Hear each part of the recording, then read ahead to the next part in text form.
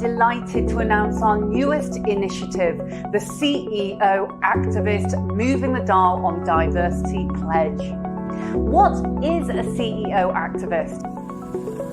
It's quite simple. There are allies, there are beacons, there are bosses, there are leaders who want to lean in and truly support, include, and lead from the front of an organization which is full of employees who can bring their whole and true authentic selves to work. They're the leaders who know inclusive and diverse workplaces are economically sound and make good, strong, strategic business sense. They're the leaders who want to make their world a better place now and for future generations of leaders to come.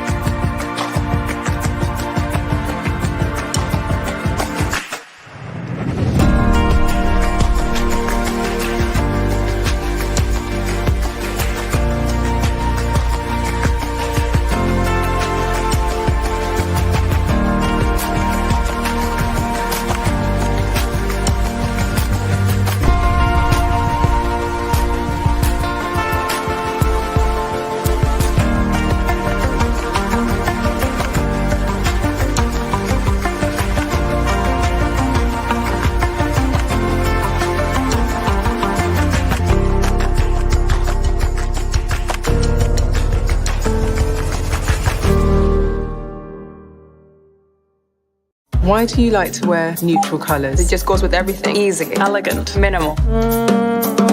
Contrast, skin tone, both. It really just depends on how I feel that day. A sense of expression. There's nothing neutral about it.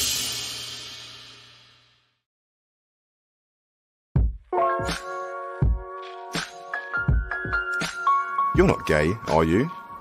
You don't sound gay. You don't look gay. So whether intentional or unintentional, directly or indirectly, passing comments on someone who's different from you may not always sit well with them. And if left undiscussed, these microaggressions and any underlying negativity can fester into a much bigger issue. I'd ask everyone to be open to learning what their comments or how their comments may affect someone else. To be super aware of what you are saying and to self-reflect on situations. Because the more we all do to understand how we each feel will give others the confidence in dealing with those situations as they arise. Sort of a domino effect, if you like. Yeah? Happy? Hey!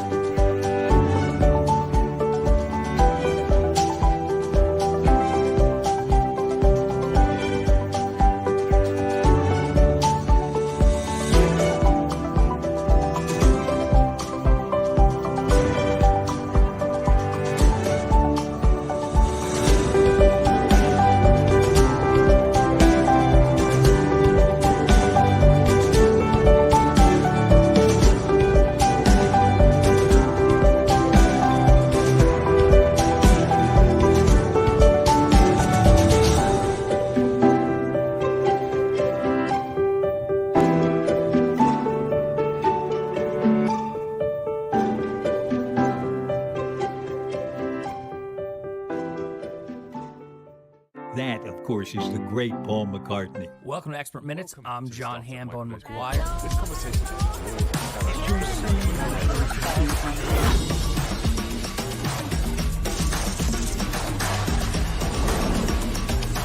Sweet, juicy. Where did that word come from? I don't know. You never thought you'd hear that on the radio.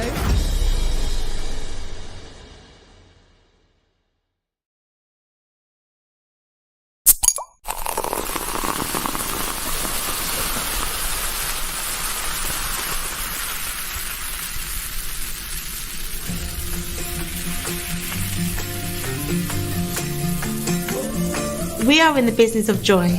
You'll find our products where you find good feelings. Homely kitchens, pubs, clubs, picnics in the parks, cosy nights in, office parties and birthday parties, festivals and football finals. With every drink we sell, we aim to make people's everyday lives a bit more enjoyable.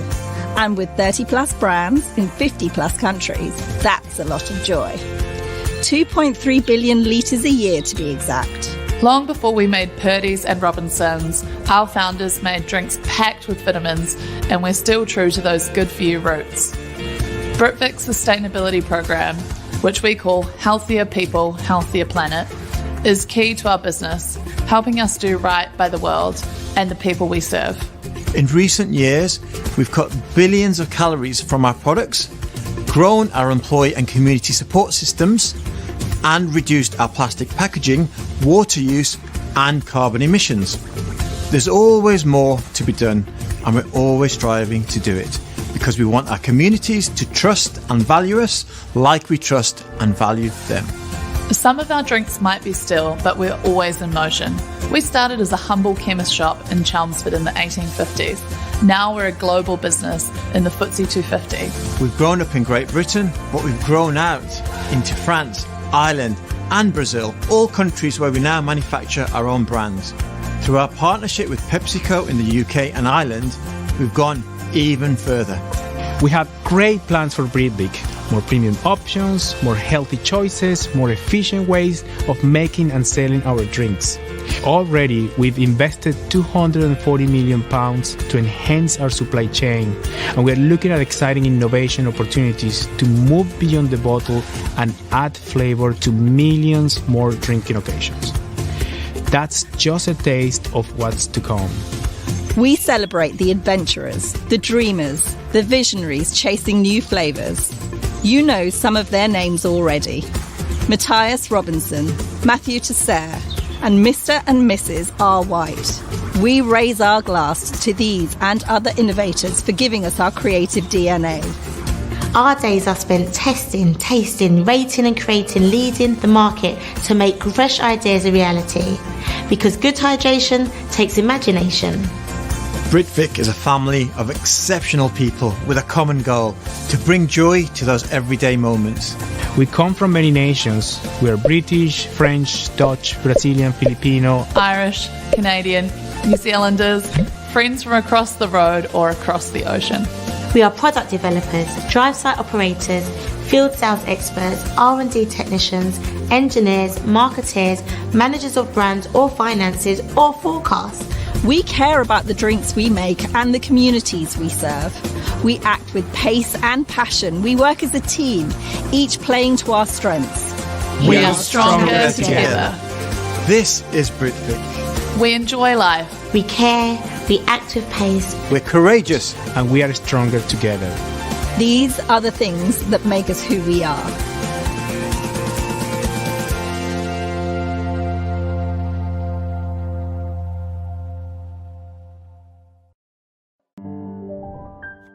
When I walk into the space, the first thing I notice is how I feel. I then can picture what's missing. I'll look through hundreds of pieces sometimes, and there's only one that grabs my attention. I love when it all comes together.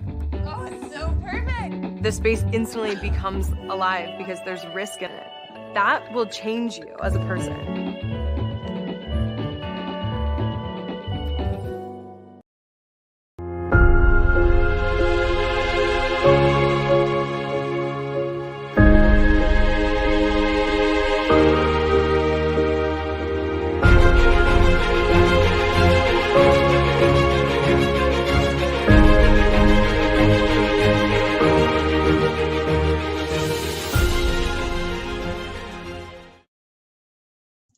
Well, hello again. Good morning and welcome back to day 2 of our February DAL Global Virtual Summit, the very first of 2022.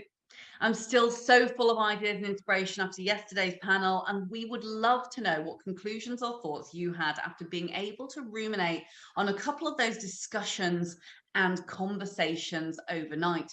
We'll let you know how to get in touch in just a moment, so do stay tuned. My name is Layla Mackenzie Dallas, founder and CEO of DAL Global and founder of the Mackenzie Dallas Charitable Foundation, dedicated to diversity, inclusion, belonging, and equity research. It is my personal honor to welcome you here to the Trends and Insights Summit, Day 2. Now, if you couldn't make it yesterday, please don't worry. You will be able to watch by visiting our website, some of the highlights on demand in your own time. Visit us at dalglobal.org.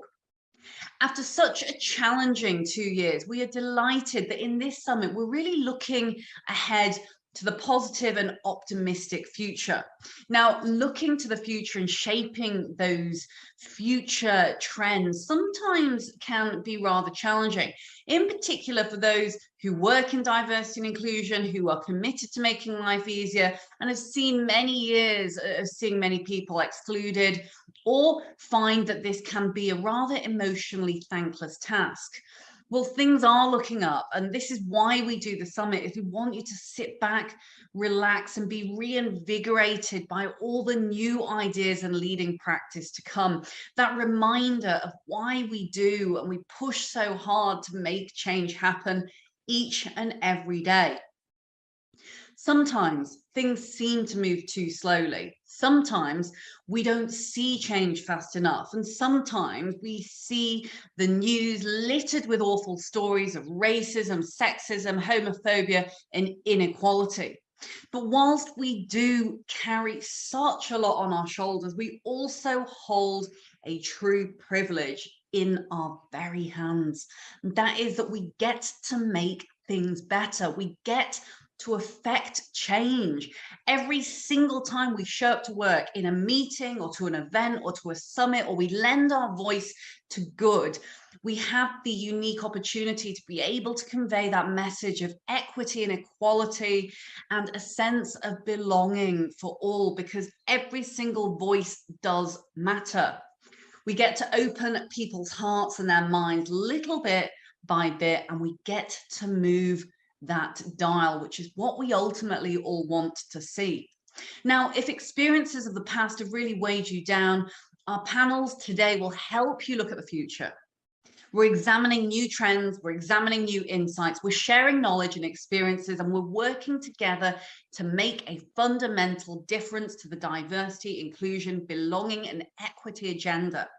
Now, I don't want to take up too much of your time, but I do want to take a minute to thank some of the crucial organizations and leaders involved in making this happen.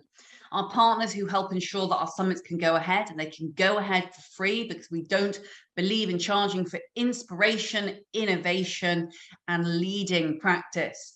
Thank you to the Co-op, to Britvic, to Marks and Spencer's, to Fresenius Kabi, to Yahoo, and to Revolt.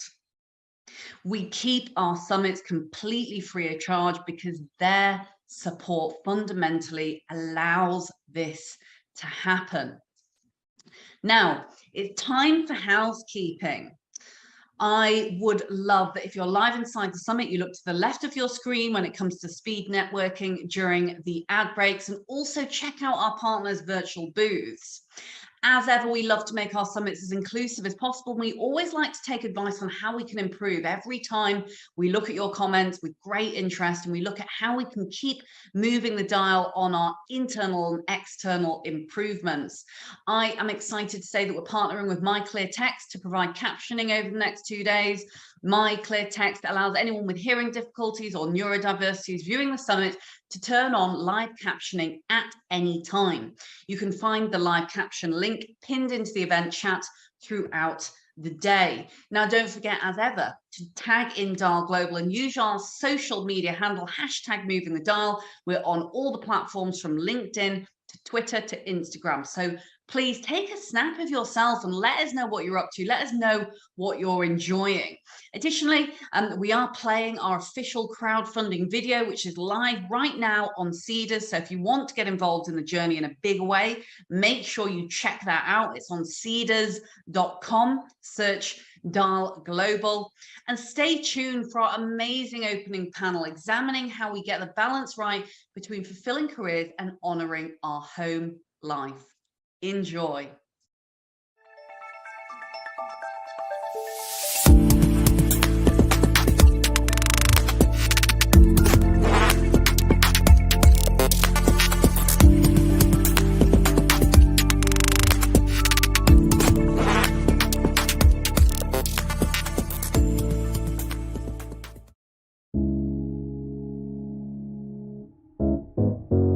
At the Veterans Network, we are here for all members of the Forces community. We've been able to support colleagues in their journey of coming out. I think it's important that we talk about disability, wellbeing and also health. It's provided a sense of community. The Gender Network supports me to actually be a better leader. It does this by enabling me to really develop my allyship. So what behaviours make an ally? We thought we'd do a little biology lesson. So you've got the mouth, and the mouth is need to speak out against injustice. We've then got the nose to sniff out implicit bias. The eyes are to identify privilege. And there's loads of different privileges. We've obviously heard the phrase white privilege, there's education privilege, there's all types of privilege. For people who haven't heard what the RISE programme is already, so it was a new initiative we came up with in Foods. RISE stands for Recognising Internal Store Experience, and I guess it was a real focus about how can we bridge stores and the support centre and really kind of make it as accessible as possible for our colleagues across the business, no matter where they are, where they come from or who they are. As a trainee, you do different courses. Last April, I was put forward for the Future Leaders B2C programme. That the barriers you face or the discrimination you face just because of who you are. It's great to have been identified and recognised as talent for the future.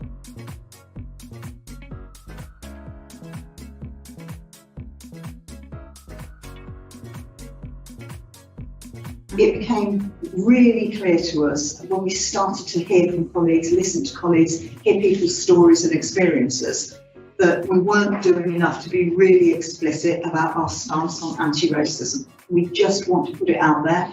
We do not accept racist behaviour in our business from anyone. And the reason I specifically call out the check-in, it is such a powerful tool in terms of being able to have a really open and honest conversation with your line manager on your regular basis around your career aspirations, your performance, your strengths, your development areas. I want to welcome everyone. This is going to be a bite-sized session on Afro and Black hair.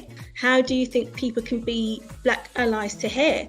And, you know, talking about being curious versus being invasive. Not about like, oh, you can't touch my hair, you're not a Black person. It's just like there has to be that level of respect and understanding about my hair. And I'd say in being an ally, I think the main thing, one of the biggest things I could say is to know and understand those boundaries. You know, I think one of the key things is spread the word about the network, because you get to hear from inspirational people.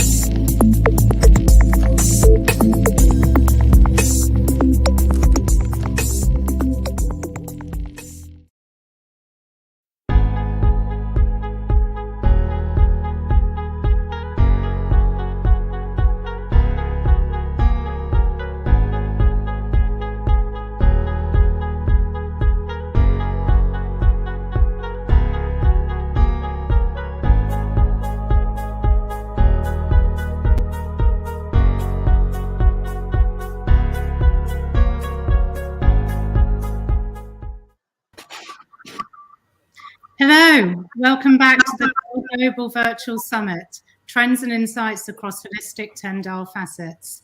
The panel is titled 2022 Work-Life Parenting Balance. I guess it's a survival guide, and I'm very excited to be chairing this panel. My name is Victoria Stead. I'm the founding partner of REAP Leadership. We're a niche human capital consultancy.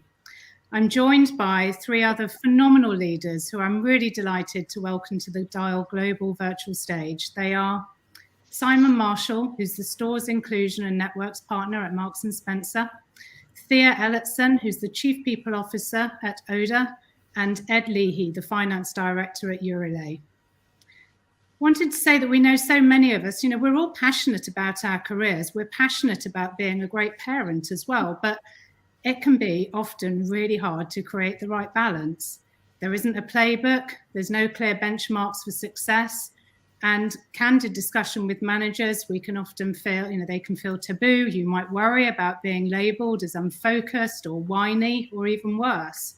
So on this panel, we're going to hear from working parents about their techniques to reduce stress and to successfully balance their professional and their family roles. They're going to share their stories about what worked and what hasn't, and how also they're creating new routines, their expectations and solutions. So before we get into detail, I'd love to learn a little bit more about each of you on the panel and why you're so passionate about diversity, inclusion, and belonging. Simon, if you'd be so kind to start with your introduction. Hi, Victoria, and good afternoon, everyone. So I'm Simon, and most important for me, I'm a dad. So I'm a dad with my partner, Paul, and we had our lovely son, Isaac, through surrogacy. So I've worked this for just over 22 years now. Some of that time has been in store management, but the last 14 years has been in HR in a number of different roles. But I'm really pleased that now I'm working in the inclusion and diversity team. So I head up the stores proposition for our 50,000 colleagues across all of our UK stores and also Ireland. And what an exciting time to be part of this journey that we're all on and we're all experiencing, whether that's within our home lives, but also in our working lives as well. So I'm really pleased to be here to share with you some of my experiences, not only as a dad, but also in the workplace as well at Marks & Spencer's. Thank you, Simon. Thea, it would be great to hear from you. Yes, thank you so much, and thanks, Simon. So I'm Thea. I work for Oda in Oslo, Norway, and we exist to build the world's most effective retail system. And importantly, we are here to help create a society where people have more space for life. And I'm also a mom of two little boys, and I'm a wife. And I deeply believe that you take your whole self to work, and with that comes individual needs, backgrounds, and that the workplace really needs to understand this. And as belonging is one of the basic human needs, many of us struggle in some way or another in life. We as an employer have a unique opportunity, I think, to help being that place where people actually feel the sense of belonging, and feeling that being part of, a community that really cares. Thank you, Thea. That was super interesting. Ed, please, would love to hear your introduction. Hello, everyone. I'm Ed. I'm the finance director at a company called Eurolay. We're an importer and distributor of continental cheese and yogurt based in the southwest of England. We employ about 100 people. In terms of myself, I'm a dad. I've got two young boys. I'm a kind of part-time football coach, husband, balancing kind of the pressures of doing all of that and doing a great job at work. And I think this is a really important topic, both in terms of parenting, but also diversity and inclusion, because your biggest asset as a company is the energy of your people. And it's so important to bring all of that to the table to be successful individually and commercially, as well as a business. Completely occur. Thanks ever so much, Ed. So to the panel then, would love to start to ask some questions of you and to get your pearls of wisdom and advice to share with everybody. I guess the first question that I have on my mind is, what advice would you give to other individuals who are navigating a work-life parenting balance today? And Simon, if I may ask you to comment on that first. Absolutely, and such an important question and a great one to kick off with. So for me, if you can plan before becoming a parent, then do so. I mean, we often talk in the workplace as planning being one of the most important skills, but in the home life as well, we all know that can be key. So as I said, myself and my partner went through surrogacy, and we had a little bit more time to plan than probably most parents, and we're fortunate enough not to have the swollen ankles or the bad night sleeps, and therefore really felt kind of mentally and probably physically prepared than probably most people for the journey ahead. We also say that our son was 5 years in the making, and that was because we had to explore different routes in terms of how we wanted to become parents, whether that was going down the adoption route, fostering, but actually we landed on surrogacy in the end. And then once we decided that, we then had to go and find the right surrogate, which isn't as simple as it sounds. And we wanted somebody that had similar values, similar kind of hobbies to us, and similar kind of ways around they conduct their life. And then we started to make our family. So I suppose talking to others that have gone down a similar route really did help our experience. And there wasn't loads of people around that we had to really call on that had gone down surrogacy or were actually parents and dads. But when we did, we absolutely had some really good conversations. And yes, we read all the books, but actually, as we were two males, we didn't want this to become a real disadvantage, and we had to look perhaps elsewhere for some of the answers. But we wanted to make sure that we understood what our options were to get it absolutely right for us. So one of the most important factors was about actually having time as a family. And we really kind of kept that at the forefront of our minds. And I spoke to many different dads, whether they were in M&S or whether they were friends outside. And the one thing that many dads said was they would have loved to have had more time with their young babies in the very early stages of their life. And that really resonated with myself. And I thought, actually, I've got a chance here to do exactly that. Yes, we could go down a conventional route, but actually we wanted to really maximize that time with Isaac when he was at a very young age. Now, it just so happened as we were making some of these decisions that the pandemic hit. And therefore, we even felt that then it was even more important to have time as a family. So we ended up going down the shared parental leave route. Something that I'd heard about, something I'd spoken to colleagues about, but actually didn't know loads about it. But I think for me, when I read the policy at M&S, it was clear that it was about really sharing that responsibility and having time with your family. So that's the route that we decided to go down. And I have to say, having that chunk of time off, for me, it was 9 months. But we had 15 months off, one of us with Isaac, and actually having that time with him in these early stages, we feel it is really key to how we became a family. So I'm telling you all of this because I think it really does actually kind of set the scene in terms of how to really maintain that work-life balance around parenting. And actually, we don't call it work-life balance. We call it life-work balance because we want to put the life first before our actual jobs. So what do I mean by that? So actually, we looked at how we wanted to work, how we wanted to become great parents, and we had to make some real life choices. And when I returned to work, I didn't return to work full time. I actually returned on a phase approach. Now, this wasn't something that was commonly done, but I felt that was important for me to really just integrate back into the working world, but also to continue to spend some great time with my son. And M&S really supported this, and they really helped me through getting back into the business, but also really becoming a working dad for the first time. And I really highly recommend that as an option for those that are going through it and returning from parental leave. I then decided to make some more life choices, and one of those life decisions was actually to reduce from working full-time down to part-time. So for me, this was working 4 days instead of 5. This meant I could really try and keep that balance there and have a dedicated day just to me and my son. This wasn't met with any resistance from my line manager at the time, which was great. We had some really good conversations, and she shared with me her own personal experience around what it was like to be a working parent. And this was also it being in a backdrop of me applying for the role that I'm in today.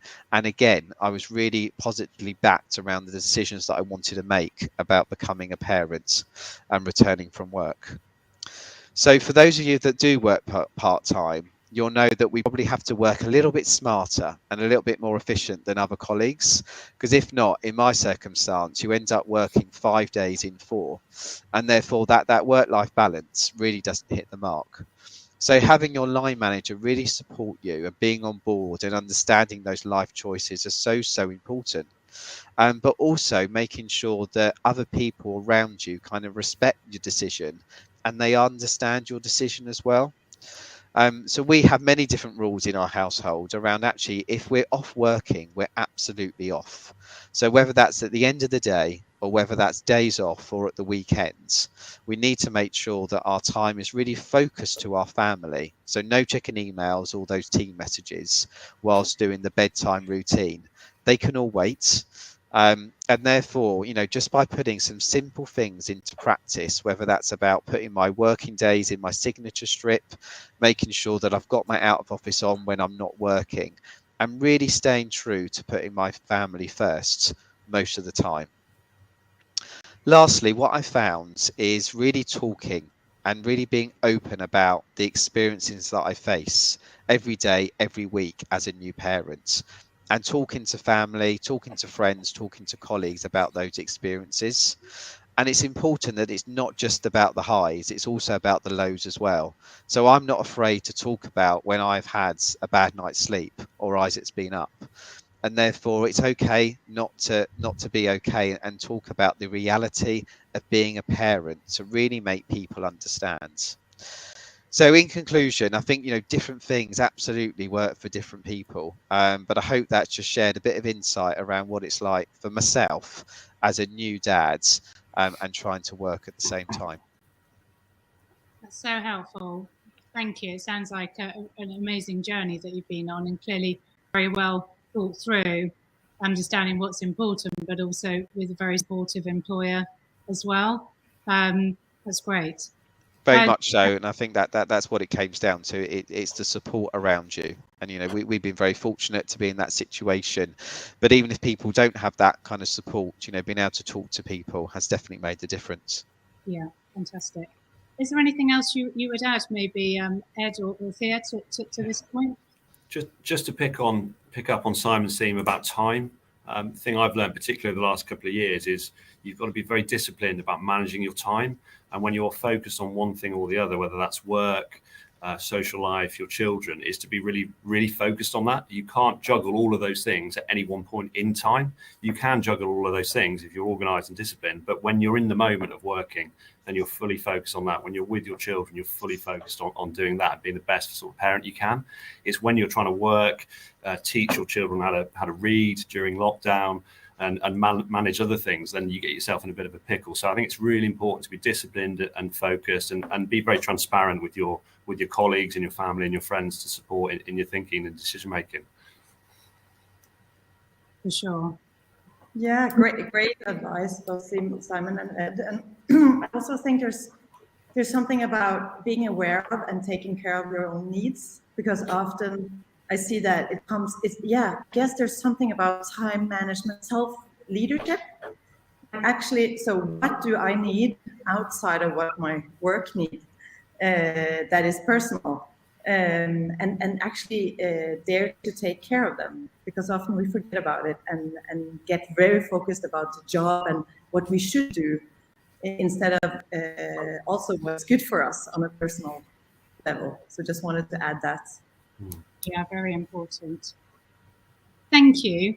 And I'm wanting to kind of cover a huge array of topics and a lot of content in the small amount of time that we have as well. So I'd love to ask another question, and maybe I can now focus on, we talked about that supportive employer being so important. And have you ever faced criticism or maybe had negative experiences because you are a working parent? And perhaps there, if I could address this to you initially, and if so, what advice would you give to others in terms of how you have handled this criticism or kind of negative experience of being a working parent?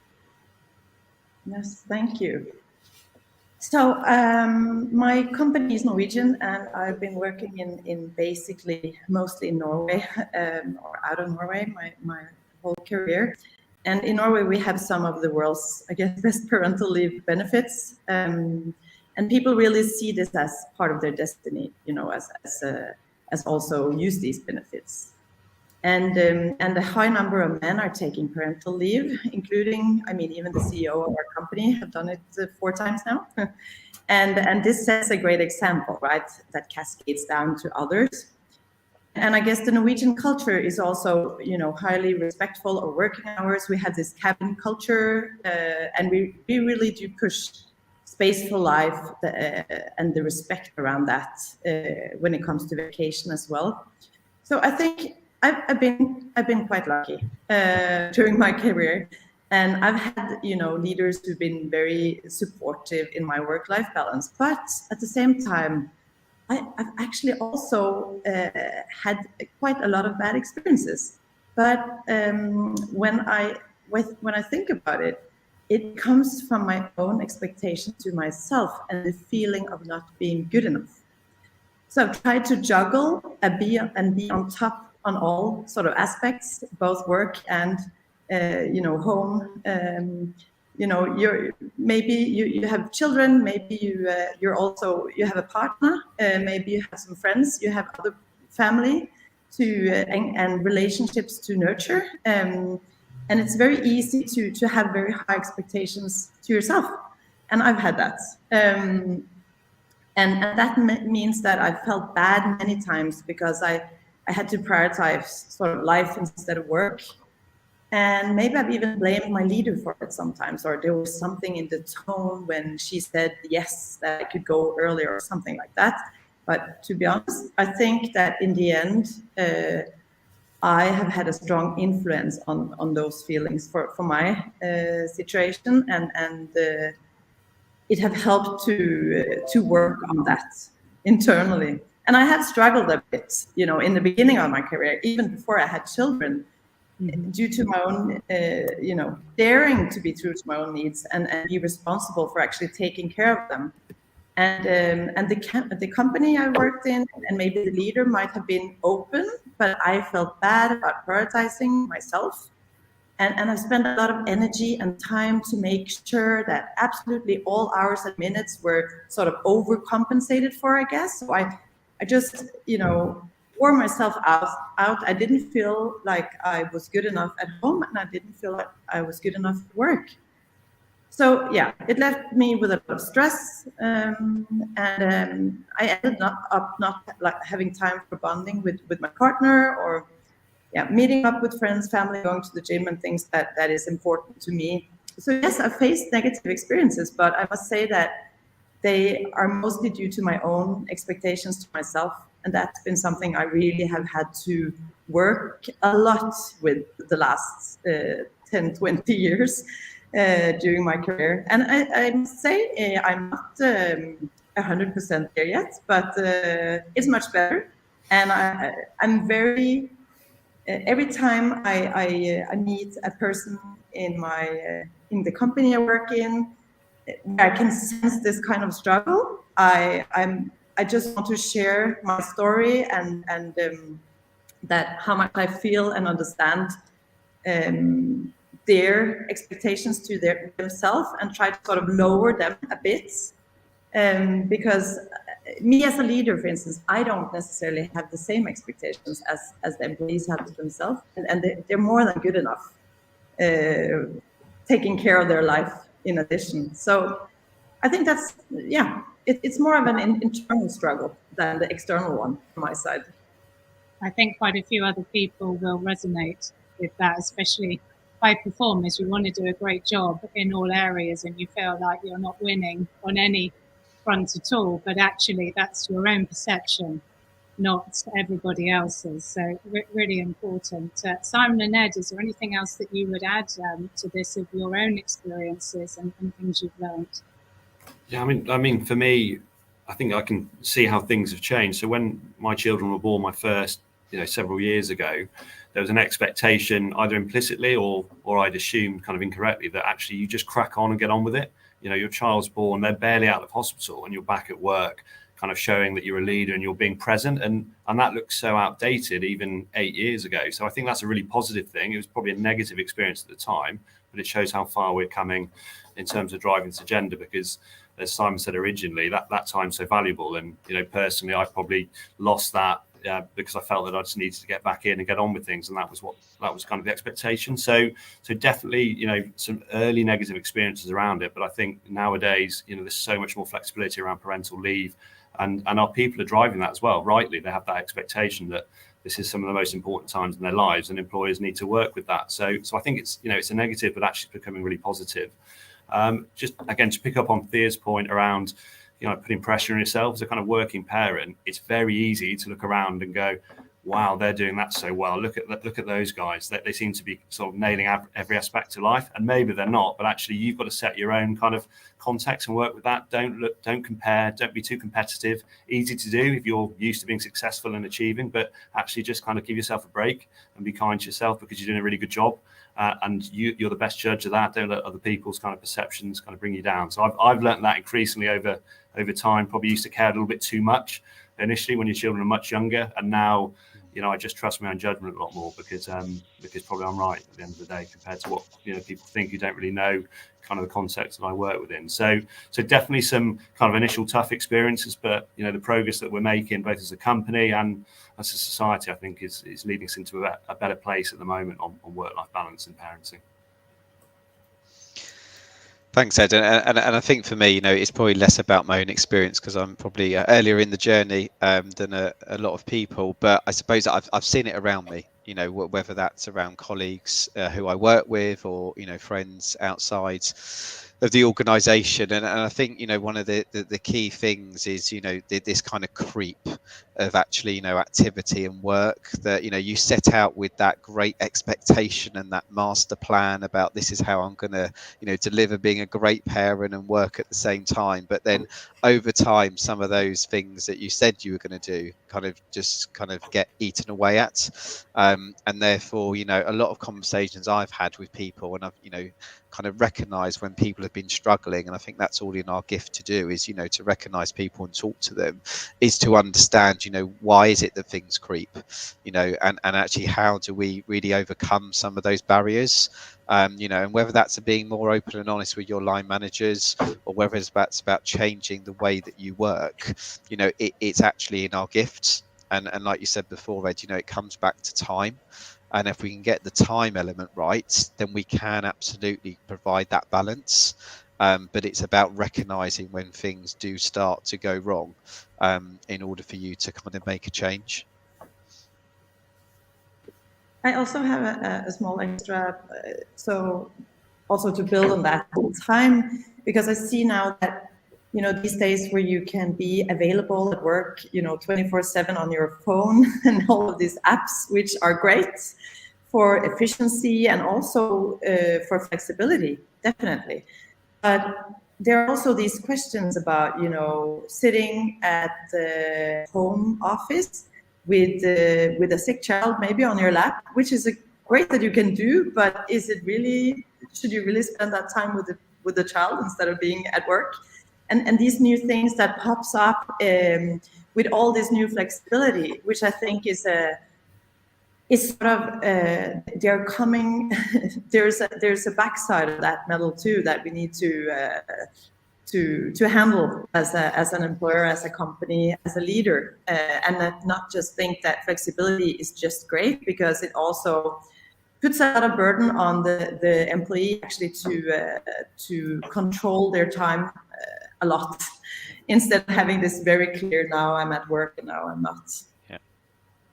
And Fia, I think you're right. I think new habits have definitely been formed over the last couple of years. And I was talking to a colleague the other day to say actually they used to do a role where they used to travel and used to get on the train or get in the car and spend 1-2 hours, where they don't do that anymore.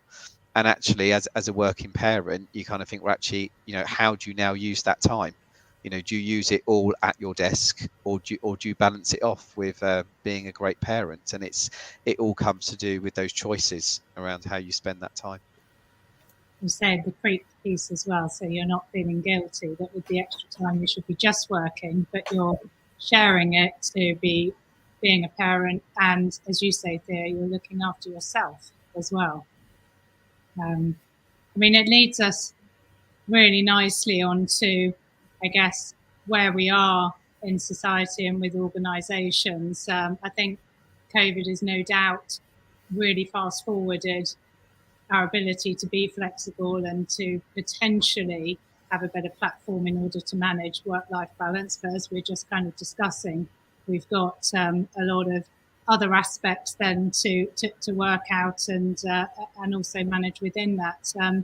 I'd be really interested to get your collective views on what progress you think still really needs to be made. So what are the things that the organisations or maybe it's the home setup, what progress needs to be made within for supporting individuals in terms of this home and work balance? And I'd love to get your thoughts, guys. Okay.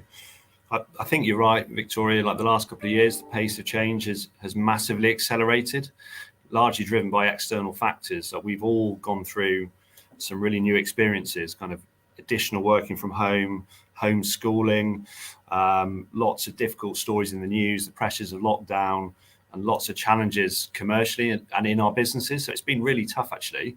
But I think there are some positives to come out of that. I think we've all, that employee-employer relationship has become more transparent because of that. And I think we need to continue with that, having those dialogues. We've got to know each other a lot better. We've had kind of these little windows into people's lives, through working from home. We've seen children, we've seen pets, we've seen kind of interiors of people's houses. And actually, I think that's a good thing. It's broken down some barriers. And as leaders, we have to keep pushing those conversations, because this is what this all comes down to. It's about, you can have policies and procedures, but it's about having really honest conversations with your team and with your people, understanding what people can do, what they can offer, how they can be supported, because there's not one size fits all for this. And it's up to us to lead that agenda. I think we've made really good progress as businesses over the last 2 years, but we can do more. And it comes back to that discussion, and that requires leaders to be honest and open, but also people as well to have that confidence to raise issues and concerns and ideas as well. And I think that's really happened in ways that I've not really seen before to this level prior to COVID. There's still a couple of watch out areas for me that I think we need to work through. I think, Thea, you referenced one of these, this idea that we're kind of always contactable, we can work when we want, where we want, which seems great and has lots of benefits, but equally we've got to manage that, and it requires discipline not to just check your phone or to log in and stick to the routine that you've agreed with your team and with your employer. So I think we've got to watch that so we don't get that scope creep, as you mentioned, Simon.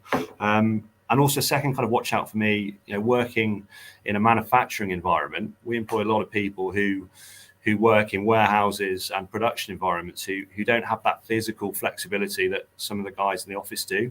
And we have to kind of remember that and understand that there's probably a little bit less scope that we can work with, but there are actually things we can do and are starting to do. So at Eurolay, we have this idea that actually if you can't commit to 40 hours a week on set shift patterns, then it's just too difficult to manage. It's too difficult to work into the plan. Let's be honest, it isn't. It's just about having the will to do it. We're short of people. There's a skills shortage out there in the economy.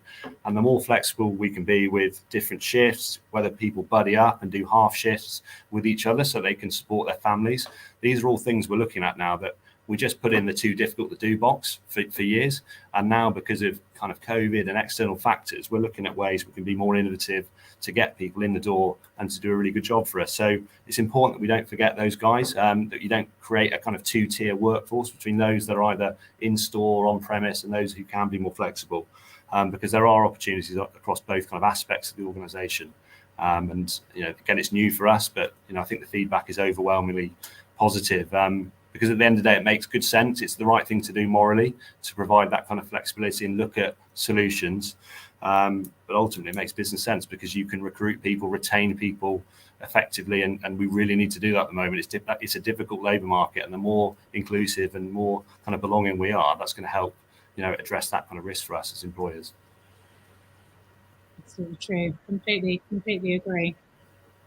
Simon or Thea, what would you add to that in terms of progress that you think now needs to be made moving forward? I think you're just kind of building on what Ed said there, and it is about progress, but it's also about the mindset of the conversation. So actually, when we talk about flexibility, a lot of people still feel hard to broach the subject. Whether they'll feel anxious, they're unsure about the options that they've got. And therefore, we've got to do a better job in kind of breaking that down, so it becomes, a really positive conversation to be had. So people really clear that actually they can talk to their line manager or their colleagues about actually, what does their working life look like, in the future, and that might be about parenting, that might be about carers' responsibilities, whatever the situation is. We've got to make sure that this conversation around flexibility becomes a lot more positive, and it starts with a yes, rather than some of those blockers or barriers that we traditionally think about to say actually it isn't possible, you need to work a set amount of hours to do the role. Actually, we know that isn't true anymore. And therefore, we've got to make sure our leaders are really role modeling that and making that happen. So it really becomes a win-win conversation for the individual. Yeah, so I agree very much, and the whole role modeling. So often I see that the leaders say, please go home and take care of your family, and then you can see that they're working all night themselves. And what's happening is that people get confused because you hear one thing and you see another. So I think we still have a way to go where leaders can be even more, vulnerable and just sort of open up about their feelings and struggles, because then I think people will feel more met with their feelings. And then there's also one really hidden thing that we don't talk that much about, where I think we should have more focus, and that is on work addiction. I think that's a very hidden and more common than we know problem, and it's sort of hidden within, disguised to be hard work and high engagement and high performance and all that, which it also may be, but I think it breaks people down and ruins families and relationships, and you can say that you have a great work-life balance, but I think we also need to not just open up and give the employees the flexibility, but also actually help them again, like we have talked about now, manage. So what responsibility do we as an employer take in actually helping the people lead themselves? Yeah. They're talking about creating more of a safe, inclusive environment where people feel that they can be their whole selves, and have, as you said, Simon, have those conversations, and not feel afraid to talk about their life outside of the office. And as you say, to have the positive role modelling as well. And would you say that your current organisations are supportive? Yeah, I definitely think they are. I think the big watch out as a kind of leader and for our managers is a lot of the way we kind of think and move forward is based on our experiences. And because this is an area that's changed so fast, the danger is that, well, people go, well, I didn't have that opportunity 10 years ago, 20 years ago. Therefore, that's all I know. And that's what I'm going to implement with my teams. And we've just got to challenge that thinking because it's changed so fast, as I said, in 2 years, and it's going to change again massively in 5 to 10 years. So it's so important that leaders are kind of really understanding what their workforce are expecting and demanding of them as an employer, because it's changing so fast, and really guard against that fixed mentality of, well, I'm just going to govern by what I've experienced, because that's where we'll kind of slow down this progress. So that's something that's incumbent on all of us, I think.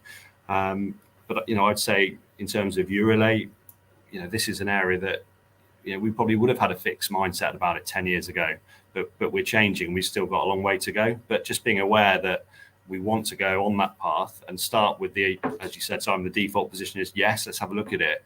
This opens up so many avenues for different ways of working. So I'm excited about the prospect of putting a lot of that into place, but it needs to be meaningful. And again, always guarded against unintended consequences, perception of unfairness. Okay, there's a parenting agenda, but what about other issues? Well, let's look at all of it in the round. I think they aren't mutually exclusive. So I think it's so important that our up and coming kind of supervisors, managers have this kind of training and mindset, because they're the guys that are going to implement it on the ground. They're the ones having the conversations day to day. As I said, it's not about policies and procedures. It's about good education and having good conversations that we're doing. But there's a long way to go, I think, for sure. I think the point that you just raised there, Ed, about the training as well, so people are able to have the right conversation. I think that's key, because that's going to unlock the individual discussions, isn't it? So people through the organisation can feel that their personal circumstances are being met, and collectively the leaders have got a better knowledge of what needs to be done, what areas you might need to completely change to accommodate, as you say, some people that maybe have less flexibility. They're working in a manufacturing setup, they can't work from home, etc. Yeah. And then just to echo that, there's something that we're definitely focusing on at M&S, is that line manager capability, and really building those skills, because you're right, not everyone will have the experience, whether that's their life experience or supporting a colleague through a certain situation, and therefore if you haven't got that to fall back on, we've got to do that through the correct kind of learning investment and training, as you say. So that definitely needs to be the focus. And where things are moving and changing all the time, yep, somebody might have experience, but actually it may not be the experience of today, and that expectation that a colleague may have. So it's how do we really kind of reset in this space and really bring everybody up to that same level. So that's definitely a focus that we recognise that we need to really kind of home in on over the next year. Yes, I can echo that. And we also have basically most of our people in our company are either operators or drivers. And that's definitely a whole different story than working from an office, right? But I think there are a lot of things to do. You need to have, of course, I mean, if you don't have the structure around it and the right policies in place, then it will be very hard. So that needs sort of just to be there. But then to make them work, it's all about that, I think. It's about educating the leaders leading the people, those who are close to the people. And it's about role modeling and really believing it and walking the talk, basically. Yeah. And then, Theo, to your point, walking the talk, but then when you get those success stories across your organisation, share them and celebrate them, because they are there. And actually, the more that we do of that, the more that people really hear from individuals that have gone through something similar to them. And I think, that's something we definitely all need to do more of, is to really kind of hear from people and celebrate those successes along the way. Yeah. So I'm trying to sum up. There's, I think, a huge amount that we've covered here, and please do kind of add into anything that I might be missing here. But I think planning in terms of what's important to you ahead of time. I think, Simon, you touched on that brilliantly. And communication, I think that's a really key message that I hear from yourself, talking to other people, getting a sense of their experiences and using all that information to inform and advise, but equally within a workplace setting to ensure that there is an environment where people feel that they can as individuals communicate, and that the leaders are asking the right questions. So communication seems to be a very, very big part of things. Time, to your point earlier, Ed and Thea, the time management and the discipline around that in terms of making sure that you, and it's a huge challenge for us all, let's face it, making sure that we are being present at work, being present with our family, but also, Thea, making sure we've got time for ourselves, because we have to be on top form in order to operate at our best at work and with our family. I think the other thing that I'm really positive about is the strides that we have made forward in order to really accept and embrace people who are working with families.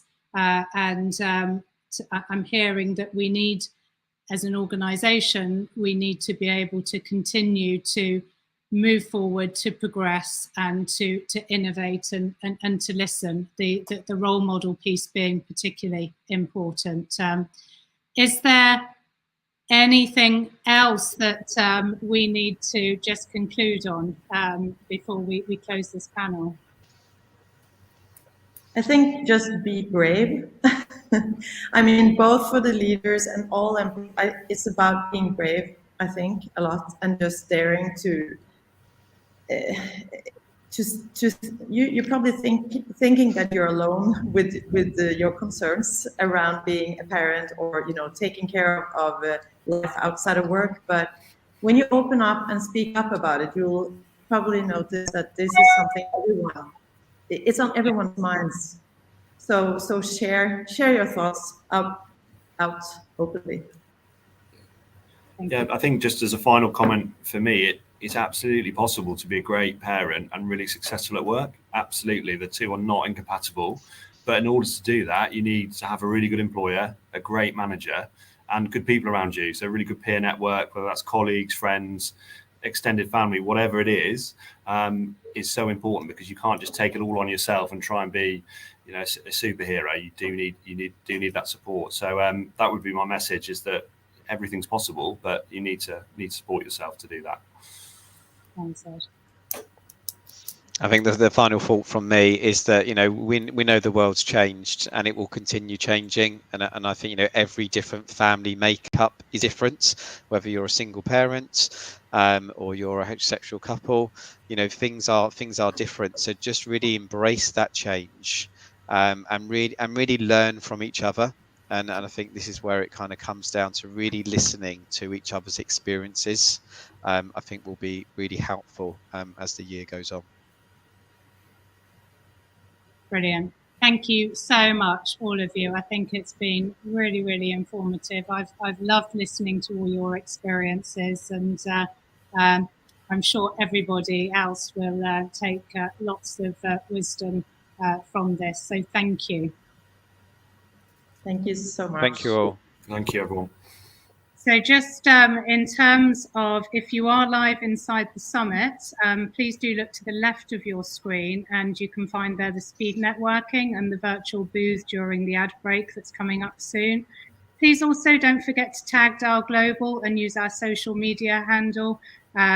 Please do join us after this short break to hear how more and more leading companies are implementing family-centered workplace policies for employees spanning maternity, paternity, and shared parental leave, as well as adoption, surrogacy, fertility, pregnancy loss, and menopause. Thanks everybody for watching. Thank you so much for the panel contribution. Enjoy all.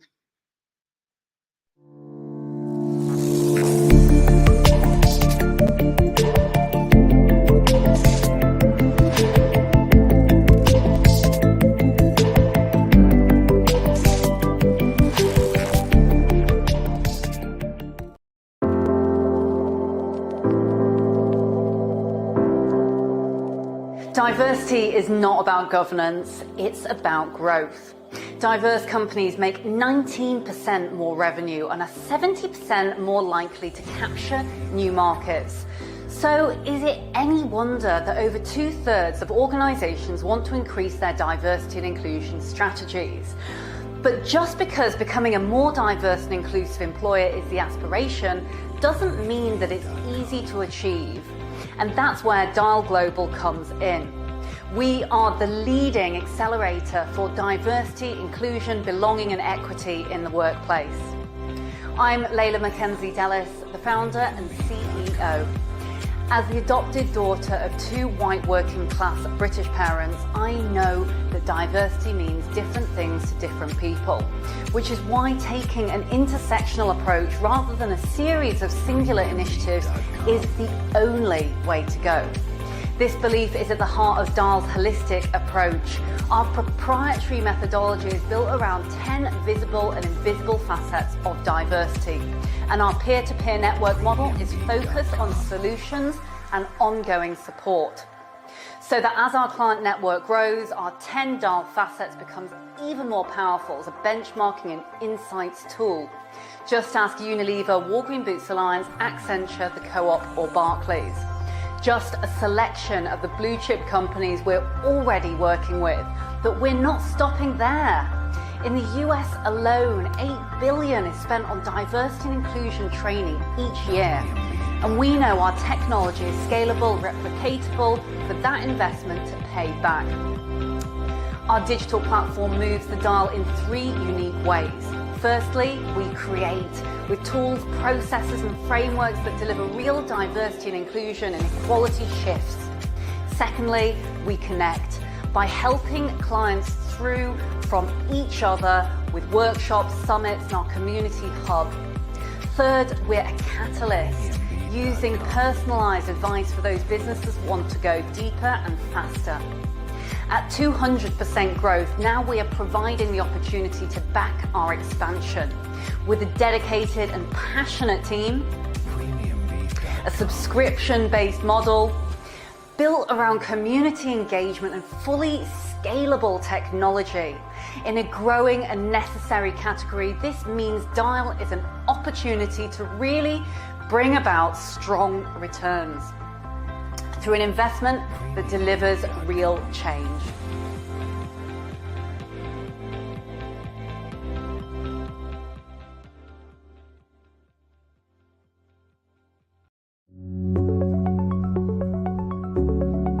I'm delighted to announce our newest initiative, the CEO Activist Moving the Dial on Diversity Pledge. What is a CEO activist? It's quite simple. There are allies, there are beacons, there are bosses, there are leaders who want to lean in and truly support, include and lead from the front of an organisation which is full of employees who can bring their whole and true authentic selves to work. They're the leaders who know inclusive and diverse workplaces are economically sound and make good, strong, strategic business sense. They're the leaders who want to make their world a better place now and for future generations of leaders to come.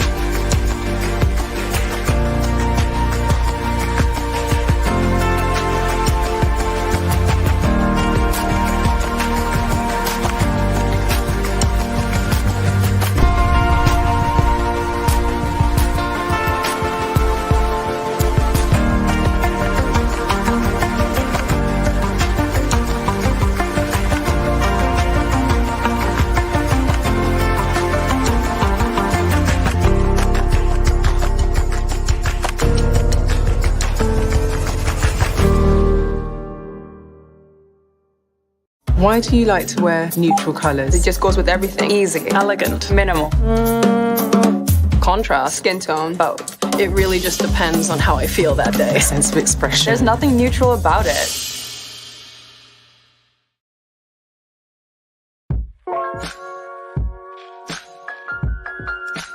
You're not gay, are you? You don't sound gay. You don't look gay. So whether intentional or unintentional, directly or indirectly, passing comments on someone who's different from you may not always sit well with them. And if left undiscussed, these microaggressions and any underlying negativity can fester into a much bigger issue. I'd ask everyone to be open to learning what their comments or how their comments may affect someone else. To be super aware of what you are saying and to self-reflect on situations. Because the more we all do to understand how we each feel will give others the confidence in dealing with those situations as they arise. Sort of a domino effect, if you like. Yeah? Happy? Hey!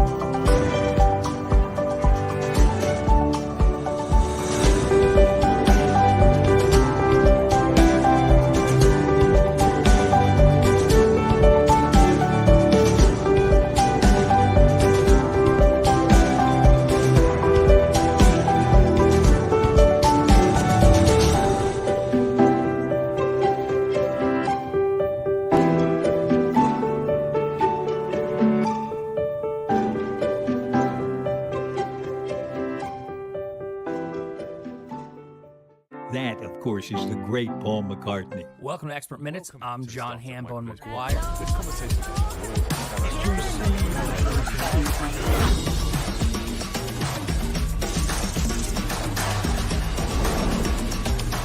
Sweet, juicy. Where did that word come from?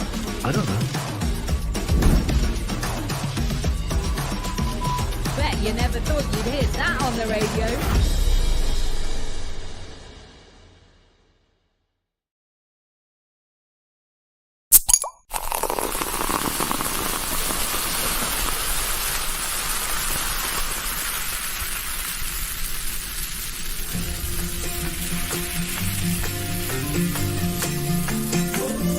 We are in the business of joy.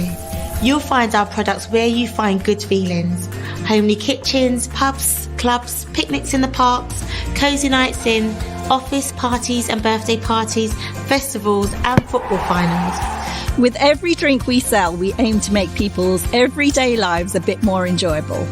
And with 30 plus brands in 50 plus countries, that's a lot of joy. 2.3 billion litres a year to be exact. Long before we made Purdy's and Robinsons, our founders made drinks packed with vitamins, and we're still true to those good-for-you roots. Britvic's sustainability program, which we call Healthier People, Healthier Planet, is key to our business, helping us do right by the world and the people we serve. In recent years, we've cut billions of calories from our products, grown our employee and community support systems, and reduced our plastic packaging, water use and carbon emissions. There's always more to be done, and we're always striving to do it because we want our communities to trust and value us like we trust and value them. Some of our drinks might be still, but we're always in motion. We started as a humble chemist shop in Chelmsford in the 1850s. Now we're a global business in the FTSE 250. We've grown up in Great Britain, but we've grown out into France, Ireland and Brazil, all countries where we now manufacture our own brands. Through our partnership with PepsiCo in the UK and Ireland, we've gone even further. We have great plans for Britvic. More premium options, more healthy choices, more efficient ways of making and selling our drinks. Already, we've invested £240 million to enhance our supply chain, and we're looking at exciting innovation opportunities to move beyond the bottle and add flavor to millions more drinking occasions. That's just a taste of what's to come. We celebrate the adventurers, the dreamers, the visionaries chasing new flavours. You know some of their names already. Matthias Robinson, Matthew Tesser, and Mr. and Mrs. R. White. We raise our glass to these and other innovators for giving us our creative DNA. Our days are spent testing, tasting, rating and creating, leading the market to make fresh ideas a reality. Because good hydration takes imagination. Britvic is a family of exceptional people with a common goal: to bring joy to those everyday moments. We come from many nations. We are British, French, Dutch, Brazilian, Filipino, Irish, Canadian, New Zealanders, friends from across the road or across the ocean. We are product developers, drive site operators, field sales experts, R&D technicians, engineers, marketeers, managers of brands or finances or forecasts. We care about the drinks we make and the communities we serve. We act with pace and passion. We work as a team, each playing to our strengths. We are stronger together. This is Britvic. We enjoy life. We care, we act with pace. We're courageous. And we are stronger together. These are the things that make us who we are.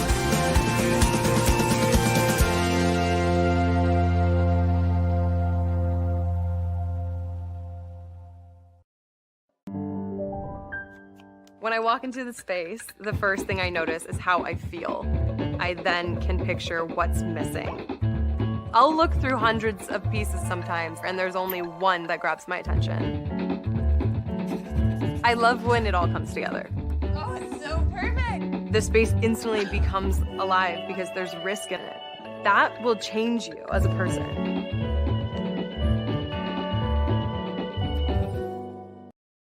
So what is Dial Global Community Membership?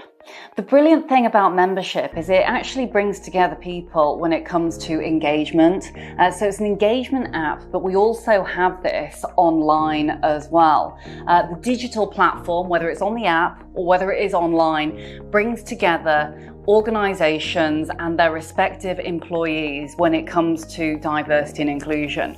So on the platform, we give you access, we give you knowledge, we give you downloadable materials and the network as well, internally and externally, that allows you to drive workplace diversity and inclusion faster. The thing that I love about the app is the fact that it's so easy to use. It's literally a couple of clicks and then you're in. You get your own private group for your organisation and your employee resource group, but you also can chat and network and reach out to others from other organisations. We've got some incredible members. You can see them on the site. They are leading world-class organisations, and it's an opportunity for those who perhaps want to seek a network outside their organisation with which to be inspired, with which to learn, with which to be educated and informed. We do weekly virtual workshops. We have a whole host of downloadable guides and information. We have snackable content so you can dip in and dip out as you feel. And that's the great thing about the app and about diversity and inclusion. Ultimately, everyone's interested in different things. You can choose your subject matter if you're interested in LGBTQ+ inclusion, if you want to find out more about intersectionality, if you want to see how organisations may have set up their certain frameworks, you can do all of that. And you can also set subject matter as well, so that you can tune into the content that's more relevant to you, or that's more engaging to you, or that you're most interested in. And that's what I do. I make sure I tag all the areas that I like to find out relevant news in, so that I can be informed. I get notifications basically as to when there's something new happening. And it makes sure that we all stay abreast, ahead of the curve when it comes to insights, because as we all know, this is an evolution. It's an ever evolving, changing landscape. And so there's always something new to find out and be inspired as well by others. So visit us today, www.dialglobal.org. You can also download the app in the App Store and check out what things look like. You'll need to contact us to make sure you get the Insider Community Pass, so you can reach out to myself or one of the fabulous team at Dial to find out more about that. www.dialglobal.org.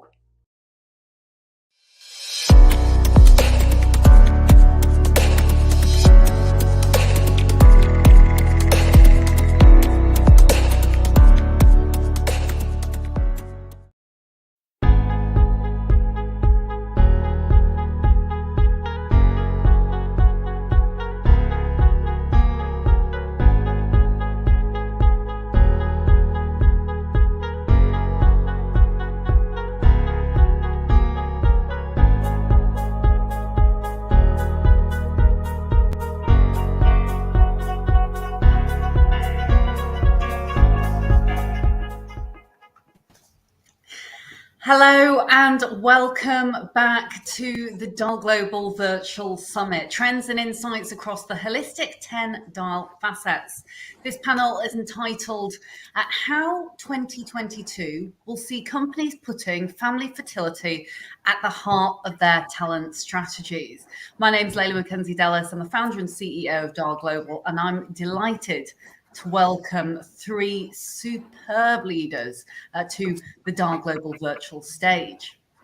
They are Kelly Phillips, Head of Nursing for Fresenius Kabi, Sharon Peters, Head of Technology for Corporate Functions at Marks & Spencer, and Dr. Dina Kimbrell, Chief Diversity Officer and Director for the Department of Diversity, Equity and Inclusion at Monroe County. Now, the number of women, as we know, in the workplace at both ends of the spectrum is growing. 51% of the population are female, and of these, 71% approximately work.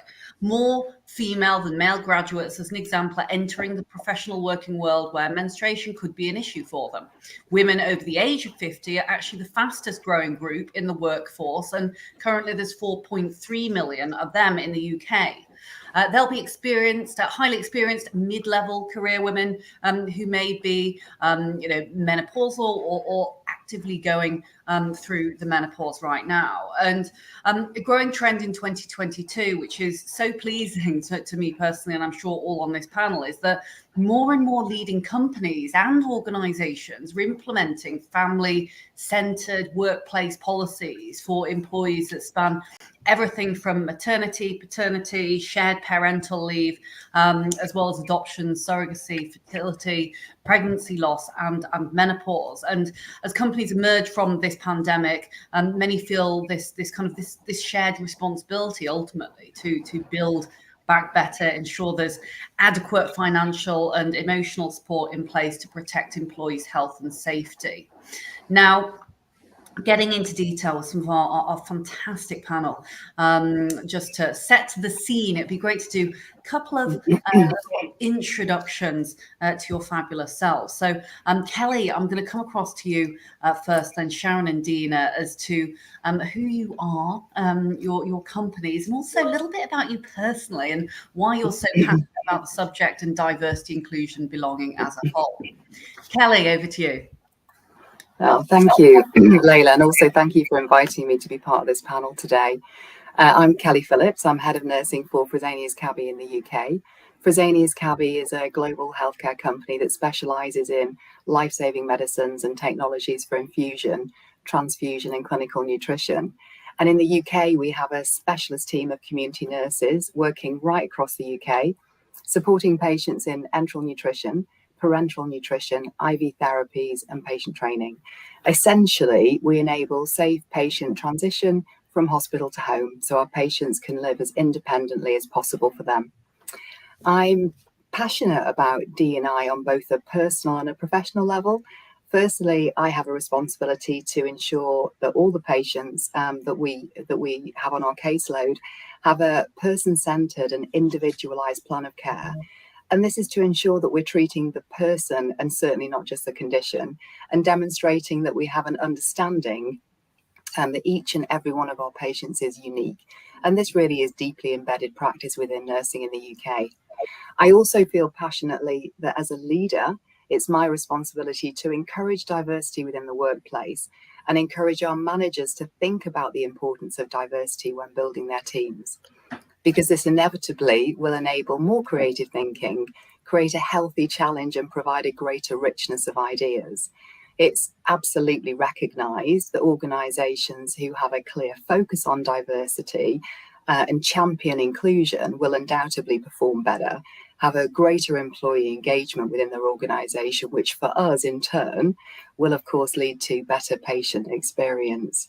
And as Niamh Fury, who our managing director, who joined one of the panels yesterday, our company philosophy is caring for life. And as she said, we very much see that extending beyond our patients to include our workforce. Superb, and it was brilliant to see Niamh yesterday. I particularly like the piece around caring for the person, not just the condition. And we talked a lot about health equity, which I'm sure will come into this conversation. Coming to yourself, Sharon. Yes, hi everyone. So I'm Sharon Peters and I head up the technology functions for corporate, which is HR, sustainability, property and bank. So two of my favourite topics is technology and inclusion and diversity, which is very much my passion. I also co-chair the Gender Network for M&S with my male co-chair Simon, which is great. And I'm passionate about working, to develop change for the future. So inclusion, diversity, I see as part of our everyday leadership and trying to get into day-to-day decisions rather than something additional, that we think afterwards or as an afterthought. So really, that's one of my drivers being part of this. So I'm delighted to be part of this panel today, and obviously following our CEO yesterday. But this is only going to grow as importance, and I'll talk about my journey a little bit. But my drive now is how I can play my part in the future for the next generations. Fabulous. Thank you, Sharon. I know Steve will be delighted and hopefully tuning in today post last night. And last but never least, of course, Dr. Dina. Good morning. Well, it is morning here. Good morning. My name is Dr. Deanna Kimbrell, and I'm the Chief Diversity Officer and the Director of the Office of DEI here in Monroe County. That is our local government in Rochester, New York in the United States. And a little bit about me, I've been doing this work for over 12 years with a particular focus on organizational change. So really looking at organizations in the way in which they can change and transform to be more diverse, to be more equitable, and to be more inclusive. In my work, there are several ways that we look at this from a standpoint of leadership, from a standpoint of benefits, like we are talking about today, from a standpoint of pipelines and development and mobility throughout the organization, and even working in the government community. So how do we start to implement aspects of DEI in the communities that we serve in order to serve our community in a more equitable way? I would say the biggest focus for me in the work that I do is really that equity piece. And I really like to lean on equity because when I think about equity, I am thinking about the systems that we have in place. And when we are able to impact and affect our systems, we are able to have sustainable change around DEI, right? So just changing the way in which people are served, in which people are considered, and in the way in which decisions are made. In the DEI work, I am all about bringing awareness. But for me, I am really, really interested in and most motivated by changing the systems personally. And I've got into this work just based on my own experiences as a Black woman in America and really navigating the workspace, and then wanting to be an advocate for others like me that may not know, may not understand, or may not be able to speak on their own behalf. So that is really the motivator behind the work that I do, just thinking of my own experiences and how much better, and I think Kelly said this, how much better, how much more innovative, how much more productive we can be as organizations if we are inclusive of everyone, and if we have representation of different backgrounds, and more importantly, if we are equitable of the people that are around us. Well, thank you so much, Dr. Dina. And those are just the introductions. There's so many rich insight there that already I'm holding myself back from diving straight into. But again, systematic inequality in the system, a number of pieces that you've all mentioned there is actually this beautiful intersection between how we can benefit the community and the societies in which we serve and reflect them rather, and also how businesses can impact those throughout the different organizations that we work with. But it's particularly inspiring to hear that you're all very personally very personally passionate about the subject area. And very quickly, if I may, I'll share a small part of my personal self, because I'm going to come to Sharon in a moment for a question around fertility. But my husband and I are actually due on the 23rd of May. So in a couple of months' time, having been through a journey of IVF and having listened to the last panel with Fascination, it's just a great segue that we're now talking about this topic of fertility and the fact that actually parenthood, care responsibilities, it means many different things. You know, same-sex couples, you know, surrogacy, etc. I was adopted, and we weren't sure whether we would be able to have a baby, and we felt very lucky that we could, now having gone through IVF. But you know, clearly this bridge between the home and the personal life and the work life is just becoming ever more intertwined. And so you know, it makes no sense that we have historically found it a bit of a taboo subject, really. And with that, Sharon, I'm going to come to yourself around shared experiences. This topic of fertility for all the stages is you know, it is taboo, as we've heard, in many environments and in workplaces. And you know, I wonder, whether you'd be comfortable sharing, you know, some of the snippets of your lived experience personally from all that you've seen. Yeah, of course. And firstly, you know, as you're saying, Leila, well, I want to start with the fact that everyone's journey is different and sensitive and special. And as you know, that's the beauty of sharing them. And my journey started with trying to get pregnant, and I really wanted to have children, but I struggled to have regular periods. And then when I did have a period, I then had miscarriages. So just some facts around me. So I had 5 miscarriages over 5 years and now have 2 children. And the struggle for me started with the first miscarriage, and I told no one at work for loads of reasons of, you know, if I tell them, they'd know we're trying. If I tell people, they'd feel sorry for me. And I didn't want sympathy, I wanted hope. And I felt a real mix of emotions. There was anger at others getting pregnant so perceivably quickly. There was, you know, there was sadness from losing my pregnancies. And then there was a failure of why me and what had I done wrong. And lastly, hope from others' stories. So all the way through this, I worked. And looking back, I should have asked for support. So now I've promised myself that I'll share my stories to give hope for others, and you know, to where possible, show that we can support, and you know, because when you're going through these journeys, it's an immense impact on you personally and professionally, and for me, sharing stories and reading others really inspired me to make it much better. And I look back sometimes and think, how did I cope? And I remember, so some specifics there. I remember at early stage, one of my miscarriages, I was at work and I remember telling my boss at the time that I wasn't feeling well and I needed to go home. And he told me he hoped it wasn't contagious, but he didn't know and I hadn't told him. And then I also remember seeing a fertility specialist and trying to make sure my appointments were outside of work so no one would find out. And on one occasion, I did get found out and I had to make this bumbling excuse of, you know, I was just exploring my options. I don't want anyone else to go through what I went through. So now it's my part to play in creating the workplace where colleagues feel supported in every life moment and experience. And fertility is so sensitive and there's no rule books. And that's the first thing for me, but there's lots of help and advice available. And changes that we can and will make, even if they're very small. But sharing the stories and supporting others is so important. But also educating line managers on the impact of these experiences, because they can show in very many different ways, such as, you know, mental health and confidence and self-worth. It really does eat away.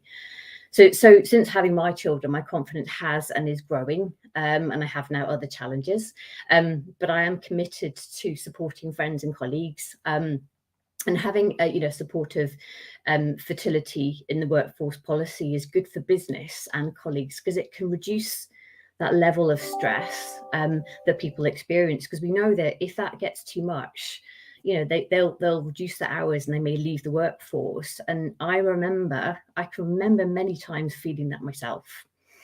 So again, I want to play my part and create this workplace and work with others to do that. And just to finish on some statistics, because I like statistics, but I was looking at the Fertility Network UK survey from 2021, and over a third 38% of employees undergoing fertility treatment consider leaving their jobs.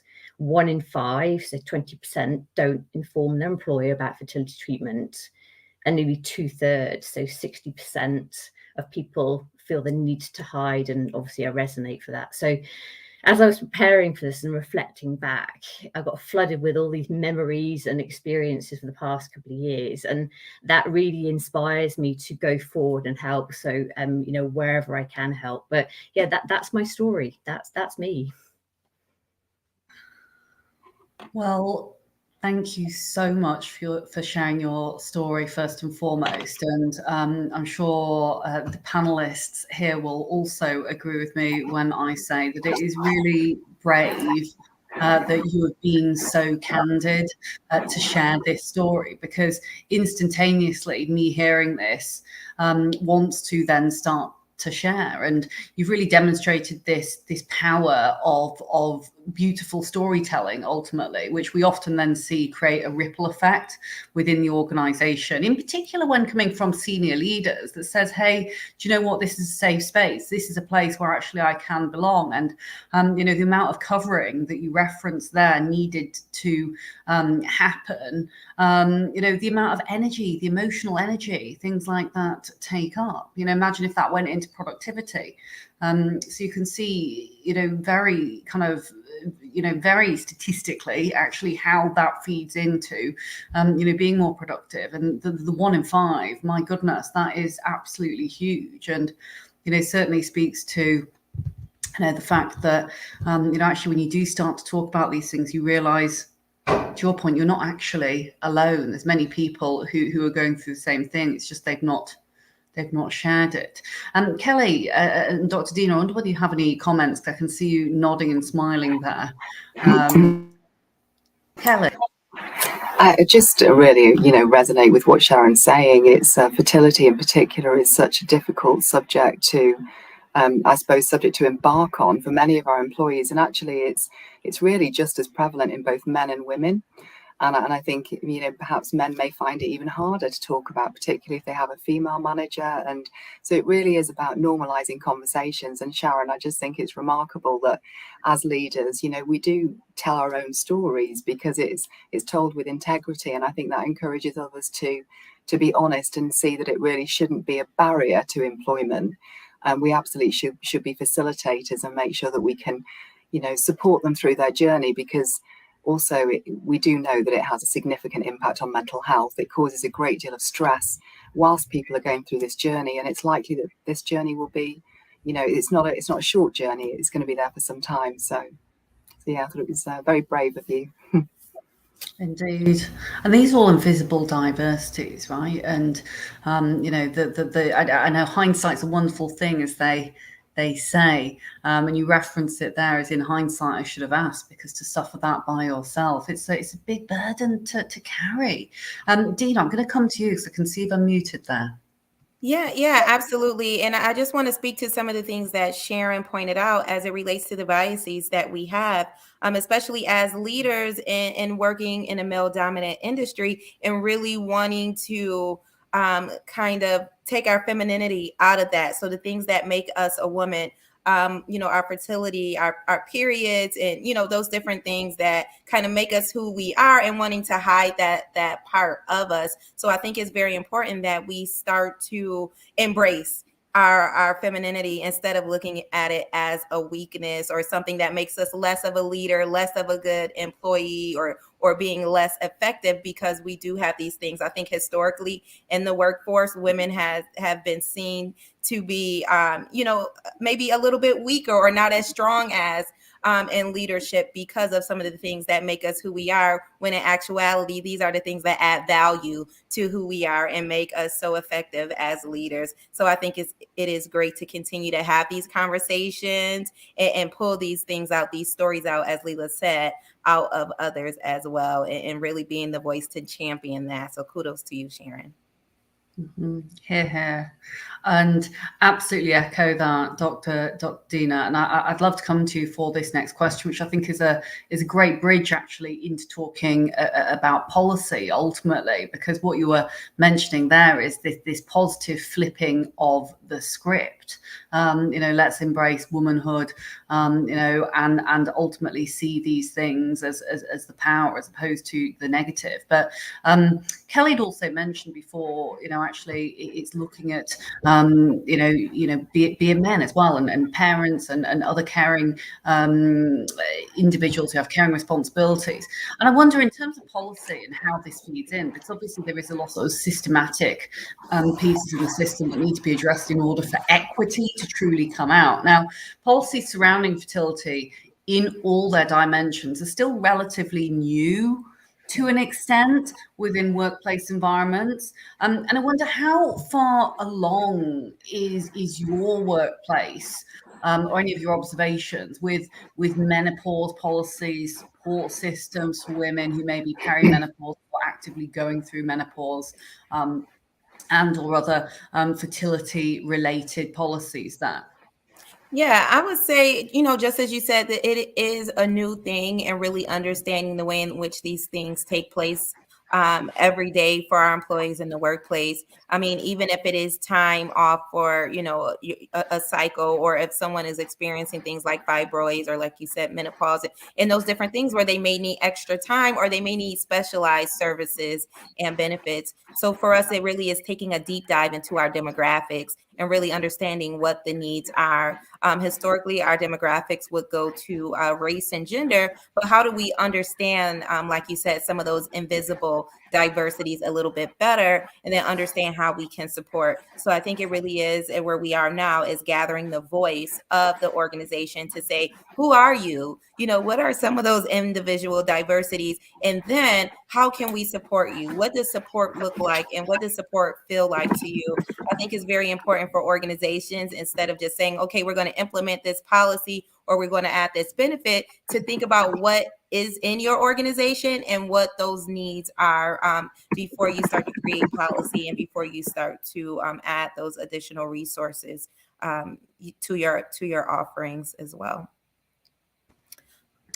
It's interesting that you talk about differing policies there, and it's almost like, think organizations sometimes think we'll put this broad brush piece in and expect that it will work for everything. Well, actually, to your point, Dina, this is not a cookie cutter model that can fit everything. We've got to understand these unique diversities, these unique idiosyncratic details, cultural differences, be it race, ethnicity, because again, the scientific pieces there, we know there are certain scientific pieces around Black and brown communities that would equal, more likely other outcomes, etc. So treating everyone the same and equally, whilst, in the past we might have thought that's a great thing. Actually, we've got to recognize those inequities and those differences in order to tailor our solutions ultimately.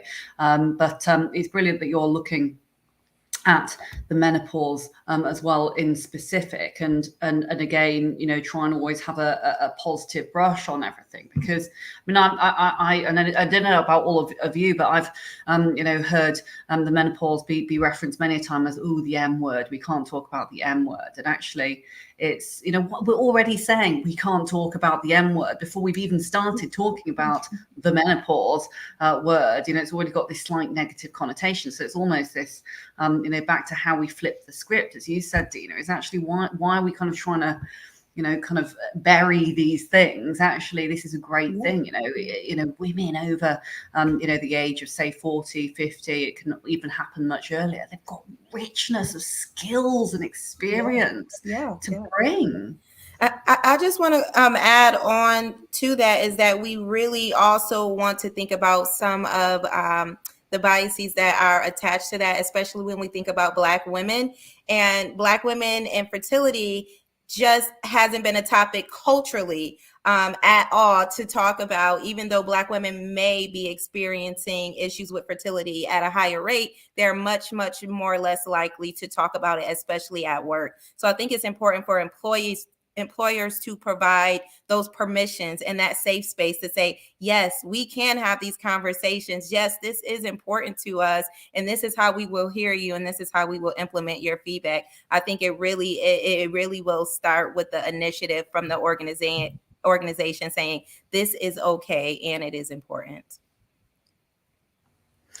Absolutely. Those cultural details, so important, and knowing that just because we can't see it doesn't mean that it's there. To your point, I can't look through the lens of a Black woman. I can do my best to understand, yet also, would I have known in as much detail that actually culturally it's an unspoken piece? Perhaps not. Hence, we must put these interventions and publicize that we have the safe places and continue to talk about this.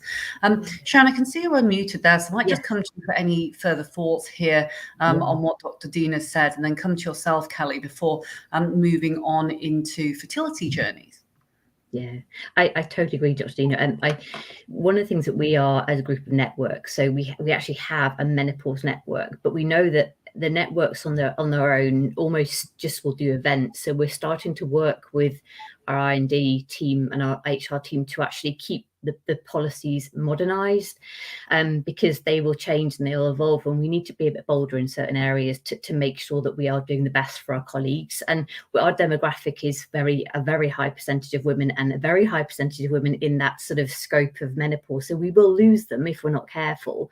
So we need to make sure the policies are accessible and understood. Because I remember when I was going on mat leave, I think I read the policy about 15 times and still didn't understand it.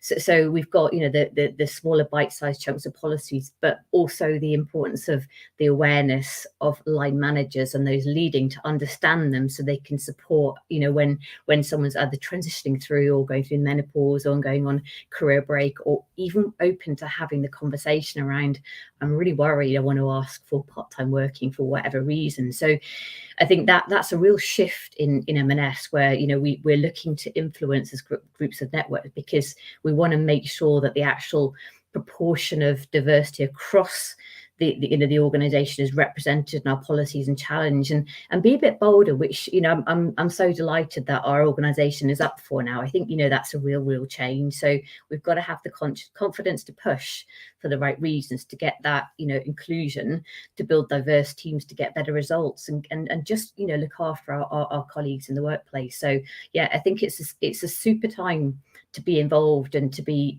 interested in this area, because we've got so much we can do and so much opportunity.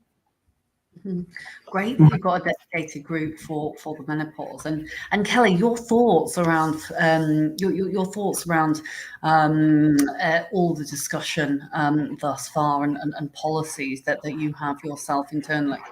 I mean, menopause is such an important topic for us, particularly, as you know, I'm head of nursing within our nursing workforce. So 90% of our workforce is female in nursing, which actually is a very similar demographic to what the Nursing and Midwifery Council report in the UK. And of the 90% of our female workforce, about 40% of those are within that sort of 45 to 55 year bracket. And Sharon, I couldn't agree more with you. In retaining those, valuable employees is essential. What we also identify is that within that group of individuals, we have people within our nurse leadership team, within our management team, working right through to our national field-based nursing team. And it's recognizing that these individuals are really either at the peak of their career or at the peak of their earning capability. And when you look at the statistics around women going through menopause, and it's still a taboo subject. Some women still are afraid of talking about the consequence of menopause, genuinely through the fear that it will affect their job. And, I think it is important that we are seen to normalize those conversations. We cannot afford to lose women at that point in their career. We can't lose that talent within our workforce, that's for sure. So really, I think what we're doing in the UK within nursing is normalizing conversations, and actually sort of making sure that we're creating the right platforms for those conversations. So we're launching our menopause policy in spring of this year. And alongside that, we're really just raising awareness. So we're holding and making sure that we're raising awareness in many ways. We're providing people with different opportunities, because within our nursing service, all our nurses are field-based, and that does create an extra challenge for us. How do you create not only the right sort of opportunity for somebody to have that difficult conversation when you're not in an office base, you don't have that natural, connection time. So we're putting a great deal of thought into making sure that all of those platforms are there. And again, Sharon, I think to touch on what you said, education and making sure that we're giving not only training to our managers, but coaching to our managers so they feel comfortable and confident to actually have those conversations when they inevitably will arise. And certainly looking at networks for underrepresented groups is high on our agenda this year to really encourage vulnerable conversations to take place, and then promoting our executive leadership team and leaders throughout the organisation to be allies with those networks. And then probably just finally from us, also really looking at a programme of reverse mentoring. There absolutely is no better way, I think, of educating ourselves and seeing it through the eye of somebody who's kind of gone through that lived experience and can share their knowledge in a very authentic way. Kelly, there's so many rich pieces of insight that I think many organizations can learn from with how you've explained almost like what is a little case study. But actually, you can see when you explain it how many complexities there are also, and the fact that you've identified very different interventions. You've got your senior leadership there, team that you've mentioned who need educating and confidence and able to speak out positively and proactively, but then also to have a remote team, as I'm sure many of the leaders and organizations tuning in today have got remote teams on the ground, and we're living in this hybrid working environment as well. So to your point, how do you reach these employees who can be in very different places of the country, in the world? And so, clearly, as you say, putting a great deal of thought into this is starting to really reap its rewards. And particularly like the fact that you've got the training and the coaching and you've got the safe space, and then you're also taking it further, which builds back on Dina's point of looking at minority groups within our current workforce and not actually treating everyone the same, addressing the inequities, addressing the unique differences. That's just absolutely brilliant. And finally on the allies piece as well, for those listening in who are thinking allies, well, actually making sure all are involved in the conversation, which you're doing incredibly well at with Fresenius, is this allyship. Actually, all should be in the conversation about menopause, all should be in the conversation about womanhood and females within the workplace. Excluding males is not going to do us any good, but having these strong allies is super, Kelly. That's just such a great example there. And sorry, didn't want to cut anyone off there. I'm trying to see. Sorry, Dina, you wanted to chip in. Yeah, absolutely. I just wanted to talk about the comprehensiveness of the program that Kelly is speaking of. And I think that's the absolute right way to roll these things out. It really, really starts with leadership in that education piece. If your leaders don't know when to ignite your benefits, then they will be no good to the organization. So making sure that the leaders are educated, they feel comfortable, they feel confident. And when someone comes to them with an issue, they kind of know when to, when do you use the benefits? How do you use the benefits, and who's eligible and things like that. So I think that is absolutely terrific, and really starting with the leaders to educate the staff. Mm-hmm. Agree entirely, and I like the word you use there, ignite the conversations. That is absolutely it with the leaders, and our leaders that we have here, from different places in the world. You're all talking about this, and I think sometimes we forget about the impact that we have, and I know even myself, it's a positive impact on me just hearing from all of your experiences, and knowing that that's being fed then into the organization through the roots, through the leaves, through the branches is really quite phenomenal. Now, moving on, I'd love to ask you all actually about advice. As we're talking about, this kind of, this rich discussion. When it comes to kind of advice that you would give to others, whether it's individuals on a fertility journey or whether it's policymakers, as we've spoken about, or change instigators who are looking to implement policies, what kind of advice would you give to others? The advice that I would give is really to know your demographics. I think we can look at the trends and say what is important, but every organization is different, every industry is different, every workforce is different. So really getting down to the individuals in your organization and really understanding the differences that exist there and what does support look like to them, right? So we can look at the trends and we can kind of guess and get the information that way, but just taking a deeper dive to understand your organization, I think is key before creating policies, before implementing policies, is making sure you know what is important and what support looks like for your organization. So what you're saying is don't run before you can walk. In essence, there is a maturity curve to looking at how you put in place and put in practice a methodical way. This has got to be thought through.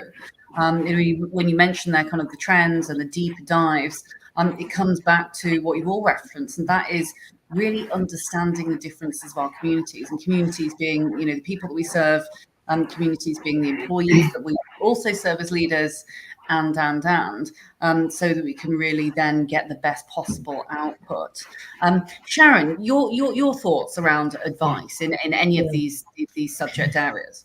I think Dr. Dean is absolutely right. There's no one answer, and it's a very sensitive subject. So we did a very small closed group webinar for National Fertility Week back in November, and it was hosted by the Fertility Coaching Company. And we wanted to test the waters with a very few colleagues that volunteered, and it was heartbreaking. It was emotive. It was emotional, but it was beautiful as well. And we realised that we've got to be very sensitive. But there's probably two things that we know we need to do is work on the awareness, but in a sensitive way, in terms of what are the issues, because I have someone in my team going through fertility journey, and it's amazing. It's a learning experience for both, and it's just brilliant. So we want to make sure the information is available to support colleagues going through it, but then we need to surface all the different types of journey so we do understand the support that's needed. So we have a great policy already, but we need to improve upon it, and it's going to be an iterative journey. So for us, it's about how do we tell colleagues in the business that this is what we're working on, and ensure that they feel engaged on this journey, but we don't have the answers right now, and it's going to evolve and iterate as we go along, because it's so, and it's a voyage of discovery, but something so sensitive. But for me, it is around making sure the environment is conducive to having conversations. Going back to my journeys, if I felt able to talk, would it have been different? So talking from the authentic experiences, trying to share that and get more leaders like myself, both male and female, to actually share their experience, say, do you know what, it's okay, it's okay to feel this way, and that we're going to help you and we're going to be with you. So yeah, so again, I think it's just going to be a joy to be part of this journey, and it's going to be emotional, definitely, and definitely did cry on that panel, but so worth it at the end, so worth it. Well, thank you so much, Sarah. And I love this voyage of discovery. And it is amazing when you start to actually really pick into the history of how systemic certain policies and procedures that have been in place. It's just, it's amazing. I remember talking to my mum about adoption, actually, when she adopted me and my younger brother. My mum is white British. They adopted me and my younger brother when they were in Hong Kong, when it's a British colony. And I remember she said, and I just couldn't believe it, she said she didn't get any maternity leave because back then you weren't classed as a mother because you'd adopted, because you hadn't carried the baby. I was like lost for words, which friends and family know that's rarely the case, but I really was lost for words. And I thought, wow, how things have grown and changed, thank goodness. But that doesn't happen without individuals like yourselves and respective organizations constantly talking about it, even though it may feel relentless at times. Kelly, any further thoughts on yourself?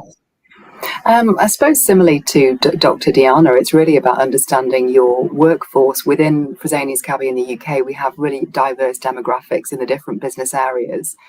And I suppose also benchmarking what we believe is important against what our workforce believes important. So we are, as most large organizations, we do an annual engagement survey and pulse surveys throughout, but it doesn't really touch on D&I. So we're looking to launch in the first instance within nursing sort of a soft touch D&I survey, just to really understand whether we're starting to meet their requirements. Are we actually, is our initial strategy meeting what they're wanting us to do? And then I suppose the other thing is that we're just making sure we're not too ambitious. Is the kind of thing that you can just get carried away with yourselves, and then you don't really achieve what you set out to achieve. So we're trying to, I suppose, keep it simple in a way. We're on a journey, and there's it's an evolving journey, and that's really the way we're seeing it. So making sure that we're following through with our commitments and we're responding to what our workforce are wanting from us. Some super points there, and following through on commitments, I think, gives that confidence then in the wider workplace.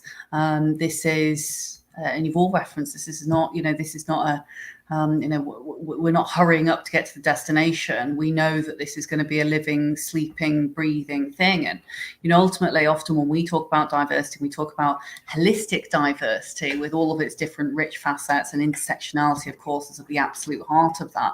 Is there isn't one silver bullet. I'm sure our children's children will look at diversity in very, very different ways. It's like culture. It's living, it's breathing, it's sleeping. It's not something that we kind of wake up one day and kind of rub our hands together and go, hey, yeah, it's all done now, because never will be the way. But as you've all said there, keeping things simple, making sure that we measure change, but ultimately this is a multifaceted issue that actually is within the power of us all to reach, is in the power of us all to be able to make change. And interventions, everything from the engagement surveys to the soft touch pieces, but really most importantly, what's come through today is this listening. Is really actively listening and understanding to what people want, knowing also that as a number of you have referenced, this is an emotional journey. It's not, we can't always expect everyone to be super brave and come and talk about their personal experiences, as you all are. Actually, it's extending that branch and saying, would you like to? Are you comfortable to do that? How can we utilize that, if you are comfortable, then to make better change? But I know we're running out of time, so what I'll do is just highlight a couple of real amazing pieces. And it's really hard because actually there's been so many things. We talked about the menopause, the fertility journey. I love that you've all just been unbelievably courageous and candid, which I think is so very needed in today's modern world, is being very candid and being authentic. And whilst an overused word, people want to see real people. These are what we you are all what we like to call kind of real models. Real models and role models, very important. But actually, these are great individuals and businesses and organizations. They've got powerful voices, the capability to influence and make change, and really do with your stories make certainly me want to step up and want to keep doing more. And that sharing is just brilliant, and we can see exactly why, when it comes to the workplace, frankly, but also when it comes to ensuring that our personal selves are well cared for. So I thank you all very, very much indeed for joining, and your companies for being so great in wanting to put things like this out to the top of the agenda. Thank you, Layla. Thank you so much. It's been great. Thank you so much. Yeah, thank you so much. Thanks for having me, and thanks for this amazing panel of women. Happy to be a part of it. Thank you. Here, so much mutual love. I love it. And Dina, hopefully we'll see you in New York. Yes, indeed. Now, a few housekeeping pieces just before we cut to our ad break. If you are live inside the smoke, please do look to the left of your screen for speed networking and virtual booths during the ad break. Don't forget to tag in Dial Global. Use our social media handle, #MovingTheDial. Please do join us after this short break to hear how Gen Z only recently entered the workforce, but they're already rewriting the workplace norms. Intergenerational frictions are wreaking havoc in many organizations, or are they? So how can businesses adapt to the changing values and norms of different generations and continue to harness and unlock their talent? Enjoy, and we'll see you back here very soon.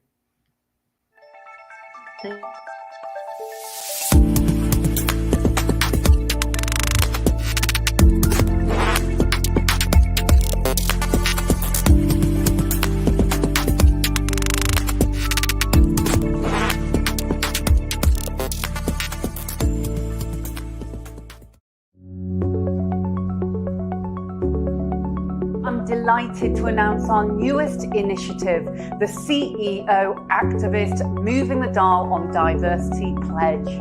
What is a CEO activist? It's quite simple.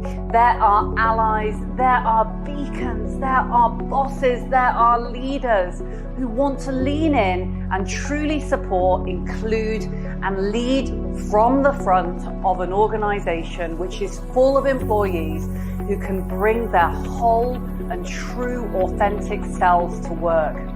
They're the leaders who know inclusive and diverse workplaces are economically sound and make good, strong, strategic business sense. They're the leaders who want to make their world a better place now and for future generations of leaders to come.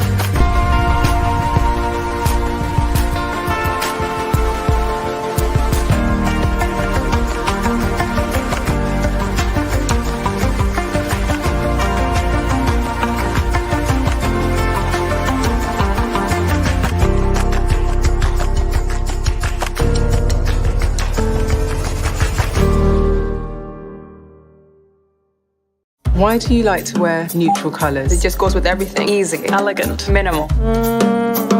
Contrast, skin tone, both. It really just depends on how I feel that day. A sense of expression. There's nothing neutral about it.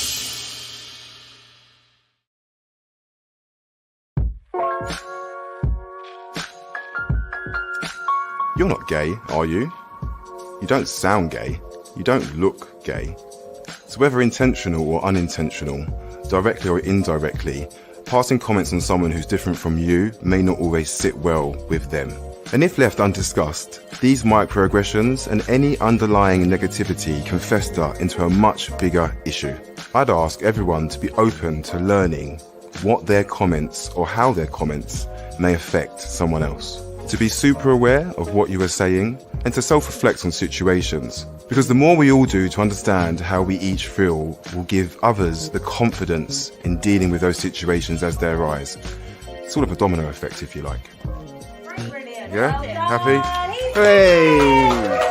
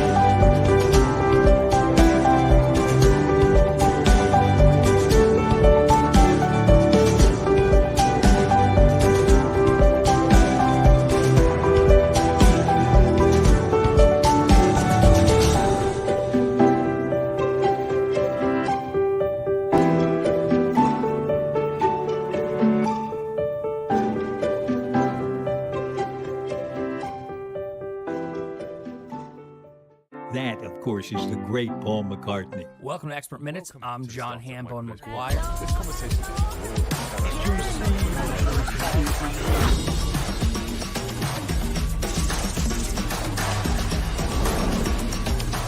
Sweet, juicy. Where did that word come from? I don't know. Bet you never thought you'd hear that on the radio.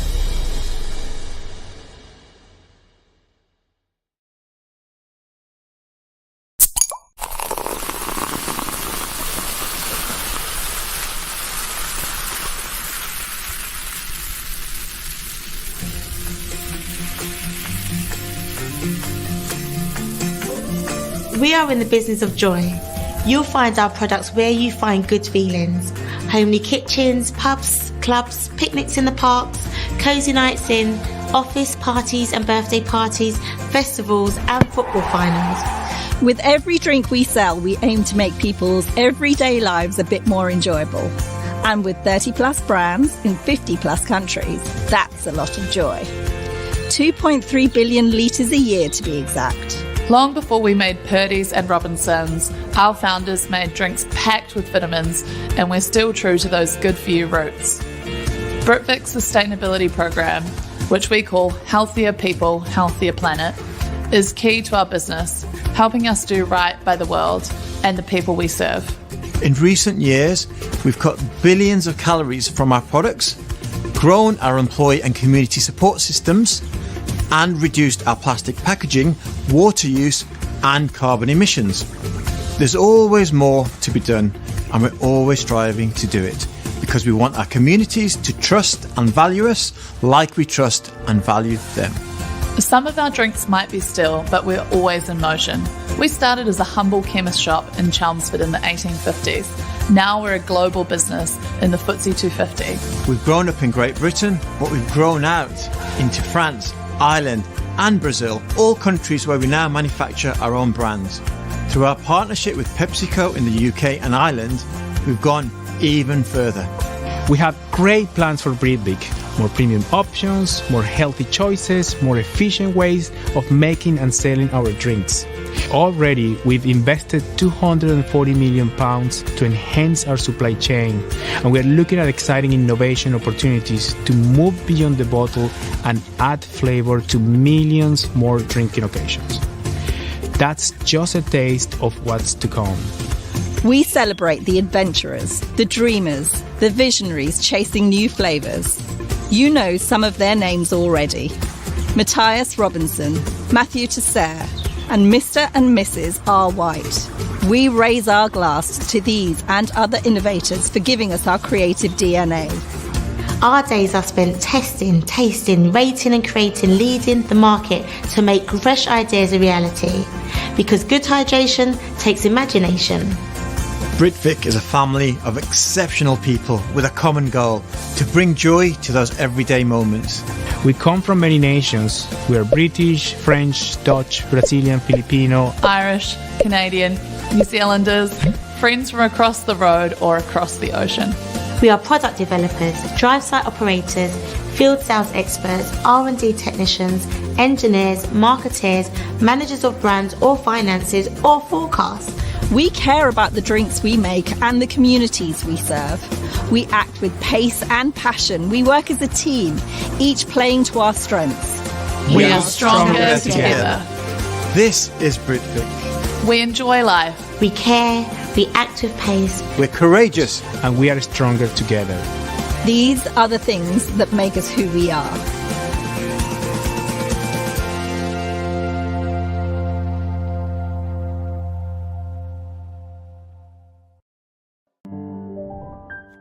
When I walk into the space, the first thing I notice is how I feel.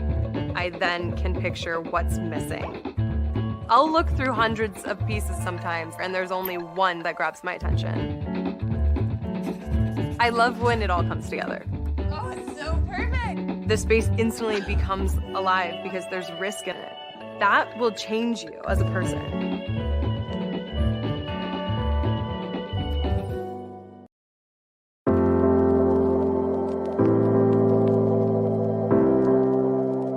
Diversity is not about governance, it's about growth. Diverse companies make 19% more revenue and are 70% more likely to capture new markets. So is it any wonder that over 2/3 of organisations want to increase their diversity and inclusion strategies? But just because becoming a more diverse and inclusive employer is the aspiration, doesn't mean that it's easy to achieve. And that's where Dial Global comes in. We are the leading accelerator for diversity, inclusion, belonging and equity in the workplace. I'm Layla Mackenzie Dellis, the founder and CEO. As the adopted daughter of 2 white working class British parents, I know that diversity means different things to different people, which is why taking an intersectional approach rather than a series of singular initiatives is the only way to go. This belief is at the heart of Dial's holistic approach. Our proprietary methodology is built around 10 visible and invisible facets of diversity. And our peer-to-peer network model is focused on solutions and ongoing support. So that as our client network grows, our 10 Dial facets becomes even more powerful as a benchmarking and insights tool. Just ask Unilever, Walgreen Boots Alliance, Accenture, the Co-op or Barclays. Just a selection of the blue chip companies we're already working with, but we're not stopping there. In the US alone, $8 billion is spent on diversity and inclusion training each year. And we know our technology is scalable, replicatable for that investment to pay back. Our digital platform moves the dial in 3 unique ways.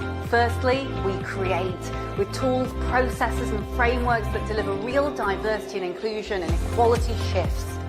Secondly, we connect by helping clients through from each other with workshops, summits and our community hub.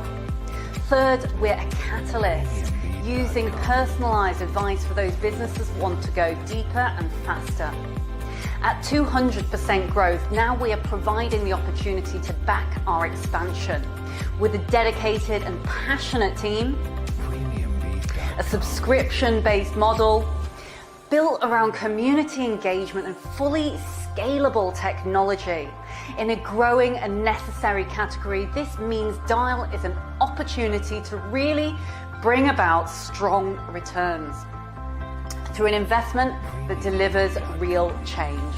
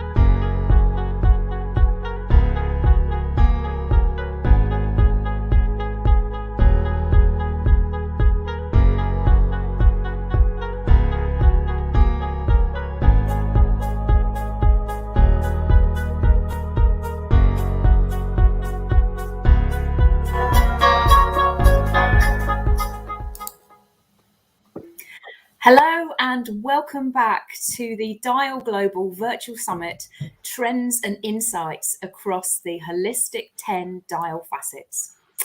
This panel is titled Generation Unlimited, Unlocking Generation Z in the Workplace. My name is Diane Lightfoot and I am the CEO of Business Disability Forum. And I'm delighted to be joined by three phenomenal leaders who I'd like to welcome to the Dial Global virtual stage.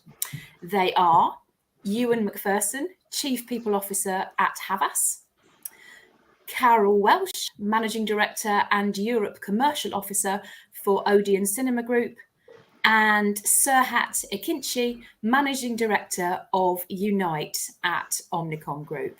And I'm going to ask them to introduce themselves properly in just a moment.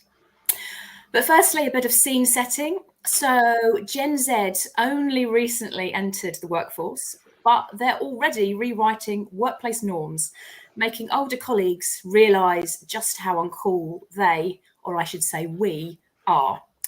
From how many hours they work to what emojis they use when messaging, 20-somethings are rolling their eyes at the habits of their elders. Employers have found that their Gen Zers prefer to set their own hours, don't hesitate to assign work to higher ups, and are willing to take off days for their mental health. Simply put, they're playing by their own rules. And we see that intergenerational frictions can wreak havoc in many organisations. So how can businesses adapt to the changing values and norms of different generations and continue to unlock their talent? So I'll be talking to today's panelists about how they form, motivate and manage multi-generational high-performance teams. But before we get into the detail of the debate, it would be great to learn a bit more about each of you and why you are so passionate about diversity, inclusion and belonging. So firstly, I'm going to come to Serhat. Serhat. Amazing, thank you. Hi everyone, I'm Serhat, MD of Unite, which is a unique diversity-driven agency within Omnicom Media Group. So we specialize in marketing and media for Black, Asian and other ethnic minorities, as well as LGBTQ+ and disabled communities. Being mixed myself and married to someone mixed from a different continent with 2 kids means sort of diversity does play a massive part in my day-to-day life, which is why I love it, is in what we do as well. And that's pretty much me. Okay, thank you. Sounds like some really rich experience to draw on there. I look forward to that, Serhat. And next, can I come to Carol? Hi there. Thank you. So for the last 5 years, I've run Odeon UK and Ireland, and I'm now responsible for the European revenue across Odeon cinemas. We have about 11,000 people over Odeon out in the cinemas and in our support offices, and around about 70% of them are between the ages of 16 to 30 years old. So we've got a lot of what we would call Gen Z. I also, for my sins, have a 19-year-old and a 16-year-old boy. So I have the same challenges at home as I have with engaging the colleagues at work. I grew up in a pretty traditional Northeastern household, and therefore I've also, found over my career the difficulties not just with age but also with gender, and so I believe really passionately that better customer experience, guest experience, business ideas, discussion, decisions come from having a much more diverse team. Having an environment, creating an environment that allows people to contribute to the best that they can and be the best that they can be, and feel comfortable and rewarded. So it's something that I think is important for business, but also important for satisfaction as a leader. Definitely. And it's funny you talking about that. I can vividly remember being the youngest person at work, and now I seem to be one of the oldest. I don't ever remember being in the middle, but there we go. Last but not least, Ewan. Hi, everybody. My name's Ewan. I'm the Group Chief People Officer at Havas. We are a media and advertising communications business. We have about 2,500 people across the UK and Ireland.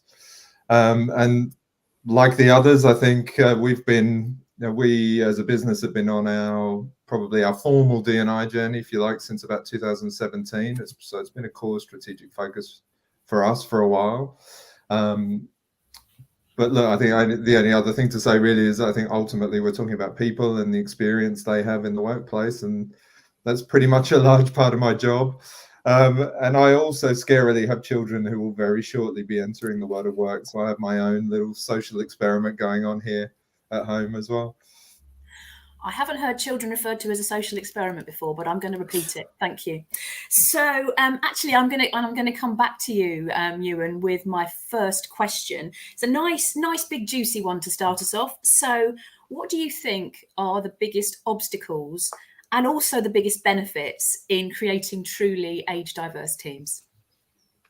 Yeah, that's a big question. Well, I think in terms of the obstacles, I think it's worth a word of caution, I think, about focusing on differences within generations.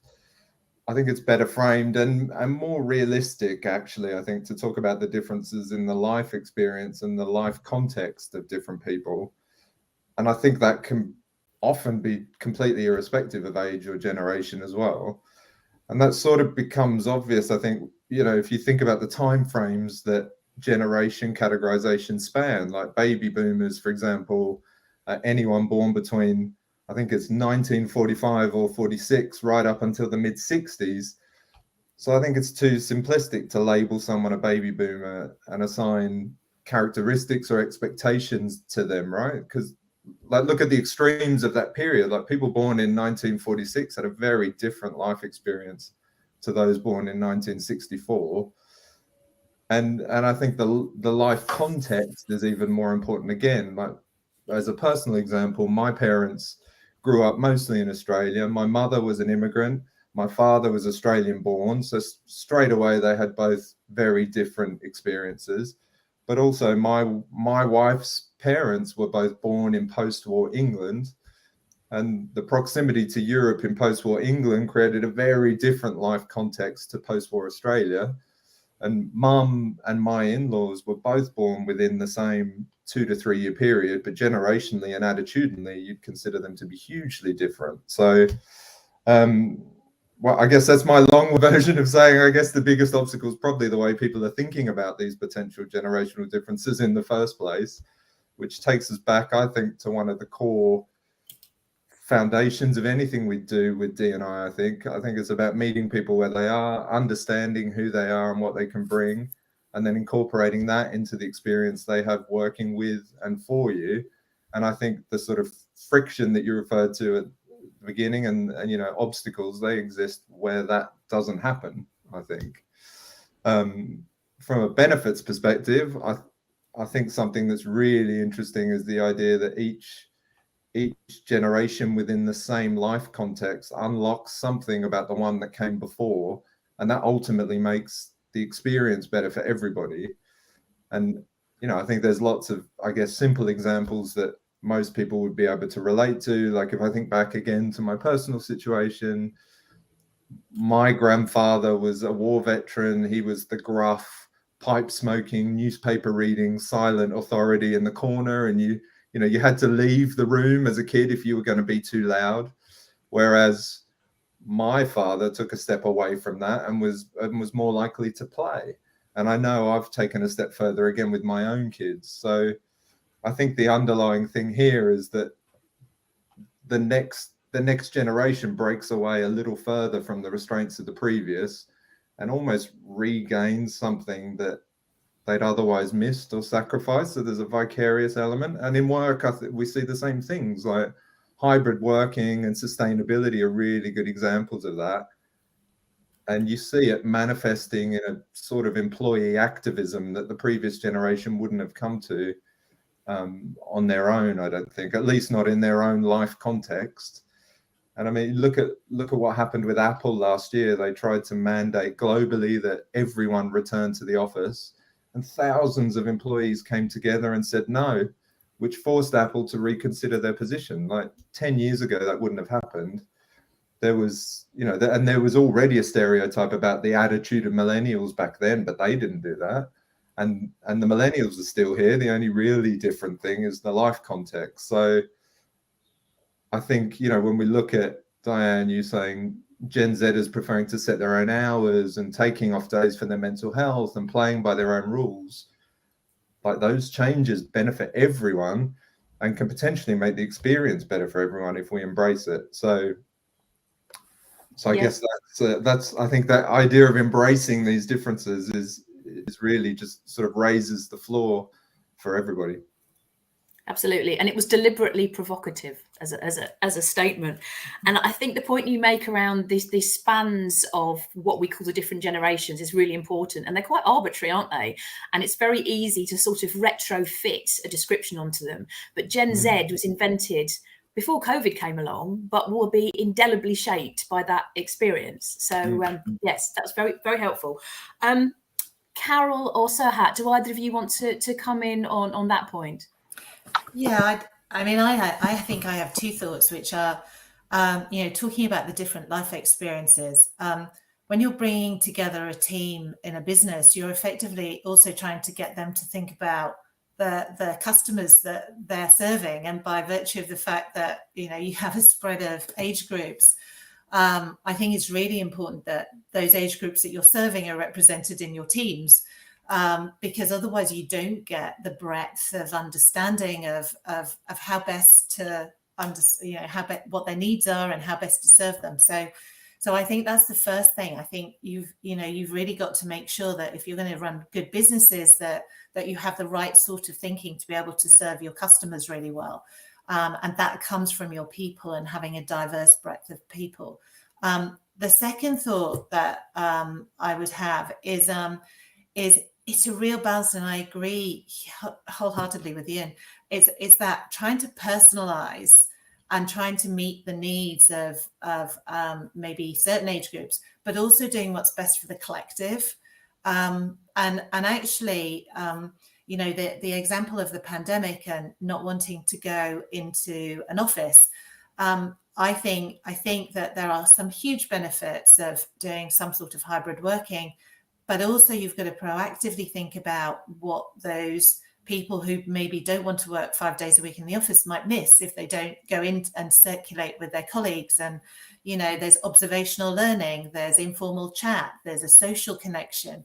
And you know, that's where maybe a mix and a blend of both opinions always make better sense than one side or the other. And it you know, the balance is always how do you get people to understand the collective, what's best for the collective and best for the business, rather than from their very set, you know, requirements and maybe experiences that they think are the best because they're the ones that they have. I think it's about sharing openly, which is always one of our challenges as you know, leaders and also as colleagues.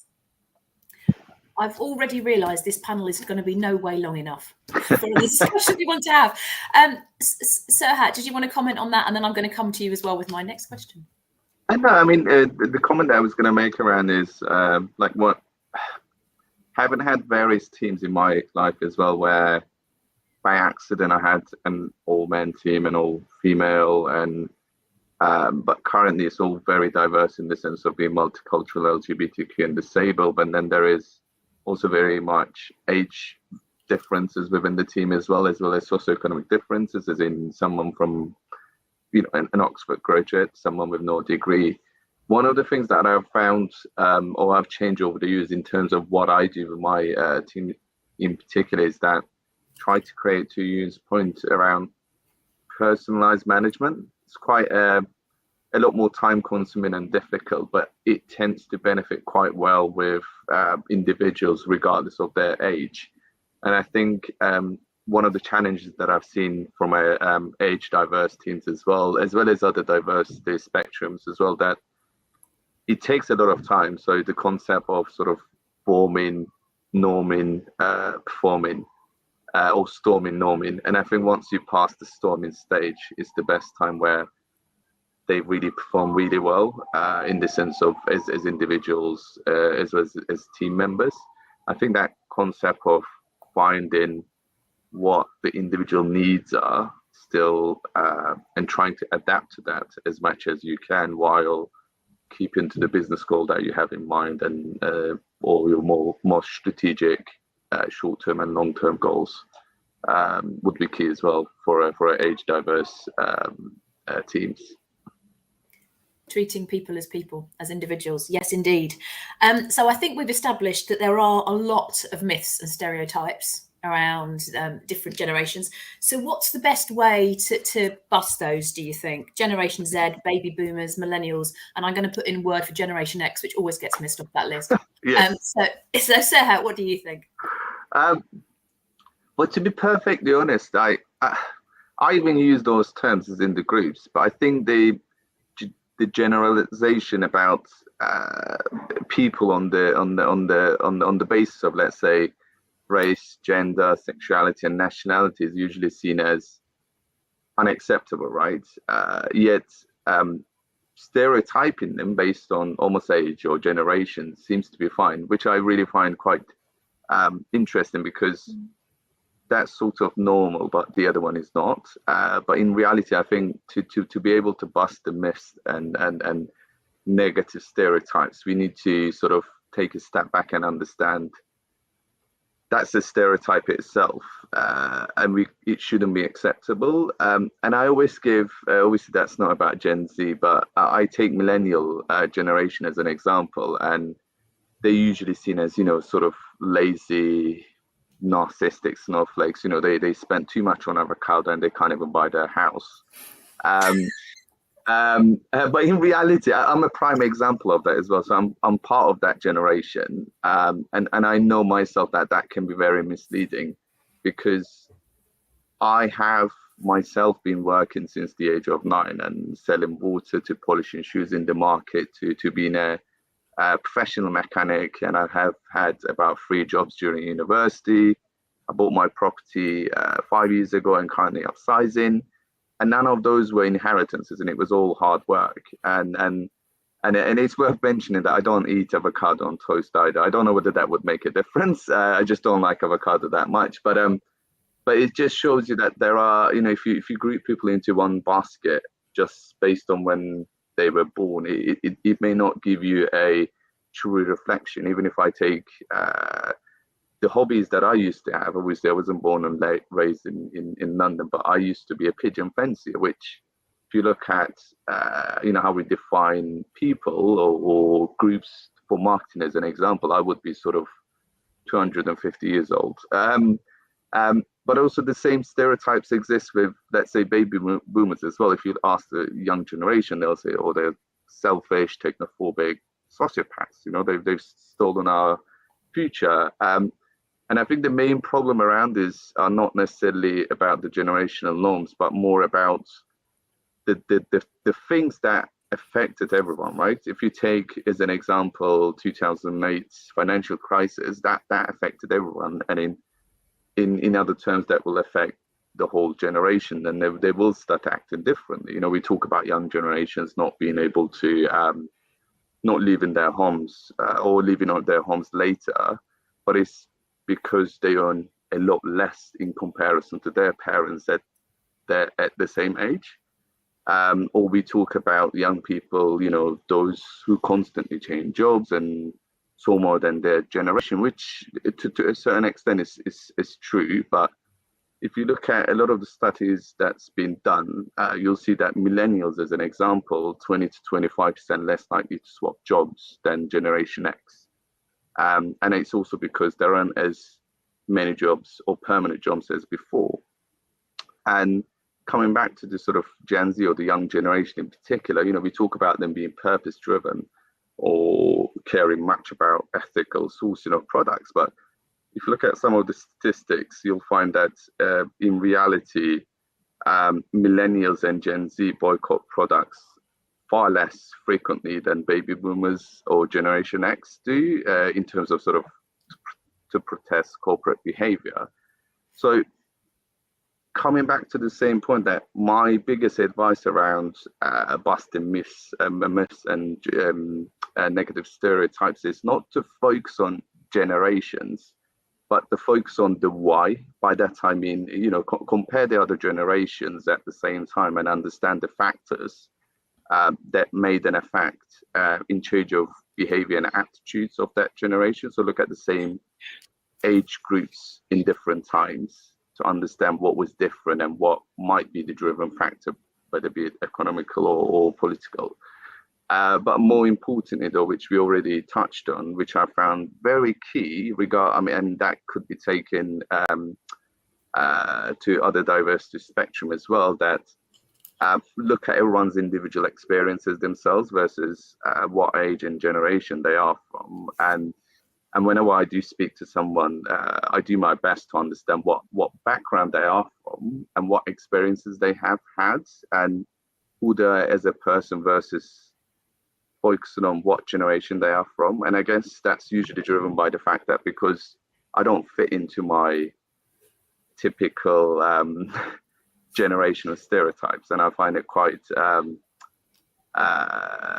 it's something that needs to change. We can't group people into the same basket. But I have seen, older generation that potentially act like millennials, but I've also seen Gen Z, or you say, similar platform that, you don't think about people, oh, you're above 50 or 55, you're a gardener, right? You're not. But I've seen also Gen Z that really loves gardening.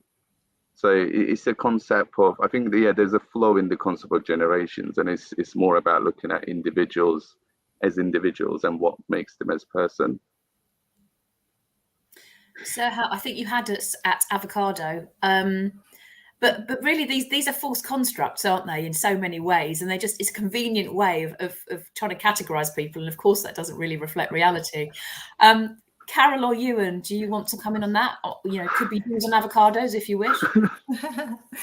I like avocado on toast, but anyway, I think it's really interesting what you're saying, Sahat, and I think Ewan said this as well about the environment that it's people's experiences, and those experiences are driven by the environments that they've been in or that they've found themselves in, and it's nothing new. My parents will say to me when I was a girl, when I was younger, and so it's so deep seated, especially on age, because people grow up with it. It's almost in the vernacular. But I think what's really important in any sort of inclusion is creating an environment where everybody is valued for the experiences that they've had. And people search for that experience. But that comes out of the environment, as well as the environments they've experienced. It comes out of creating the environment and the safety almost at work to make mistakes, or, to maybe receive feedback and give feedback if actually something's offended somebody or they don't feel they're being listened to. And I think that's as important with the sharing experiences and sharing situations and why you hold beliefs or views, as well as just thinking about making sure that you're trying to meet needs. It's being able to have those conversations and have them knowing that people are actually curious about finding out why you hold a view and why it's important to other people, because that can only enhance where it then leads you to be able to manage people, lead people, or lead the business. It's interesting that this is a panel very much around the workplace. And I remember when I started work, oh God, not quite 30 years ago, but quite a long time, when I left university. And actually it felt so much less hierarchical in terms of age than being at university had, when there was this sort of thing between students and lecturers and postgrads. And actually this sort of melting pot of ages from sort of 20-ish to 60-ish was actually a real positive and a real revelation.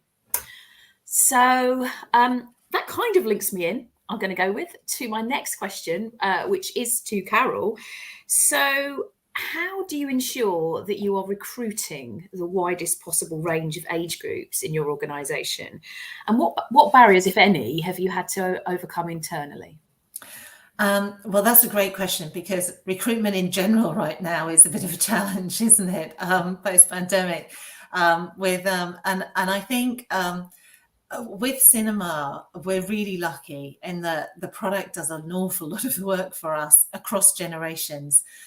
Generally, people that want to work for Odeon connect with films, they connect with cinema, particularly Gen Z, but it also attracts showmen and women, people who like working with the public, who like talking.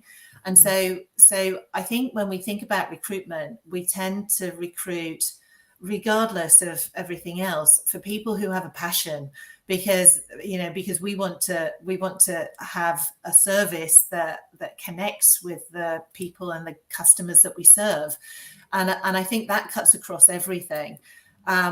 Of course, you want a diverse set of people behind that, because the best teams will work together and try and look for how you match, and deliver the best service, as I've already talked about.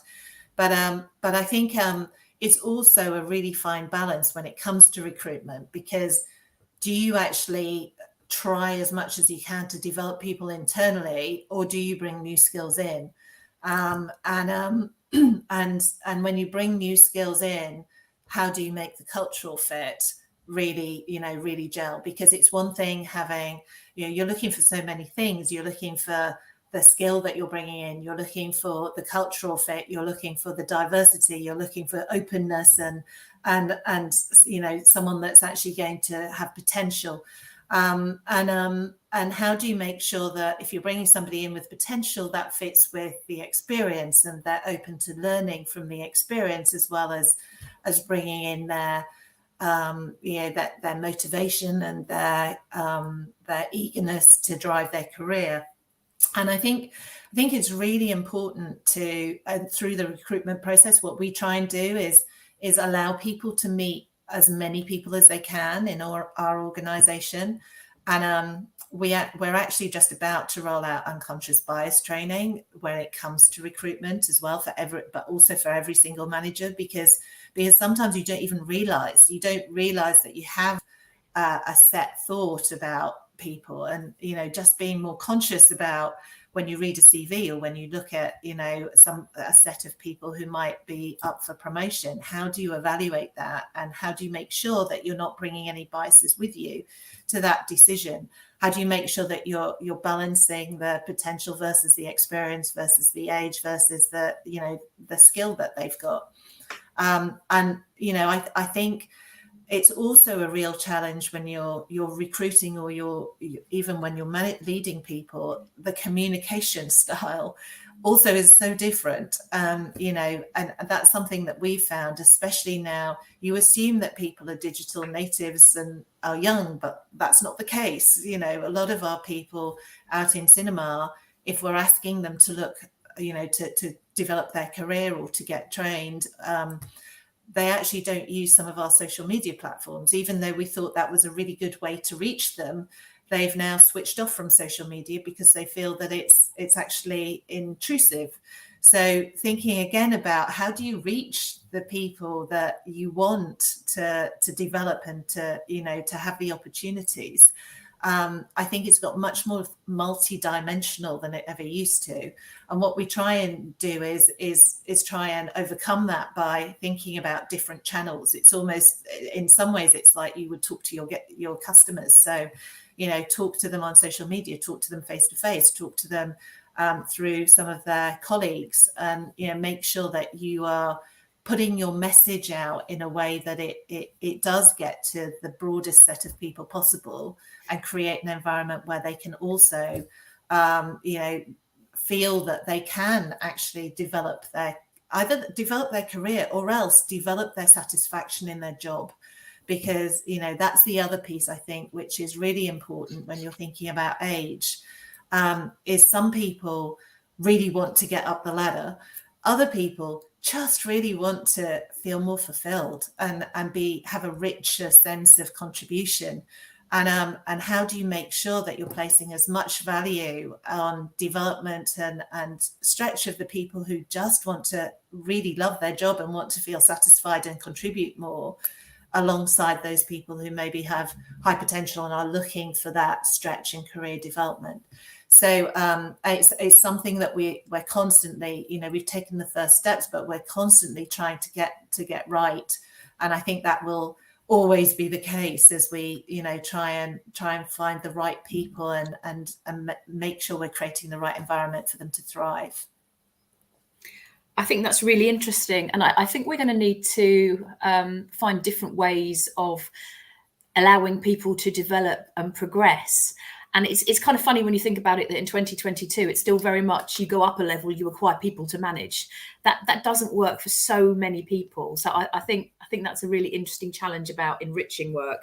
The other thing that jumped out of me as well was about the unconscious bias, and going back to what Serhat was saying about actually it's sort of seems to be acceptable to make judgments on people based on how old they are. In a way, it just isn't, thankfully, around other characteristics. And I wonder whether some of that is to do with fear, in that aging, if we are lucky, is something that will happen to all of us. And perhaps we don't want to think about it, just something else to chuck in. Ewan or Serhat, do either of you want to come in on that recruitment piece? Yeah, I think that actually there's two really neat tie-ups between both what Serhat and Carol just said, and I think that idea that you need to bring people in rather than assume that they're categorized into these points. And obviously, as Serhat was saying, a great way to do that is to personalize or individualize as much as possible those interactions or conversations or experiences. But I think tying that into recruitment, I really love that idea of finding ways to connect people that transcends any of these obstacles or barriers. And I think like a passion for film in Carol's example is a really good one, because you can be 100 years old or you can be 12 years old and you can still love film. And quite often when I think culture fit or hiring for culture fit often incorrectly ends up being synonymous with how well did I get on with that person in the interview, which if you've got big differences in your life experience or your life context, irrespective of age or generation, that just makes it impossible to do that, really, or certainly much harder for people to come away feeling like they got on well with that person. Whereas if you can connect people through whether that's the passion for whatever your product is, like Film with Carol, or a passion for innovation, or a passion for sustainability, or whatever the thing is that connects, and then you can almost deliberately forget all the other things that might become obstacles, and you just focus on connecting people around that. One of the things that I have a bit of a hobby horse around actually is recruitment methods, because so often we still use traditional panel interviews, and that's great if those are allowing someone to demonstrate the skills they'll need on the job, if they're going to be going out and doing that and selling and presenting. But otherwise, letting somebody show you how they would do a job, whatever it is, means that you do take away some of those biases around, shared experience, what you've got in common, how well you get on with, with each other's banter and jokes and cultural references and all that sort of stuff. I think, Serhat, you wanted to come in there. No, I wanted to come in the sense of the unconscious bias training piece. So we've been doing that quite a few years now. One of the things that I find very interesting around that is it's probably one of the best training, but I think the concept is one thing that we constantly tell people is about what we're talking about. Unconscious bias is something that's built within you through your whole life, right? And that moves around not just age or certain stereotypes you have around genders or sexualities. It's like something that you need to consciously poke yourself about to make sure that you don't make it. And one of the things that we've done that worked quite well is around. So we do that training, but plus we do the whole. We sign up with a platform. It's a bit like a blind CV, but it removes everything from a name to everything about the individuals, and we do ask them about their ethnicity as such in the beginning. And what we do is from a measurement perspective, look at how many candidates we've got. You've got their ages as well, and then how many of them have been shortlisted for an interview, as an example. I think it removes some of the bias, but coming back to both Carol's and Ian's points, it's about not just getting them there, and especially when we talk about it in the context of Gen Z. One thing I've realized is a bit like Sweden, right, or Scandinavian cultures in general, whereas in Britain you almost have two lives. As in, at work you act very differently, whereas at home you act very differently, and that's something I've changed about 6-7 years ago. Even the way I speak, I learned it in Tottenham, so my accent is not, I tried to sort of hide it, but it was very uncomfortable to try to speak in a way that doesn't represent me. But how do you, we talk about bringing yourself fully to work, and I think that's the concept we need to apply more. And what you will see with Gen Z, unlike other generations, I guess, they just do it, whether it's the side hustle that they have.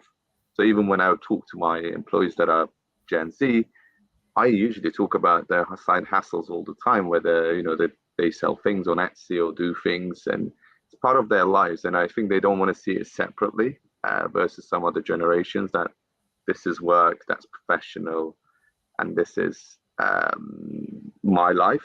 It's part of the same thing in that sense.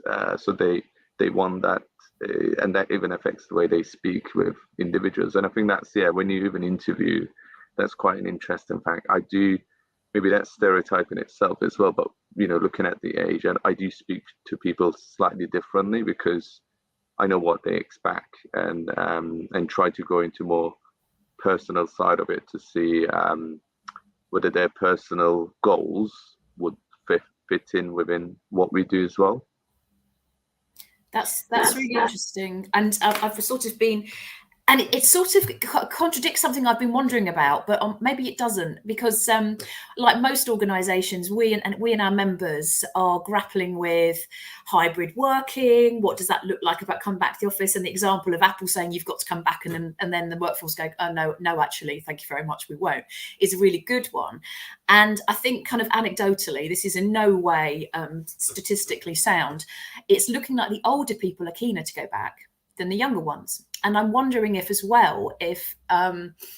younger people are seeing work and social lives as totally separate, that work is something you do to get your money, and you might have lots of different strings to your bow, but then you go and meet up with your friends at separate. Whereas for people of my sort of vintage, socialize a lot with work and make friends at work. And I wonder if that's a different thing, but I'm just thinking aloud really on that one. I think that's really interesting, Pete. Sorry, Ian. I think it's fascinating because I think that in itself means that people, it generates people maybe being less loyal because they don't have that social connection to work anymore. And the pandemic has been there for 2 years. So if you left university at the age of, let's say, 2021, here you are at 23 and you haven't really had any sort of work normality or office normality. And therefore, why wouldn't you see it as two separate things? Because that's how it operates. So sorry for cutting across you, Ian. I completely agree with that, Carol. I was actually going to disagree with you, Diane, a little bit, in that I think maybe it is exactly as Carol said. I think it's a symptom of the context that we're in at the moment, as opposed to almost a deliberate want or desire for people to keep things separate. And I think again, categorizing, which is the opposite of what we're talking about, but I think young people particularly, like you as you said, Diane, like you forge such long-lasting relationships in the work, like the workplace becomes your social group. Like how many people in this audience listening now, we can't do a show of hands because we can't see you, but like how many people met their significant other at work? How many people met their best friends at work? Like, I think if you did a sort of straw poll against that, it would be staggering. And you see now, particularly in the last sort of 12 to 18 months, like the mental health of young people being really detrimentally impacted by the isolation that the pandemic has caused. And I think, as Carol said, it's because that emotional connection to other people has been massively reduced as a result of the pandemic, right? And I should say, you, and that was what I meant. I meant because of the pandemic. Okay, so I agree with you. I don't disagree with you. I wasn't meaning it was an intrinsic thing of young people who don't want to socialize at work. But yeah, like you say, you know, if you don't know what you don't know, you've never had the experience of just being with a multi-generation group of people that to say, hang on a minute, do you want to go down the pub after work? And you go and you have a great time and you meet friends. And I met my husband at work, fortunately, when I was leaving my old job to come to this one, or it would have been deeply inappropriate. But we do, don't we? So yeah. So I think we're nearly out of time. I was going to ask you each for like some sort of, I was going to ask you like sort of final thoughts about your advice about creating a high performance team with different generations. But if you want to share something else on the topic, feel free. So I guess for me, I just underline maybe what I've said before, which is, you know, I personally constantly strive to trying to think, how can I create the right environment where people feel able to talk, able to, regardless of seniority, regardless of age, regardless of gender, regardless of, you know, any sort of categorization. How can people just feel able to contribute to the best that they can, and not be worried that they're going to get it wrong? And I think, you know, that's almost a life's work because you know, it's one of the, it's a constant thing as leaders. And I think if you create the right environment, the right culture, I think some of the other things will follow, because you can't do everything on your own. You need people to be able to feel they can be your, you know, they can help you create some of that inclusion as well. And champion some of it. And so for me, that's the biggest thing that you can do. Thank you, Carol. Serhat? For me, a few things, and one of them is about a very vague concept, but letting people be, in the sense of where in my previous roles, I used to have a lot of different formats, even did courses like Six Sigma, where it's very process driven, everything has to be in a certain way. Whereas now, I actually ask, even when I work with people or when I interview them, the first question I ask, how do you like to be managed? By that I mean, you know, some people, you tell them where you want to get to, they'll get there. Whereas some people want you to show the steps to get there and guide them. So again, it comes back to this sort of personal management style, but still having some concept of where you want to get to. One of the things I've also learned over the years is that where previously I would put up a face and try to act in a different way, or if I'm even wrong, I would wing it, or you would, hide stuff, and that's the professional way of doing it. Whereas in the last 5 years or so, I sort of became myself, and one of the things that I do quite frequently is showing vulnerability as well.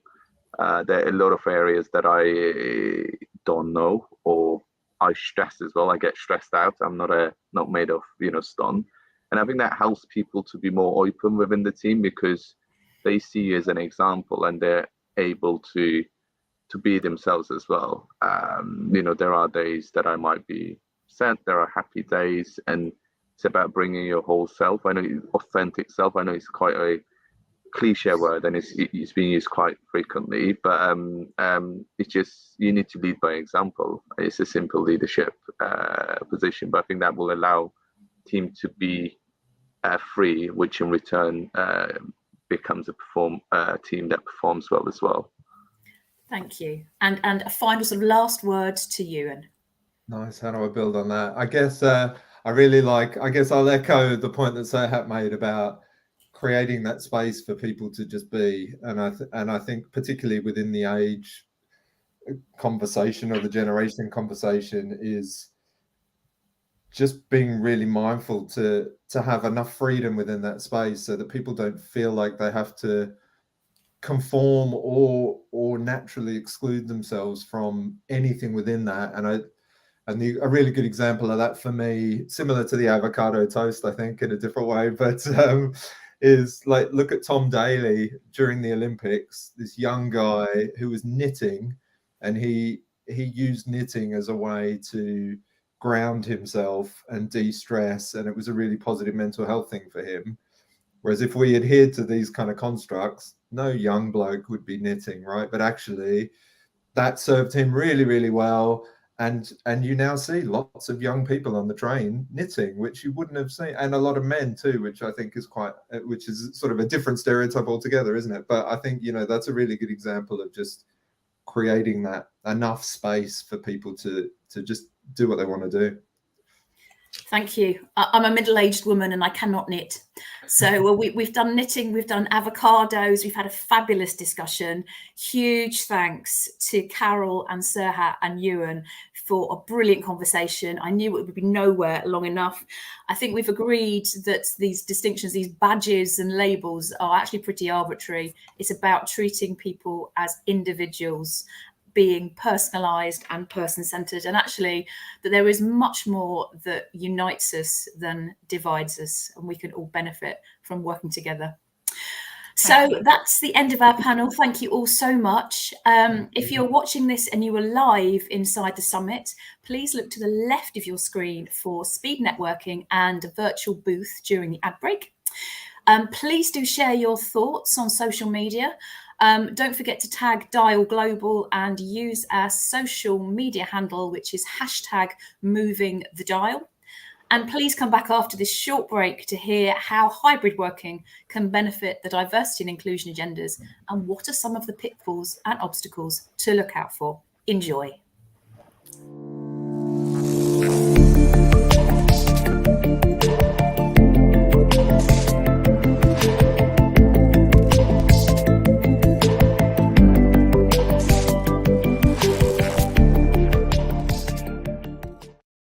Why do you like to wear neutral colours? It just goes with everything. Easy, elegant, minimal. Contrast, skin tone, both. It really just depends on how I feel that day. A sense of expression. There's nothing neutral about it.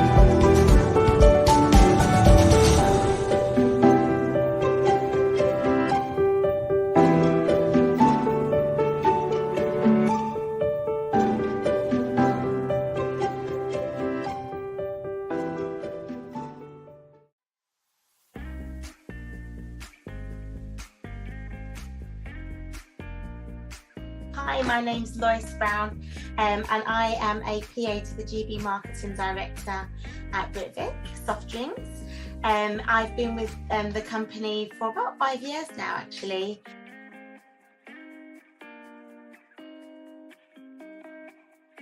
I am the chair and founder of the Be Diverse Network, which is an employee-led network group which aims to create an inclusive environment where Britvic, Black, Asian, minority ethnic employees feel confident to bring their true selves to work, and everybody to demonstrate inclusive behaviours as well. I was exhausted of, going to a conference where there were sometimes 200-300 other people in the room, and I'm the only person that looks like myself, and that's disturbing.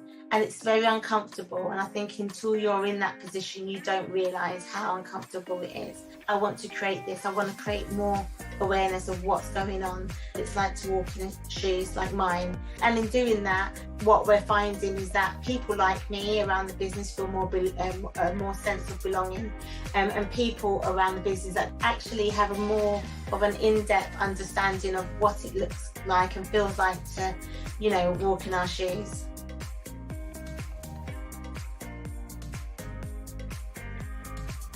So Britvic now have made it one of their targets to ensure that they increase the diversity of its shortlist when recruiting managers are receiving proposals.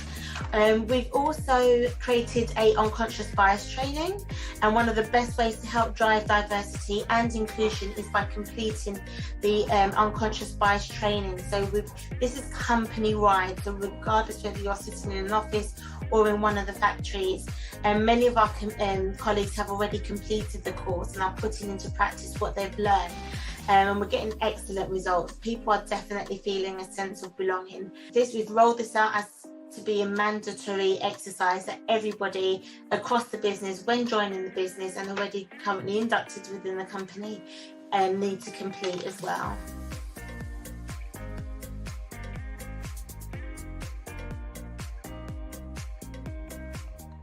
That, of course, is the great Paul McCartney. Welcome to Expert Minutes. I'm John Hambone McGuire. This conversation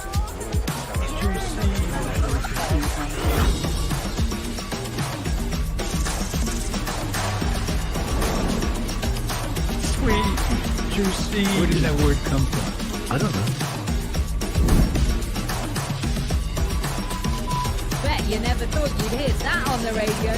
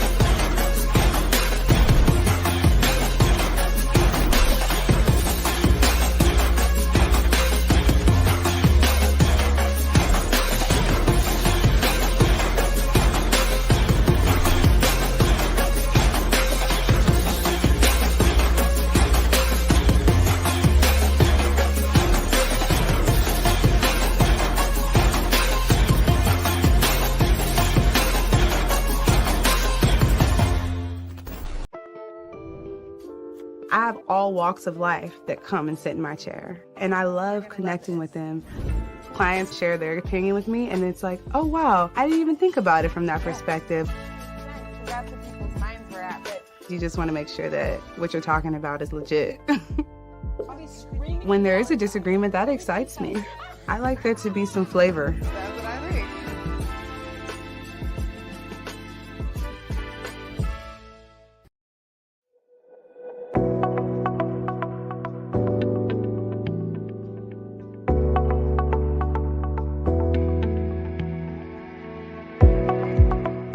The role that I play on the D&I SteerCo is very important because it also links to Mission 2025 and our technology roadmap. So we call it Technology Investment Roadmap to enable the Mission 2025 plan.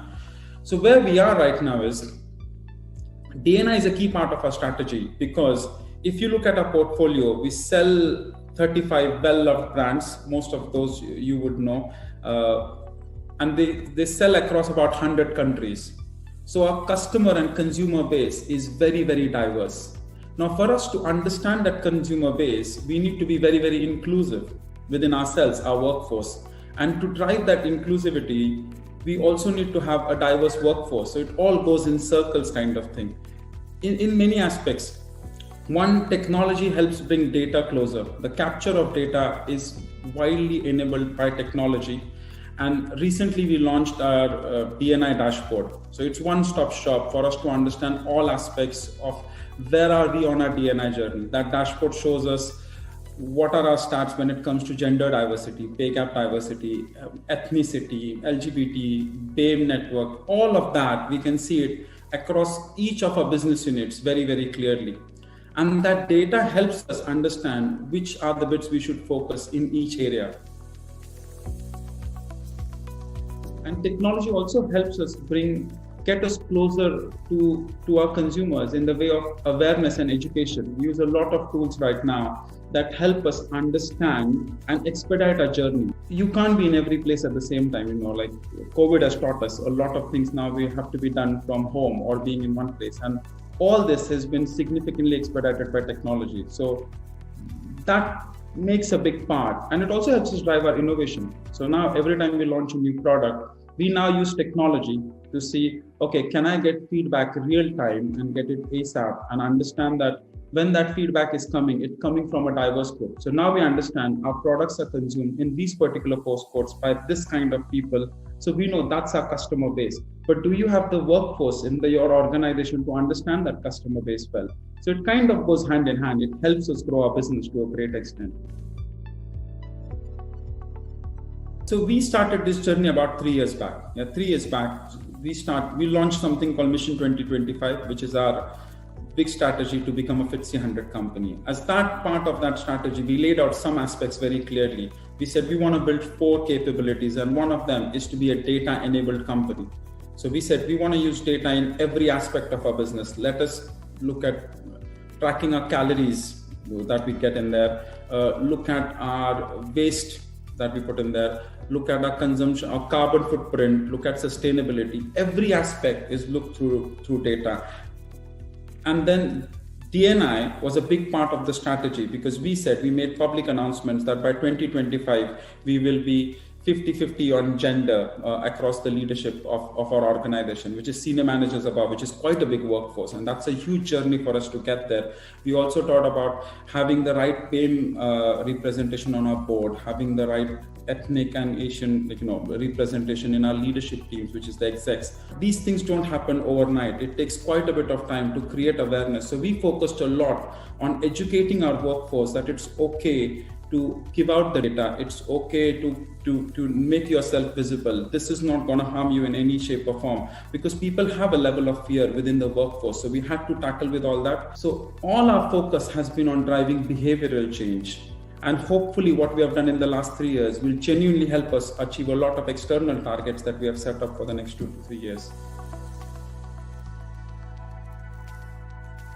See, I'll split it in 2 parts. One, what is the benefit we have seen? Benefit one, our business is growing significantly, even through COVID and all. While many businesses have struggled, our business has grown significantly, which shows that the things we are focusing on are the right things. Second, if you look at, we do this Glint survey, which we call it heartbeat survey. We do it every 6 months to understand what the organization is feeling. And we ask all the questions around how are we treating our workforce? Are we being inclusive enough? All questions are embedded in that survey.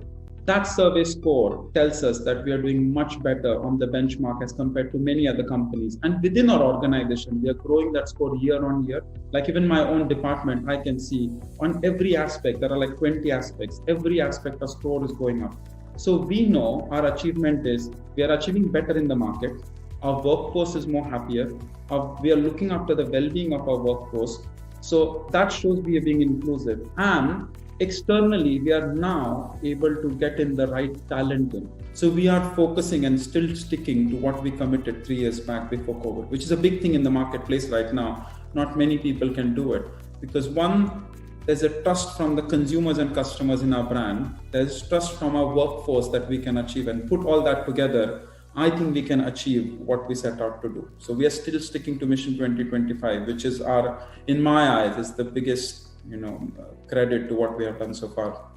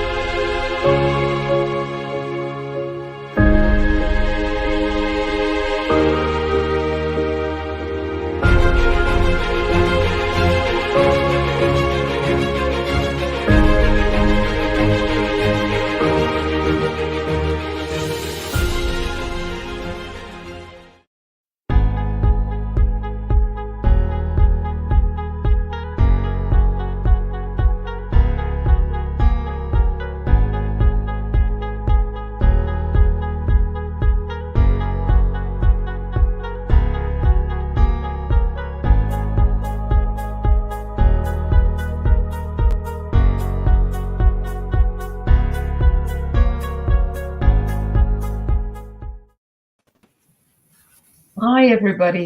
Hopefully you can hear me okay. My name is Margaret Flattery, and I'm absolutely delighted to join you. I don't know about you, but I was watching all those ads and the last piece of interview, and it was riveting. So today's panel is titled, "Will hybrid work help or hinder our D&I agenda?" And I think it's a fascinating conversation. Just coming back to myself, I lead diversity and inclusion globally for ISS, and I'm in that role about 9 months now. So still learning, and this conversation is definitely a challenging one. So I'm joined today by 3 other phenomenal women. So thank you, and you're all very welcome. So we've got Claire Thomas, who's the General Counsel for Britvic, and we've just heard Britvic on some of the ads just now in the interviews. We've got Sarah Sewell, who is the Global Service Line CFO for Ipsos. Hi, Sarah. And we've got Alice Choi, who's the Chief Operating Officer for McCann Health. So hi, Alice, as well. Really delighted to have you all here, and hopefully you can all hear and see us okay. I suppose just a couple of thoughts on remote work. It's lasted a lot longer than anyone first thought. I mean, I think we all thought it was going to be a short phenomenon, although we were going through much change. And now businesses have moved away from crisis mode and into what's being called, I suppose, the more deliberate ways of thinking about it.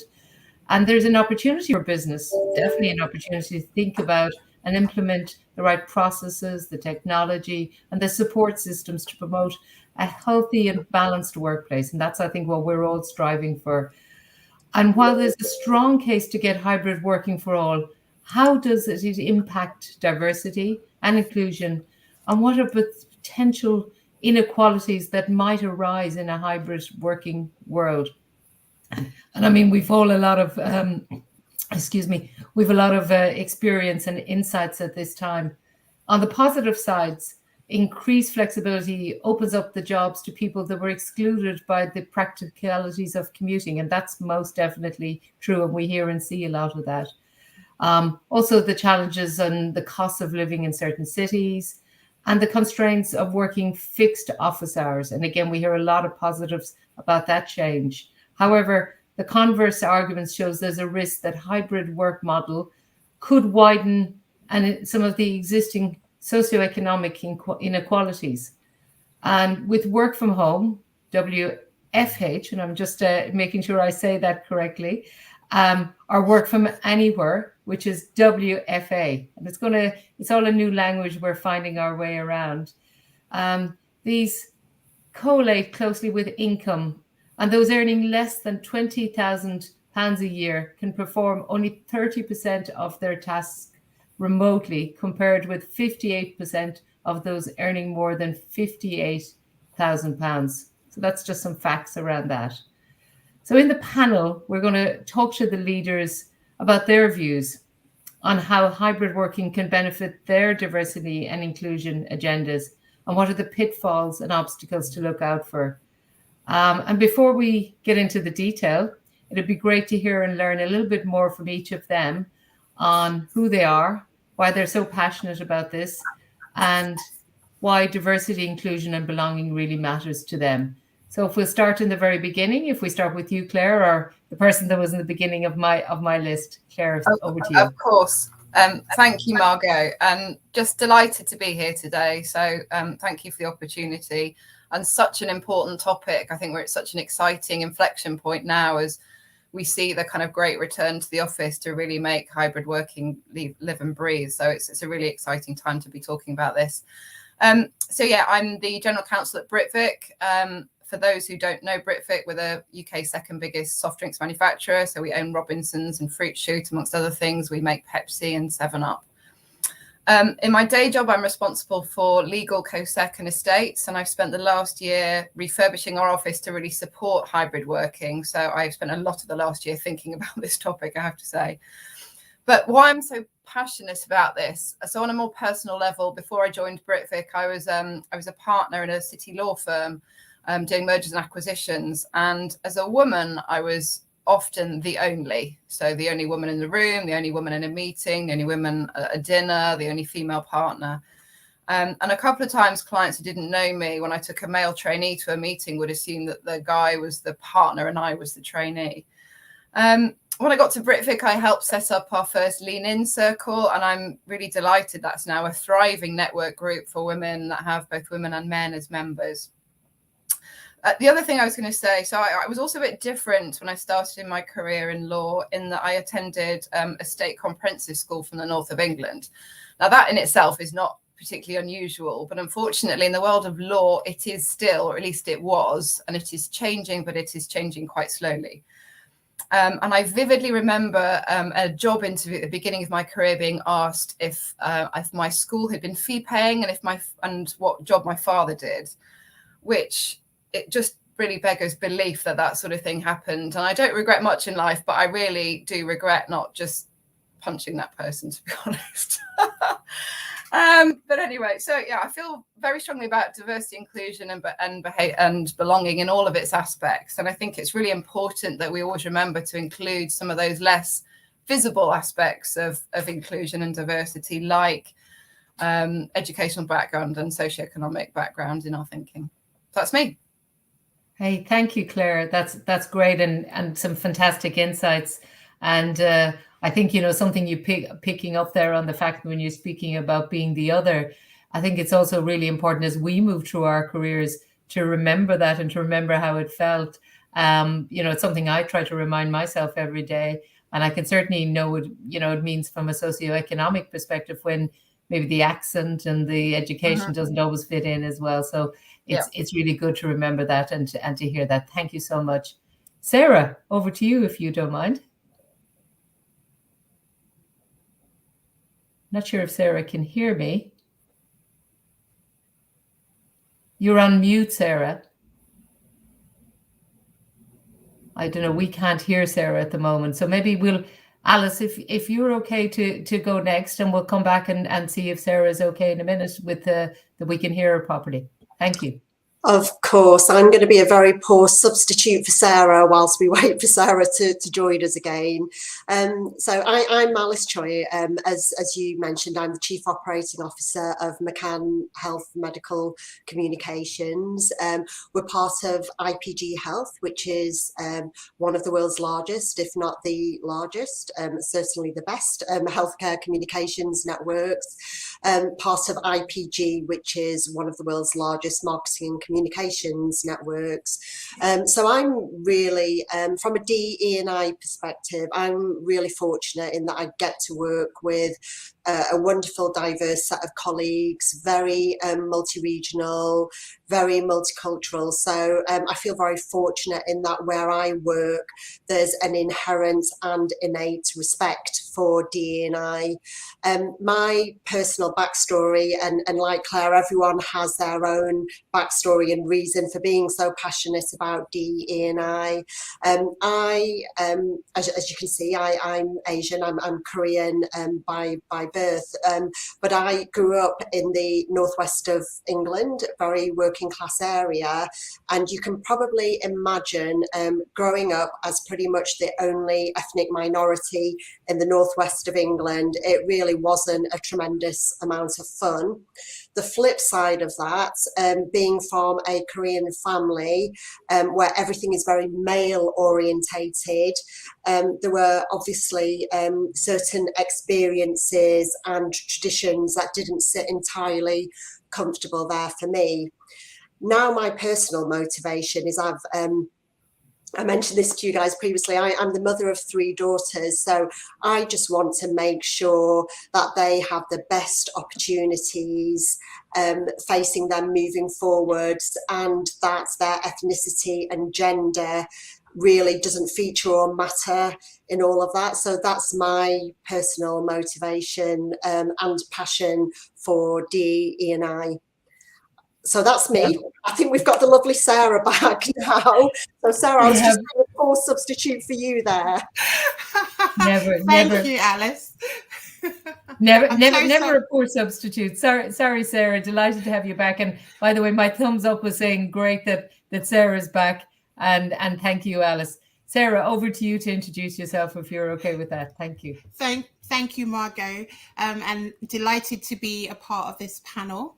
So I'm Sarah Sewell, and I am the Global Service Line Chief Financial Officer for one of Ipsos's business units. For those of you who don't know Ipsos is a global market research agency. We're in 90 markets across the globe. And we provide market research insights for over 5,000 clients globally. I'm based in the UK, in London, and I'm the mother of a teenage boy in Southeast London. So you can take from that what you need to in terms of what that means for us and our life. I'm passionate about inclusion and diversity, and actually so is Ipsos.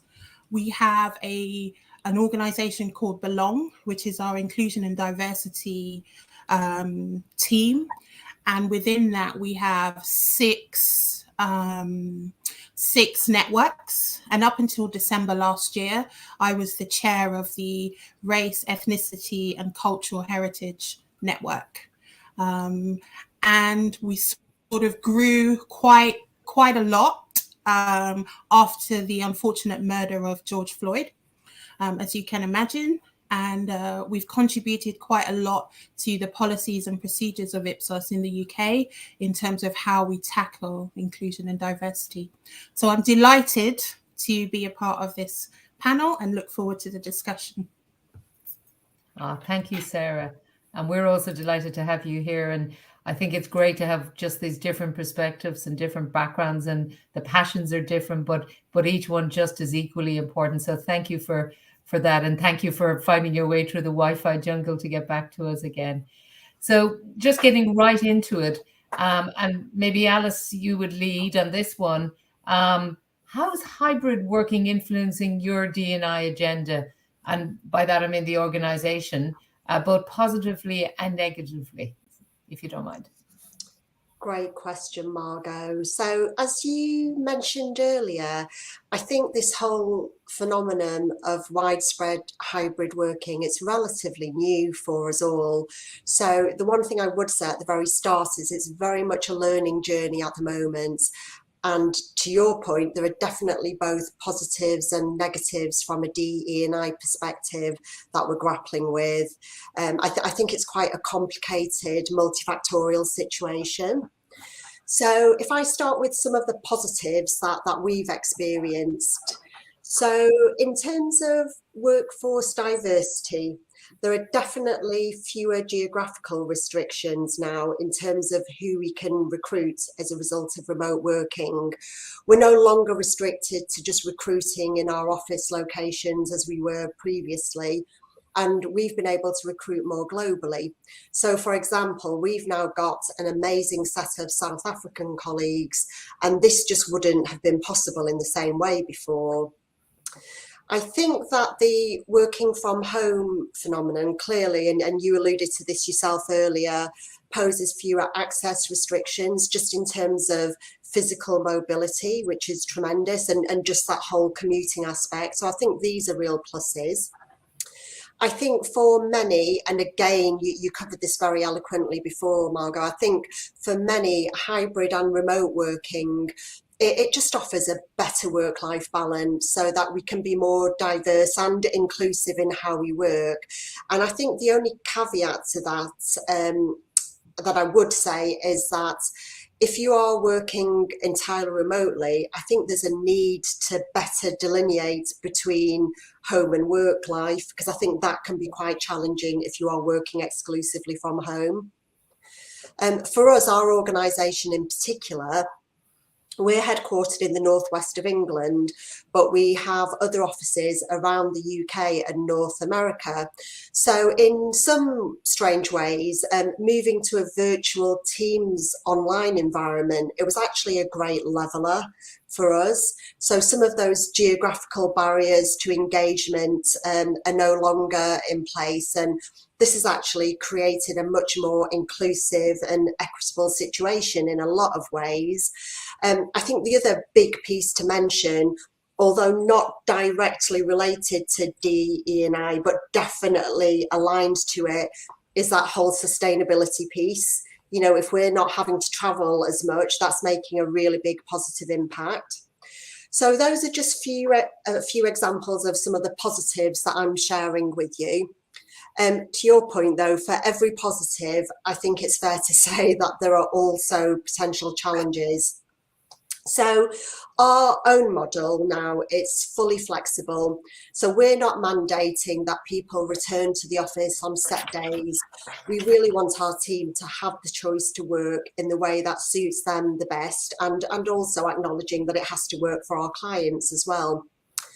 But we have noticed a trend, as have other organisations that I've spoken to, towards certain demographics, largely younger, more junior people who want to come into the office, but oftentimes those with families, probably less so. So I think the challenge moving forwards is that we need to make sure that those at the very early stages of their careers are supported well and can learn more from a more diverse range of colleagues. So aligned to this, and again, you covered this earlier, Margot, if we see similar groups of people being office-based and similar groups of people working from home, I think we're clearly going to have to watch out for fairness. Is everything equitable? And I think the other thing that we're going to have to watch out for, that we clearly want to avoid, is that whole concept of groupthink occurring. So I think that's just another thing for us to look out for. I think of bigger concern to myself and my colleagues, and this is probably the biggest concern, it's actually the connectivity piece. So I think at the heart of our DE&I philosophy and what makes DE&I, you know, what brings it all together is that connectivity and a real sense of belonging. So not just a sense of inclusion, but actually a sense of belonging. So with hybrid working and as not all being together as we were before, I think we could be in danger of losing that really strong sense of connection. And for us, we're a people business. We're not a manufacturing business. We don't make widgets or bread buns, although full disclosure, I actually do love bread buns. But we're a people business. So for us, our people and that sense of team are really paramount. So moving forwards, what does all of this mean for us? So we are focusing on ways to really maintain our culture and connectivity, that sense of team, and we're really trying to recreate that sense of curiosity and learning by osmosis when we're not physically together. So for us, it's about developing new practices, new processes and etiquettes. So there's no sense of divide between those who come into the office and those who work remotely. And I think an important piece of that, it's also about redefining why people should come into the office. So it really has to be more about collaboration and reinforcing those connections, and not just to be sat at your desk working by yourself and not having contact with anyone. So I alluded to the fact earlier that I consider myself really fortunate in that I work for a very authentic organisation. We're geographically diverse and very multicultural, and we are taking DE&I very seriously, and we are working really hard on that connectivity piece. But as I also said at the start, it's still really early days for us, and we've still got a lot of learnings to make. And if we're here again, same time next year, I'd hope to have many more learnings to share with you. I guess from my personal perspective, just to say, no pressure everyone, but I'm really looking forward to learning and hearing more from my fellow panelists in this session. So thank you for the opportunity, looking forward to it. Wow, Alice, thank you. That was a lot in that, and thank you so much. And thank you for your preparation and your thought around that.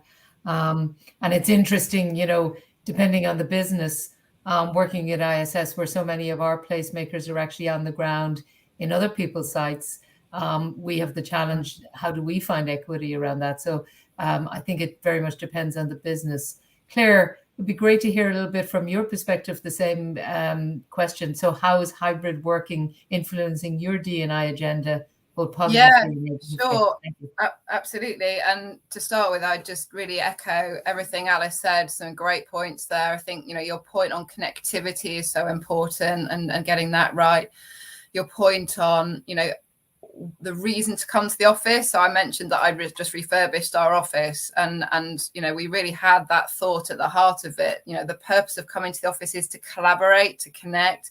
It's not to sit at a desk with your headphones on all day, because quite often that sort of work is better done at home, but to really kind of come together. So I ended up building a bar in our office and a cafe to sort of really draw people together and capitalize on that socializing and collaboration opportunity. I think the real sort of two things that stick out in my mind for positives are that sort of a quality of experience that the remote working has given us. We've had all employee meetings, which we've never done before. And, before it might have been, a few people in head office and everyone dialing in, but having a bit of a second rate experience. Now to have a kind of level playing field where everyone has the same experience of the meeting has been a real game changer.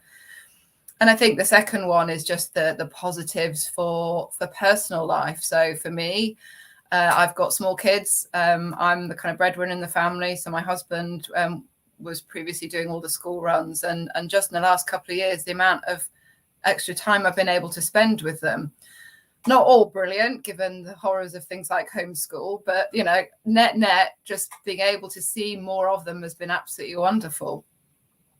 The kind of the downside, I think, for the D&I agenda, I suppose, firstly from a well-being perspective, the statistics indicate that people working from home work more hours.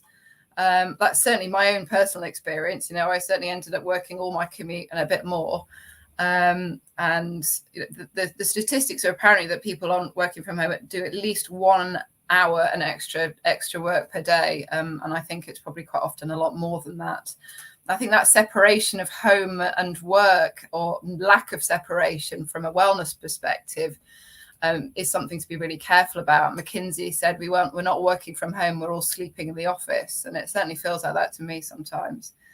And I think from a D&I agenda, sadly, the statistics told us that working from home was worse for women, who took on, certainly in the lockdowns, a disproportionate share of childcare, of homeschool, and of domestic chores. So, for all of the positives of engagement in family life, and lots of dads have said this to me too, that it's been great sort of being able to connect with their kids more. I think for the kind of the gender kind of debate, there is still certainly more work to do. Sorry, Claire, I was slow on the unmuting. I think there's some really great points there as well, and really, complementary to Alice's discussion. And by the way, I love the idea of the bar at work. I'm probably glad there isn't one where I work, because it wouldn't be so good. And I think the sleeping in the office is definitely something that's very true. I know yesterday, just take an example, because I work from home unless I'm traveling to Denmark, where our headquarters are, or somewhere else around the world. And, I must have done, I think, 6 a.m. GMT time, right through till nearly 8 p.m. And, I sat in a chair all day, literally back to back. Now, that's no woe is heroes me, but that actually is so negative for your physical health and your mental health. So I definitely think we put in a lot more hours. So I think you're really true and great points. Thank you so much. And Sarah, by no means, or Sarah, I want to get that correct pronunciation correct. Sarah, from your perspective, and certainly by no means least, I think you will have a lot of insights as well to that. So, from your end, how do you think hybrid working is influencing our agenda, and positive and negative, and anything else you want to add? Well, actually, what I would say is I'd like to focus on the positive of hybrid working, and actually even just the working from home. And what we found is that as we were building our staff networks and talking about all the DEI issues, we were able to have lots of online meetings and get a lot more people involved and just logging into these meetings. We had guest speakers, we had topics ranging from gender topics. We talked about disability. We created a neurodiversity network just from working from home. And what hybrid working has then been able to do is strengthen those relationships, because you've been working with those people online for a year to 18 months. And now suddenly we can go into the office and we can actually meet people in person someone who you've created a relationship with online.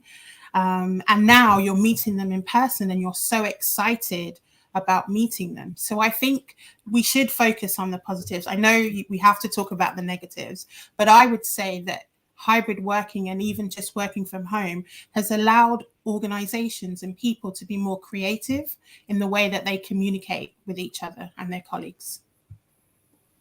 Thank you, Sarah. And I think it is important to focus on the positive as well, because I have a fear that if we start looking at everything that's wrong, we draw back something that is such a change maker around, particularly gender equality and many other areas.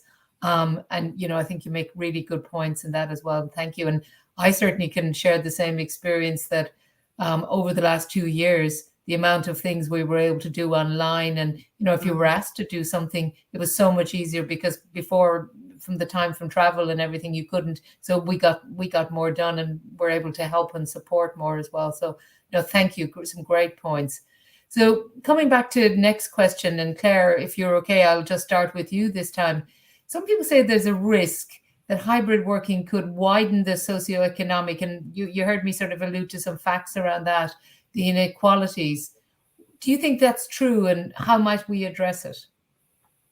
Yeah, it's a great question, Margot. And I guess I'd start by echoing what Sarah just said, that I feel so excited about the opportunity that we have as the world to embrace hybrid working right now, and so positive about what it will do for the D&I agenda.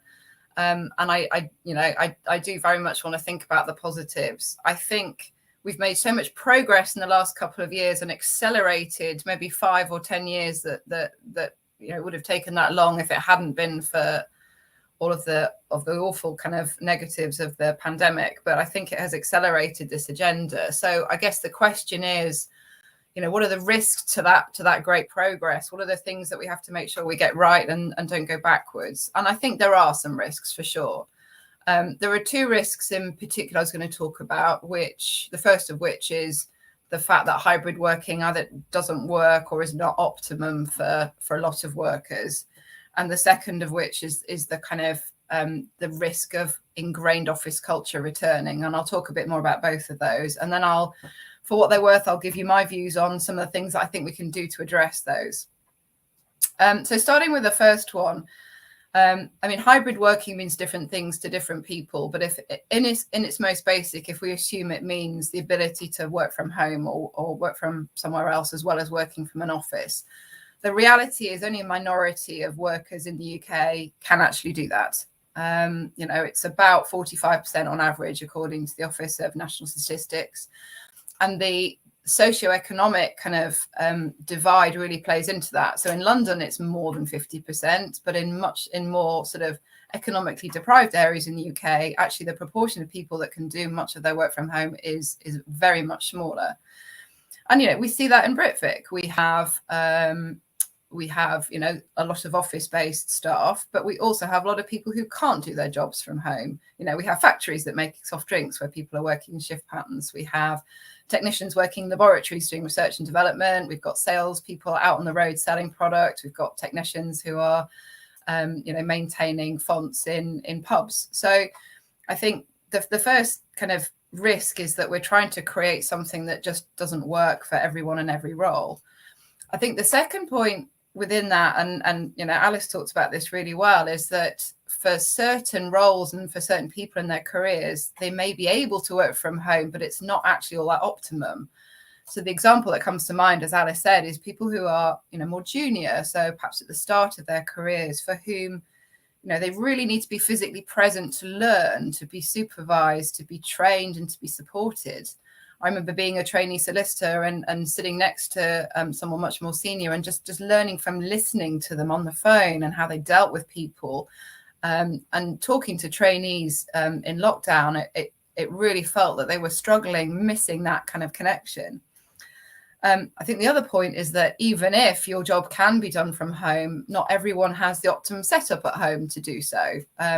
And the danger you can have in having hybrid working strategy set by senior managers is quite often they might live in a house where they've got a separate space for home working and a nice garden to go and relax in at lunchtime, and may well neglect the needs of those in the workforce that, you know, live in a house share where you have to work from your bed, or you're fighting over who gets custody of the kitchen table that day to do a call, or you're fighting over kind of broadband and things like that. So, you know, hybrid working, you know, doesn't work for everyone, and even those it does work for, it might not be optimal.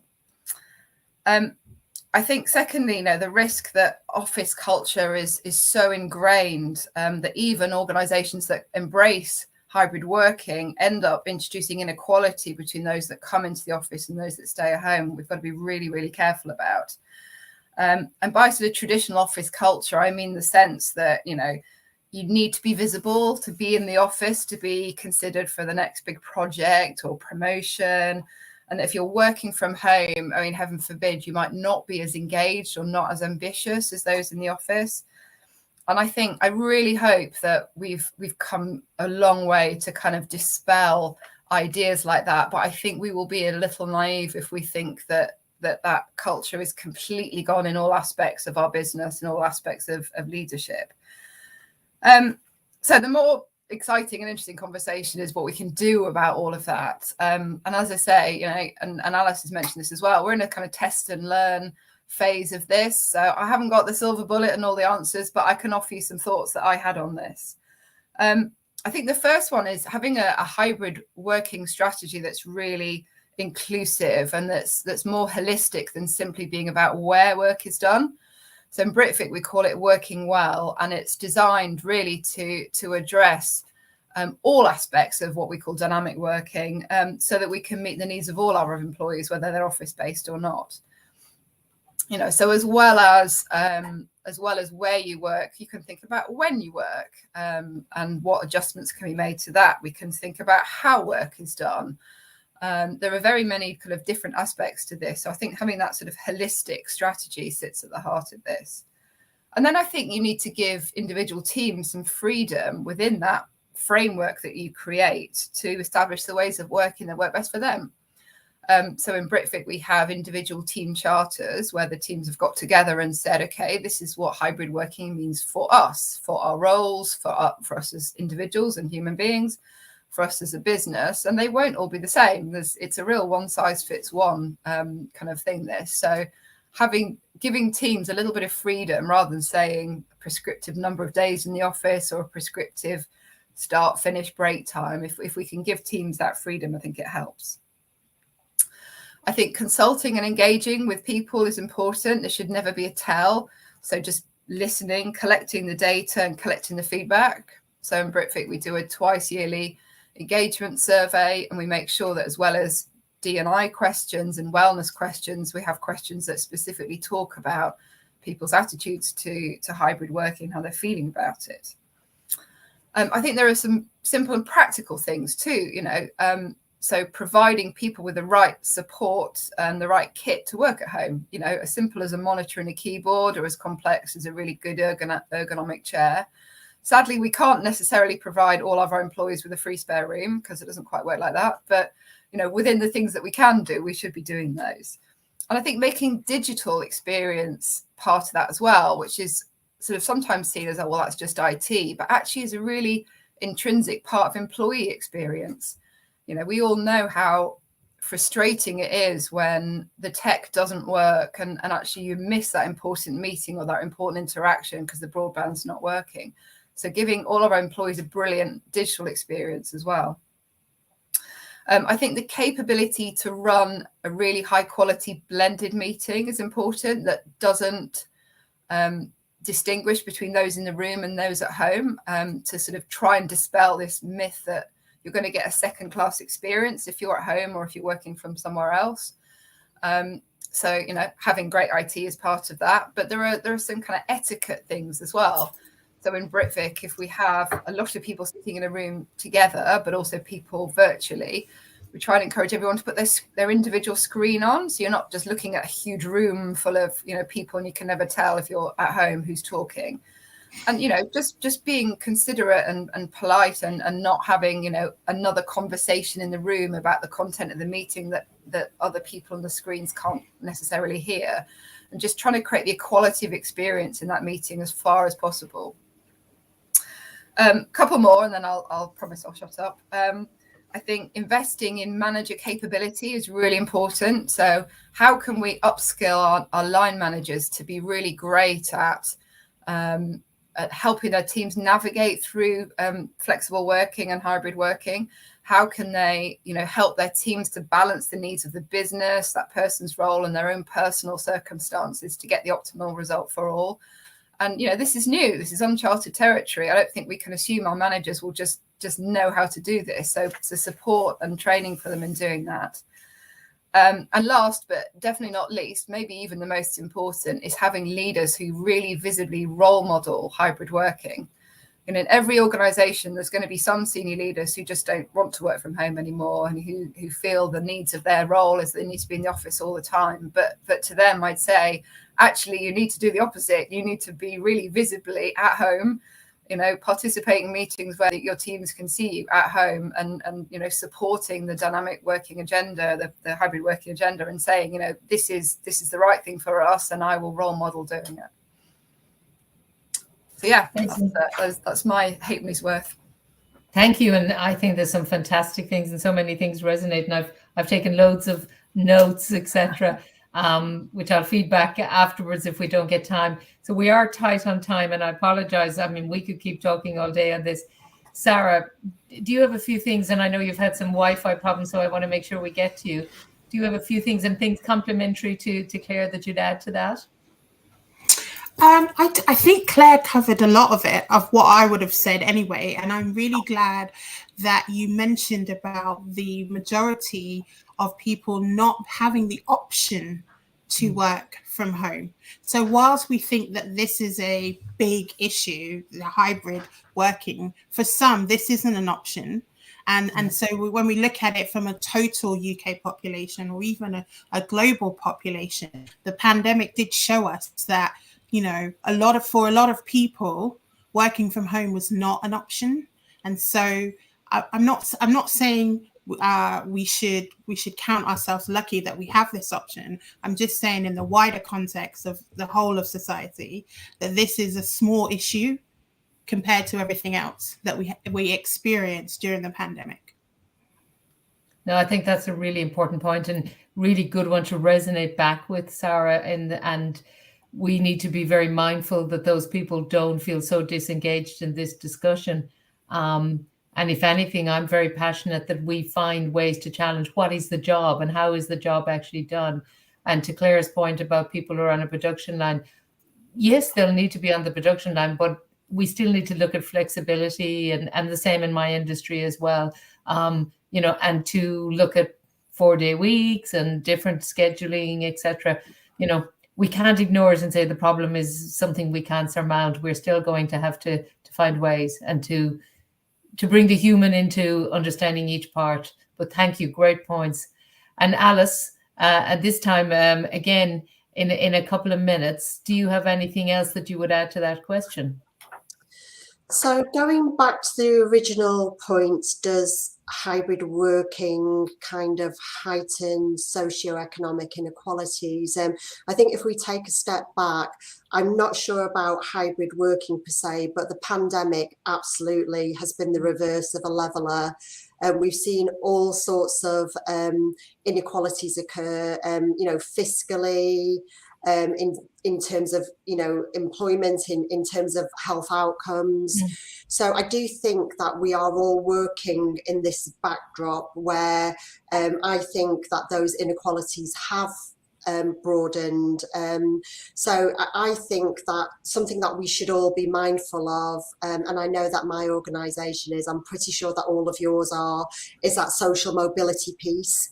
And what can we do to support that better as part of our own D&I missions? You know, things like more apprenticeships, more diverse recruiting, you know, for example, not always looking for those Russell Group universities, that kind of thing. So I think, you know, if you were to ask me, hybrid working, has that caused the inequalities?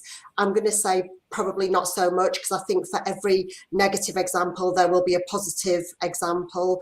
But I think overall the pandemic has, and I think that there are things that we need to collectively do about that. Thank you, Alice. And I think I can see from all of our heads, we're all we're in strong agreement with that point, that the pandemic has not caused the socioeconomic divides. They were there. We just need to be careful how we eke our way through them. So quickly doing a sort of a 1 minute tour de force. When you think about recruitment and talent attraction, just starting with you, Sarah, this time, to your organization, you know, in a just quick summary, what are the big opportunities for the future? Well, I think there's two ways of looking at it. There's internal recruitment and there's external recruitment. And what we found in our organization is that we don't have a problem with attracting people to our organization. It's about getting them to stay and then route themselves right up the organizational chain up to senior leadership. So when we look at elements of diversity and inclusion, and in particular women and ethnic minorities, we are ticking all the boxes when it comes to attracting staff, you know, to our organization, blind recruitment, making sure we have diverse lists that represent where we are in terms of the UK. But then when we look further up and we look at our gender pay gap and our ethnicity pay gap, we're seeing that those gaps are created by the lack of senior leadership for women and ethnic minorities. And therein lies the problem. So it's the internal recruitment and trying to make sure that people see someone that looks like them, whether it's women, whether it's someone of an ethnic minority, at the top of the leadership. So that's where our problem is, and that we've identified the problem and we're doing things to address it. No, super. Thank you, Sarah. And I think each one of us can probably identify with that in our organization. Just coming to you, Alice. And Alice, I love the little dog in the background. I'm so sorry for what I'm sure are about to be imminent sound effects as well. No, super cute. We all love them. As we've learned through this, you know, anything can happen. There's about to be a big storm in Ireland, so I'm expecting any minute the trees are going to start coming down. Oh my gosh, well, I hope the dogs don't exhibit their tree family traits shortly. No. But in brief, for me, in spite of the pandemic and dire economic predictions, a lot of industries are facing major talent shortages. You know, it's especially rife in the hospitality, transport industries, and it's the same of our industry, although that's very different. So recruitment and retention are going to be increasingly challenging, I think, across the board for many industries. So the main thing that I would say is that's an even more compelling reason to have really strong DE&I goals and fulfill them, because you've got to create that workspace for people where they want to be and they want to stay. Excellent. Thank you so much. And Claire, the last minute or so on from you as well. Yeah, well, really great points from Sarah and Alice. So I mean, I won't repeat them. I think that, you know, the access to the talent pool, the retention, the importance of having D&I at the heart of retention, and listening to what our people want, which is this amount of flexibility. So I suppose the point I would make is that I think what sits as such an important component of diversity and inclusion is authenticity and the freedom to be our true authentic selves. And I think, I don't know if you guys have noticed this, but I found in particularly in lockdown, the ability to, you know, experience my colleagues in their homes and, you know, meet their families and their pets and see their real lives. We've all been much more our true authentic selves. So I think the challenge we've all got is maintaining that sense of authenticity when we go back and kind of put the office kind of badge on and maybe behave slightly differently than the way we are in our own homes. But I think if we can maintain our authenticity, we will stand our D&I agendas in really good stead.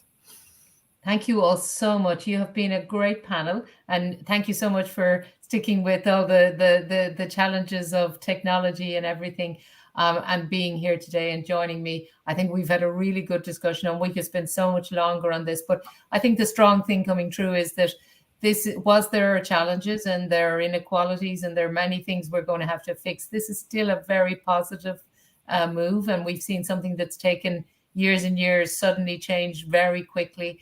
And we've all got to work hard to make sure we continue to be inclusive, but it's good for talent attraction. We just need to make sure we continue to fix so many of the parts inside and to really have an eye, I think, on the socioeconomic differences.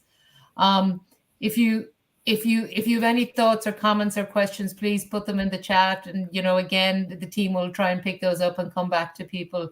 And if you're live inside the summit, please look to the left of your screen for speed networking and the virtual booth during the ad break. And don't forget to tag Dial Global and use our social media handle, which is Moving the Dial. And please do join us after the break to hear from how 2022 will continue to put organizations under social pressure to ensure supplier diversity, something that's very important, by buying from firms with wider D&I and purpose. And therefore, we avoid conditions such as modern slavery and protect human rights. And I think we'll all agree that those are incredibly important. And please enjoy the ad break and the time. And I think we've probably come to an end. But, just to say again to everybody, it's been a big thank you. And coming, I think, from, we're still finding our way back into the workplace and finding that sort of next stage. And I think we'll see that that's going to be something really amazing as we go into the future. And we look forward to continuing this discussion and Claire, you picked up a really good point that if we take this in a year's time, we'll really see what it looks like and what the future looks like and what that might feel. And I think it could be quite a different world. Any last sort of thoughts from you as we wait for the time to ebb out? I'm really open to any kind of sound bites you might have. Oh, I think just openness at the moment, it's all about testing and learning. We're going into this. It's changed phenomenally fast, as I think you said a minute ago. So maintaining an open mind and being open to trying some things, not getting it all right straight away, and just kind of having that test and learn mindset, I think is going to be really important. And yeah, let's see where we are in a year.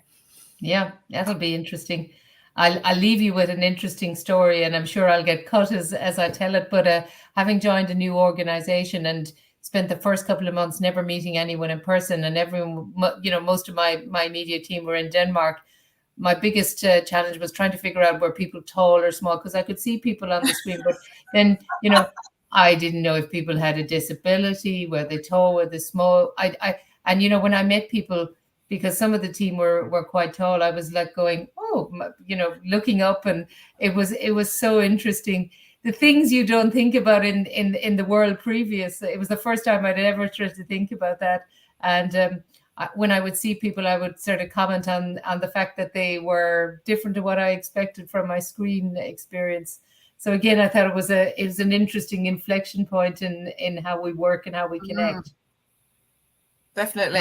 There's a levelingness to it, isn't there, which is quite healthy in some ways. Yeah. But obviously, of course, I think, now one of the challenges is that for people, particularly people with disabilities, etc., and having to travel back into offices and spaces, there's a big challenge in that part, and that's one of the big common kind of discussions that I'm certainly getting in D&I. And it's interesting, but we feel that we've not sort of solved that yet, and I think it's something that we're all going to have to look at and to close off. And I can see here, can we wrap up, please, as we need to get the next panel? Well, we're wrapped up and we're ready to go. No. I'm totally conscious of allowing and doing this properly. But as we said to everybody, don't forget to tag Dial Global, move the dial, get involved, listen to the ad break, and come back to the next panel.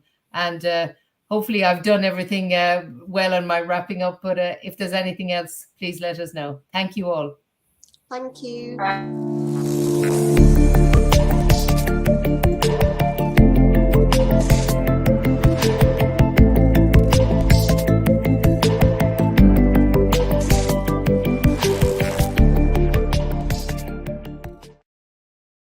Why do you like to wear neutral colours? It just goes with everything. Easy, elegant, minimal. Contrast, skin tone, both. It really just depends on how I feel that day. A sense of expression. There's nothing neutral about it.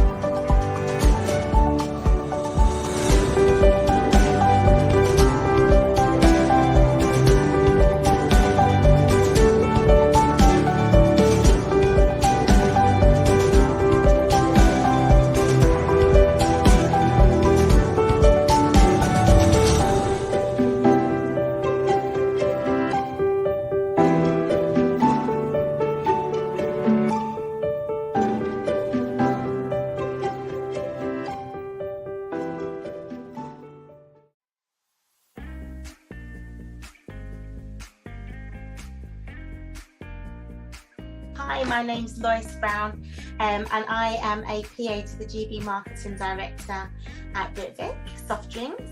I've been with the company for about 5 years now, actually.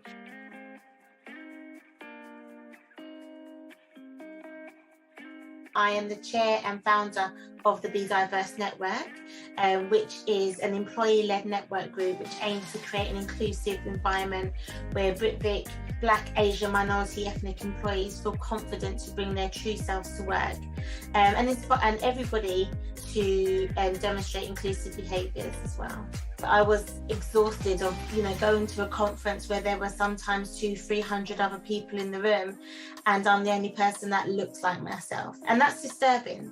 And it's very uncomfortable. And I think until you're in that position, you don't realise how uncomfortable it is. I want to create this. I want to create more awareness of what's going on. It's like to walk in shoes like mine. And in doing that, what we're finding is that people like me around the business feel more sense of belonging. And people around the business that actually have a more of an in-depth understanding of what it looks like and feels like to, walk in our shoes.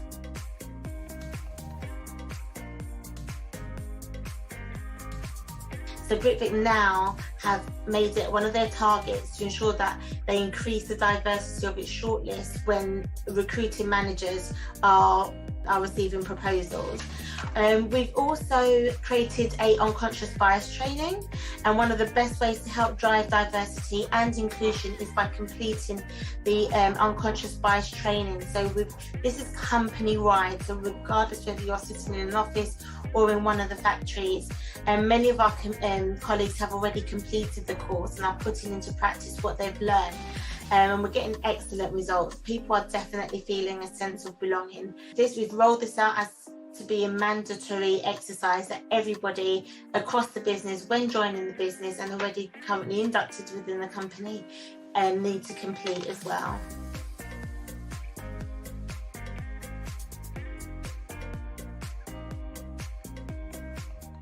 That, of course, is the great Paul McCartney. Welcome to Expert Minutes. I'm John Hambone McGuire. This conversation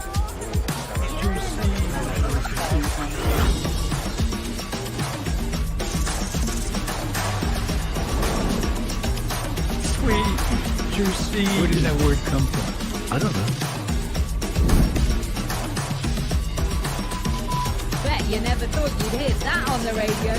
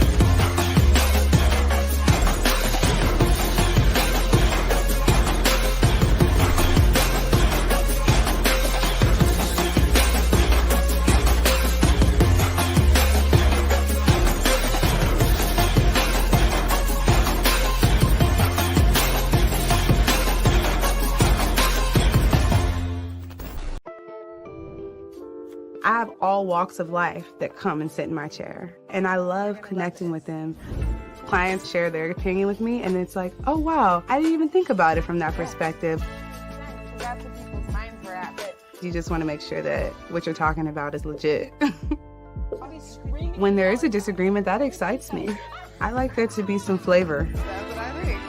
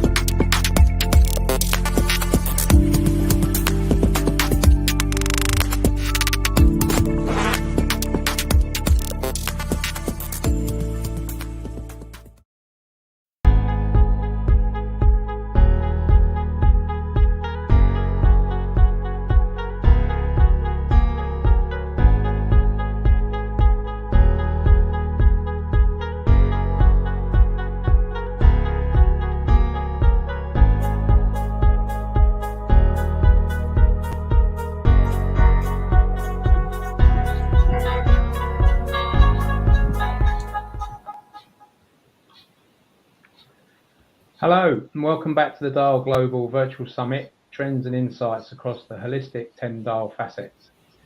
This panel is titled Supplier Diversity. Supplier diversity will be more important than ever in 2022. My name's Kevin Dunkley and I'm the Chief Sustainability Officer at HH Global. I'm joined today by three phenomenal leaders who I'm delighted to welcome to Dial Global virtual stage. They are Ricky Alfred, Director of Responsible Business at Communisys, Harriet Bayliss, Business Lead and Head of Change Accelerator at Revolt, and Sarah Webster, Director of Sustainable Business at Britvic.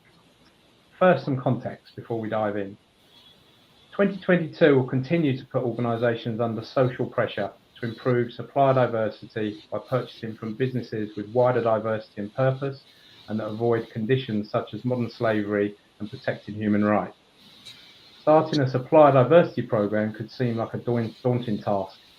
After all, how does those companies sift through thousands of potential partners and figure out which ones are minority owned? How do you tell your existing suppliers that they're not diverse enough? Before we get into the detail of this discussion, it'd be great to learn a bit more about each of you on the panel and why you're so passionate around diversity, inclusion and belonging. I can start with you, Ricky. Hi, Kevin. Hi, everybody else, and thanks for that. My name's Ricky Alfred. I am currently Director of Responsible Business, as you said, at Communisys. I have probably about 20 years experience within this field. As a mixed heritage individual myself, I'm Black and Irish Caribbean.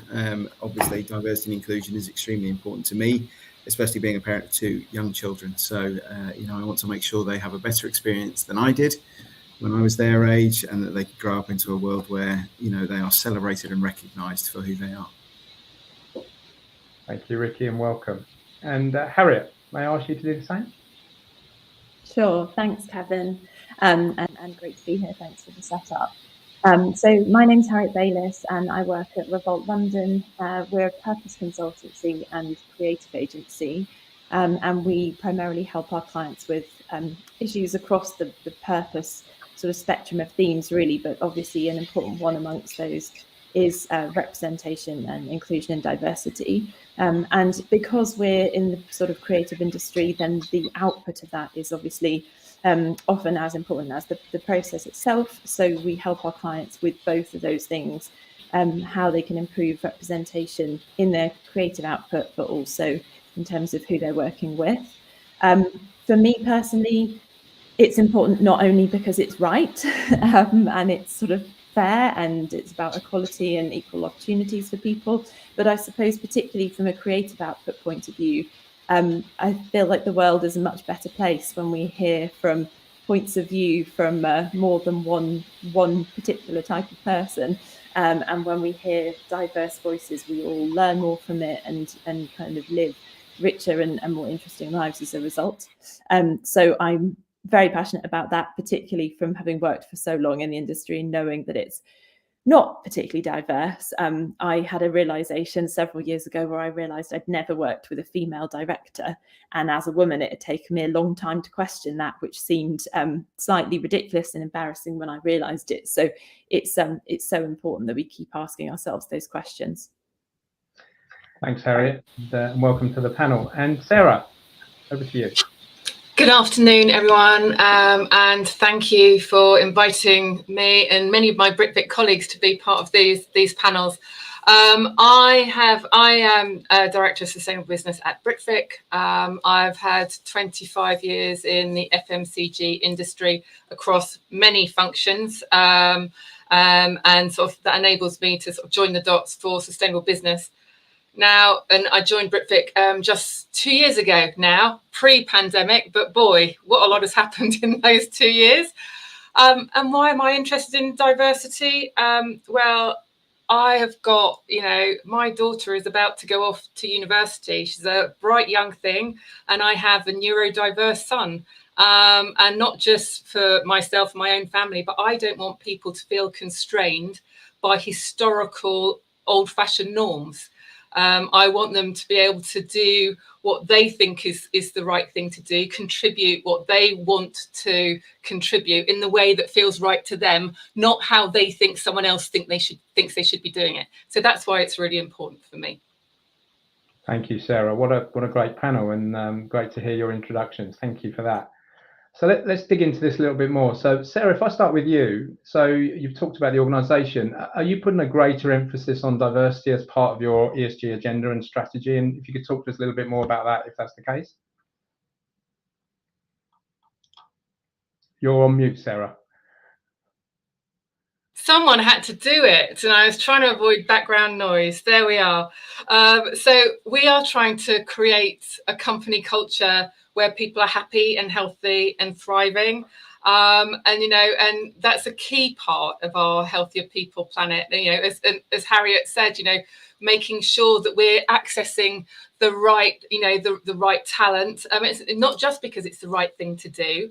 It's all about having a resilient workforce, opening up broader business thinking and creativity, staying relevant to our consumers and our customers, and ultimately creating a more resilient business.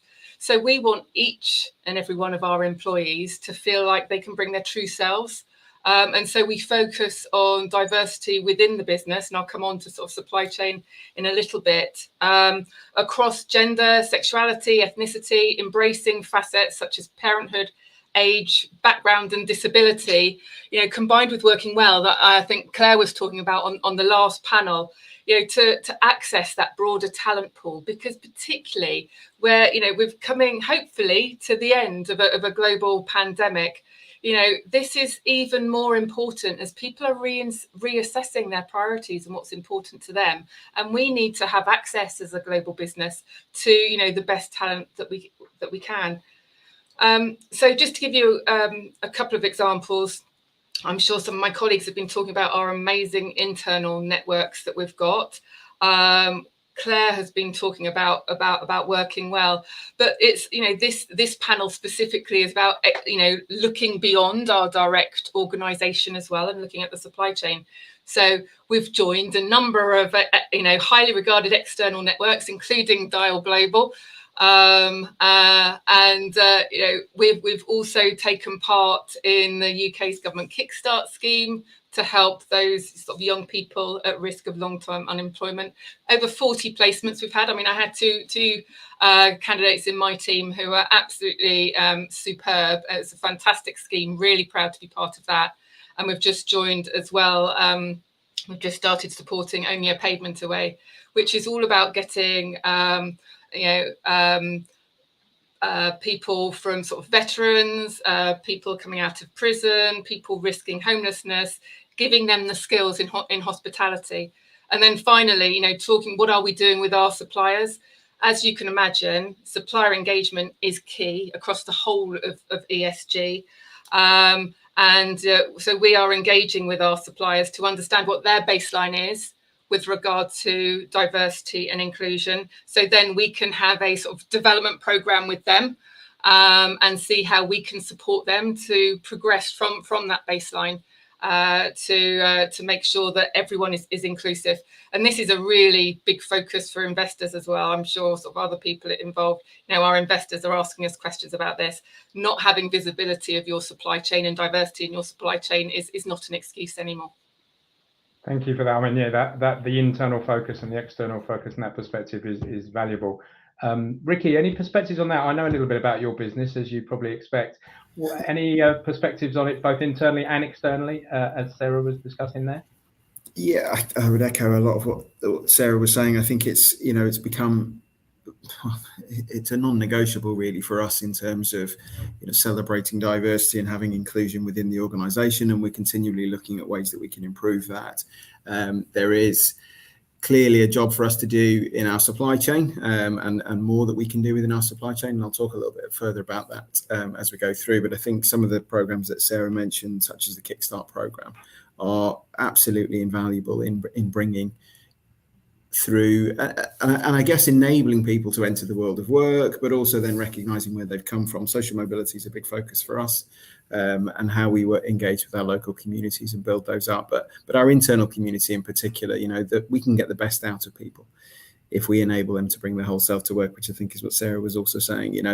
So it's amazing that we are still talking about and still striving for this in many respects, because so many of us do champion in it. But it's it's something that will never go away for us. You know, how we work with our colleagues, make sure that, you know, they are recognized for who they are and what they can bring to our organization. But if we don't do it, you know, our business will fail. You know, our business will fail. It's as simple as that. If we don't have diverse views, we can't innovate. We can't take forward into the future. So it's an absolute must for us.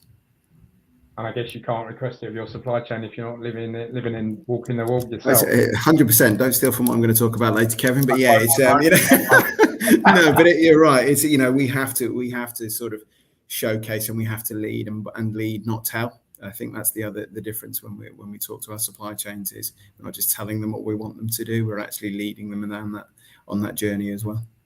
Absolutely. And Harriet, anything to add on this topic finally?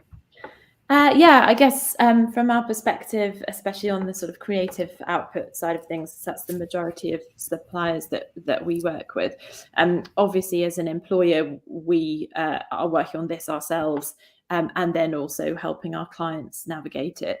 And I guess the two things really are sort of, well, firstly, that sort of what gets measured gets managed perspective, and the fact that, you know, we need to continue auditing this really rigorously and across different intersections, and really understanding how things are changing over time and where there are weaknesses, I suppose, and those might expose biases or problems in processes.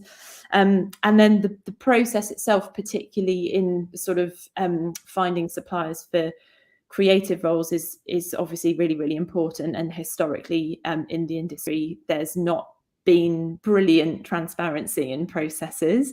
It's a famously sort of hard industry to kind of make your way in as a director or a photographer or whatever that might be. And there's a lot of arguably, I'm not going to say nepotism necessarily, but it's kind of who you know rather than what you know some of the time. And so it's kind of trying to mitigate for that and put processes in place that overcome that. So there is a process to follow. There's obviously guidelines out there from organisations like Free the Work, previously Free the Bid, about things like shortlists and quotas, which can be really helpful. And then there's also simpler things, just being very mindful and deliberate about the processes, rather than kind of panic hiring or turning to people who are the people that you always work with, or, you know, that you worked with before, or which obviously is like a self-perpetuating problem then. And then I guess my final thing would just be kind of, when we think about suppliers, it's about who those people are and what their roles are within a project. So it's easy to look at things like, I've already mentioned kind of directors and photographers a couple of times, but who's the wider project team actually? And how are we making sure that there's diversity across different intersections within that team? Okay, thank you for that. Interesting. And so this is not straightforward, is it? So fighting discrimination and fair representation, you know, this is challenging. What are the kind of obstacles you faced, and how have you overcome them? Have you got any success stories you can share with the audience and with the rest of the panel? Yeah, sure. So I think one of the main obstacles can be sort of looking around and thinking, well, I don't understand how to do this, or at its worst, I suppose it could be an excuse of I can't find the right talent, which I think these days is not a viable excuse, given how many tools and ways there are to bypass that, and to kind of leap over the limit of your own personal connections or your own knowledge, or even the people that you've got within the business, especially if you've got quite a relatively small business like ours. But that shouldn't be a limitation, because obviously this panel is about suppliers, so by its nature sort of external experts. And even for bigger organizations, you know, I think being honest about your limitations on a project, and as I said before, kind of very deliberately and mindfully putting together a process to find the right talent is sort of key. So, you know, as an example, on a recent project that we did with a big global brand, they wanted to improve their representation. And so we worked with production companies who specifically nurture minority talent and female talent. And as a result, we still had a triple bid situation in the end. This was to make a film again. So this was for a director and a production company. But just by its nature, by the nature of that process and using those external experts who do this day in, day out, then we were able to put together a much more diverse shortlist.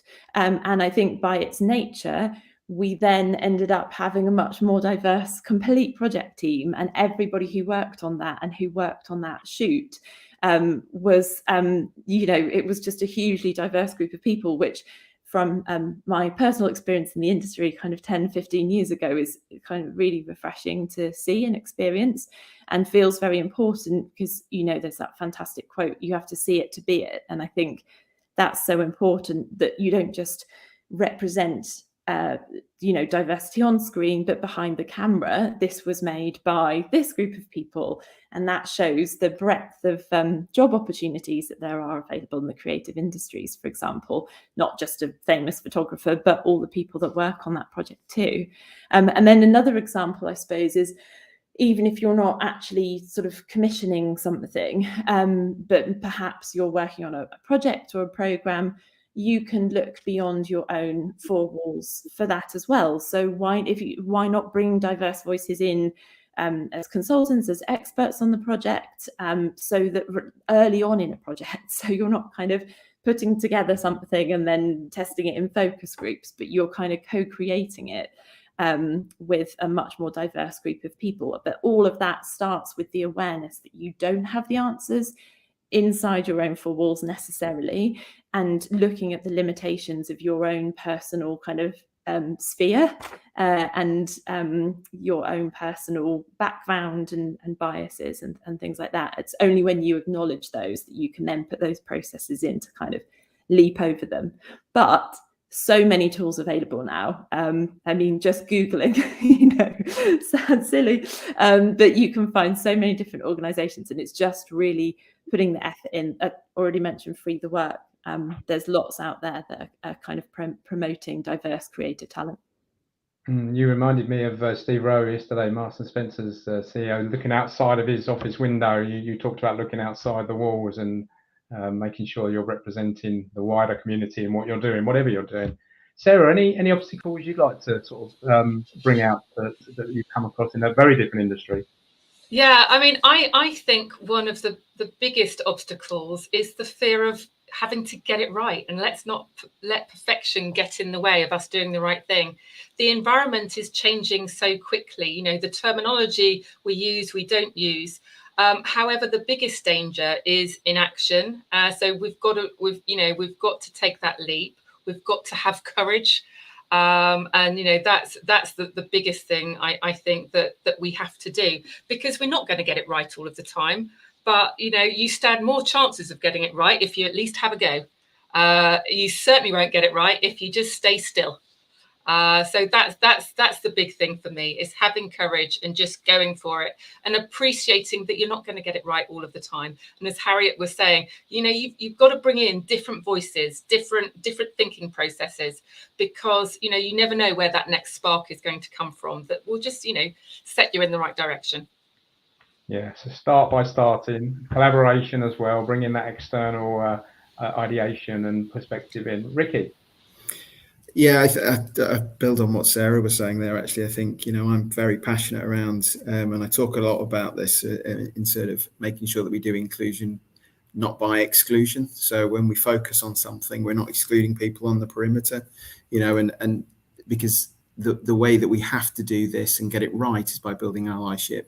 And when people don't really know how to be an ally, or if, to Sarah's point, if somebody gets it slightly wrong and they're leapt upon, and we start to exclude people from a conversation, I think that can be as harmful as the starting piece. But I think some of the, as well as, some of the things I've seen, that we've had to overcome in the past, and it's not that it's happened, is that making sure that the rhetoric, what we're saying, and the ambition actually matches the actions, because the worst thing you can do is talk a great game and then something goes wrong and you don't actually follow through on what you said. You know, we see a number of statements around zero tolerance, defining what zero tolerance means and just going out to people and saying, look, this is what we mean by zero tolerance, you know, and then if something happens, you have to follow through. And I think that bravery is absolutely what's needed. And, you know, there's the bravery to start, but then there's also the bravery to stay the course and make sure that you're following through with commitments, you're doing what you've said. And I loved Harriet's point as well about, you know, because the other thing we do is you sometimes sit around a table and you go, right, we're going to do some more about inclusion. And then you look around the room and you think,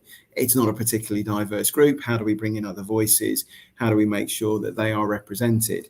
And that's a great way of just diving back into your colleague pool and making sure people can come to the table and, you know, colleague network groups elevating their voices so that, you know, they are heard at a senior level and they don't feel that things are being done to them, because I think that's the worst thing we can do is kind of say, oh, here you go, there's a great program for you to help you, and you just think, well, we've not even spoken to members of that community or that diverse group. How on earth can we be assured that we're going to get it right? So I think there's a few things to watch out for. Thankfully I've not seen any calamitous ones as yet in my working history, but you know, we're all probably aware of examples where we've slightly got it wrong. But I think the bravery to hold your hands up and say, yeah, we got that wrong as well, and move forward is really powerful.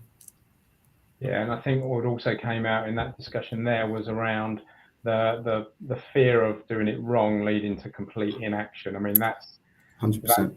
I think Dial Global is one of the real strengths of Dial Global, is getting the conversation out there, and I think it allows a space for people to say, we're not completely sure this is the right thing, but you come to a forum like this and you can get that kind of guidance from other organisations. I think it's hugely positive. And we need more of it, don't we? We need more of it. 100%. 100%. So focusing a little bit more on Ricky now. So a couple of sort of 2 or 3, you know, big actions or successful actions over the last couple of years from your sector, your organisation, your background and outcomes. Specifically supplier, if you've got those as well, be really keen to hear more about that. Yeah, 100%. And I think, you know, full disclosure, I changed roles during the pandemic. So 4 months ago, I joined Communisys. But, you know, the experience of building any approach to this, I think for me, always starts internally. And the first thing I would say is have a look at yourself internally. You know, work out where you are on the diversity and inclusion journey, making sure that you've got things right. When I joined Communisys, they were in the midst of redefining a purpose and making sure that purpose beyond profit would permeate everything that we do. And I think that's really important, getting the purpose right and then making sure that everybody buys into it, everybody understands it, and you can go on that journey together. And ours has 3 key words in it for me, which is around make lives better. And in that sense, that's our aim. You know, our aim is to make lives better in all that we do through all those interactions with stakeholders, internal and external. And I think if we can hold course on our purpose, wrapped around that are the values and behaviors we expect to see, and we make those non-negotiable, and that is very much led from the top. The exec, our CEO, has come out and said, this is it. You know, this is our purpose. This is our direction of travel. These are our values and behaviors. And I think that's really important, because then you're putting your line in the sand and you're saying, here's the direction that we're going to take. And then what we have woven into our approach then is around that triple bottom line, the social and the environmental becoming as important as the economic performance, and making sure that we're balancing all 3 of them. And one of the things I talk about a lot, and we talk about, is, you know, what state are we in when we're learning a new skill? Where are we? Are we unconscious incompetence? We don't know what we don't know. You know, are we moving through into, and I sit in that very happy state often of being, you know, consciously competent to and unconsciously competent as well. So we have to move people on that journey, and that's exactly what we do. And we started by also identifying the sustainable development goals that we can have a material impact on, and they become part of our approach. So that's where we start. We get it right for us, and then to what Sarah was saying earlier, you know, we have to get our own house in order before we then even go out and start talking to our suppliers. And that's exactly what we are doing. You know, there's a very developed program at Communisys, and we're looking to build upon that now. But it starts with the engagement with the supply chain and understanding them. We're a global organization. We have a global footprint. And often I see things that come in from clients and the requests, and they ask us about, well, how diverse is your supply chain? And you think, well, it's global. So on paper, it's probably very diverse. But actually, what we then want to do is understand what for our suppliers does diversity and inclusion mean within their locations, because I think we're very careful not to tell them what their D&I program should look like, but get into understanding, well, what would that mean for you? Here's what we do, share what we do, but it's really important that we understand what it means for them so that we can say, well, we're on this journey, hopefully you are, in terms of the inclusion piece, recognizing diversity and building that. And then we work together and we co-create programs and we're starting to engage. And then you move forward into that engagement piece. So talking through with suppliers, showing them what we're trying to achieve and why we're trying to achieve it, and all the benefits that we all recognize around innovation, diversity of thought, strengthening the organizations and the supply chain, all the way up and downstream is really, really key to this. So the conversations we're having with them, the supplier forums that we're putting in place that mean we can share what we're trying to achieve, get to know them better before we tell them. Of course, there's going to be an element of, in the PQQs that go out to suppliers in terms of when we're starting to contract with them. But what we don't want to do is just go with the tell and just ask them to do things that we don't understand, in the same way that we wouldn't for any of our diverse colleagues. We wouldn't be saying to them, oh, this is how you should run your life. We're not going to say that to our suppliers. But what we absolutely want to do is make sure that we are seeing organizations come on this journey with us. What does D&I mean? Being mindful of international law, where there are differences in what can be supportive, so skirting that minefield that can be there at times. And, I've had some fantastic conversations on how we do that, and tackling behaviors around, and rather than the subject of any discrimination. And that helps for us internally and making it very, very clear that we're welcoming of all. What we have done, though, is, and my point about, if we look at a global supply chain and we say that we are extremely diverse in terms of, if it was minority owned from a UK perspective, of course, I'm talking here, but what we have chosen is gender, and gender as a focus, because there is a frighteningly global constant around disparity between male and female representation and working conditions across the globe. So we've been working really hard on that, and we've been working with our clients and we've been working with our suppliers, and we've built a program partnering with, what we said before, use external partners where they have the expertise. So Dial, of course, but we're also working with an organization called We Connect. And understanding where our suppliers are on this journey has been fascinating, and we can see now in terms of our spend profiles and where we're spending with, and which organizations are women owned or women led, and how we then help them share their story to get others in, and what we will do is build upon this as a blueprint to start looking at other diverse characteristics. Maybe that's around disability. Maybe that's around, once we start to understand who and where that supplier is, it could well be that it's not necessarily, an ethnicity or a racial thing. It could be a religious thing, So how do we make sure that they are being inclusive of where they are in context for where they are in the globe, rather than us saying, which I have seen, and some of the horror stories I've seen in the past is people just going and saying, no, do this overnight. And you think, well, we're not exactly getting it right all over the place. So we should not go in with that attitude. And I think that's the difference, where if we try and lead this, take people on the journey with us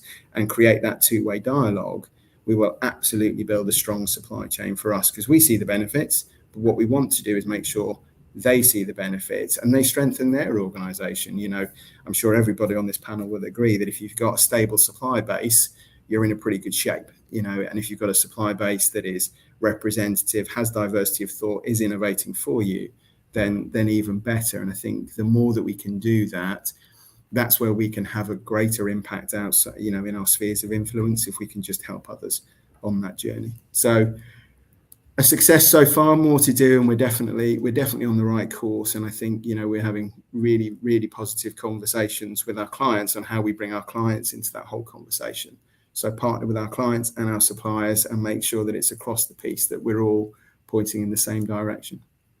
Yeah, fascinating stuff. Thank you for that. I mean, a couple of things that jumped out there for me. The United Nations Sustainable Development Goals, and we are passionate about that, and would advise anybody who's not aware of those who's watching, you need to be, because it creates a great framework for this kind of program and strategy. And then secondly, you said the word journey about 5 times, which I think is crucial, is that we're all on this journey together, and once you acknowledge that, and then the collaboration can come from that kind of openness and transparency, rather than telling, as you were saying. You don't just dictate, you work with and listen to suppliers. Sarah, interested in Britvic and your any successes you'd like to talk to with regards to supply chain or suppliers generally on this topic? Yeah, well, I think really echo what Ricky has said about the context and understanding the different scales of businesses that we're operating in, where, you know, their geographical context, their economic context, and the whole gambit there. I think that's really important. And we are still at quite an early stage, I would say, in engaging our suppliers. In terms of sort of, you know, a lot of the social issues around the supply chain. We've spent a lot of the last couple of years really focusing and trying to get an understanding of where they are with regard to their carbon journey. And now sort of we're building on that with regard to, you know, the social and diversity agenda as well, because I think it's quite important. There are an awful lot of businesses where this is very new, and you start, acronyms get thrown around. SDGs, what are they, for heaven's sake? You know, so and in my case as well, you know, TCFD, Task Force for Climate-Related Financial Disclosure. You know, the normal person in the street hasn't got a clue what you're talking about. So to break it down into really small chunks that are manageable, because otherwise it becomes very overwhelming. And so to just do sort of step by step and then build on that gradually over time. And again, you know, as Ricky said, it's not a case of, right, you've got to do this overnight, because we've got to be realistic. This stuff isn't easy to get our heads around. And equally, if you are, you know, if you have that sort of mindset with regard to suppliers, you're not necessarily solving the problem, you're leaving it for someone else to solve. So we have to, that's why it's, you know, this collaboration and this two-way working relationship is so important, to make sure that you can help everyone, because no one's got all of the answers. And we, you know, have to make some quite unusual partnerships or unexpected collaborations to make the progress that we want to make. And that's all about diversity and inclusion in itself, isn't it? And making sure, looking for those unexpected connections, because that's where some of those solutions could be. And it could be a big supplier who's got that solution, or it could be a really small supplier who's doing the most amazing things. I want to take that, I want to steal it. So yeah, just break it down and make sure it's two-way.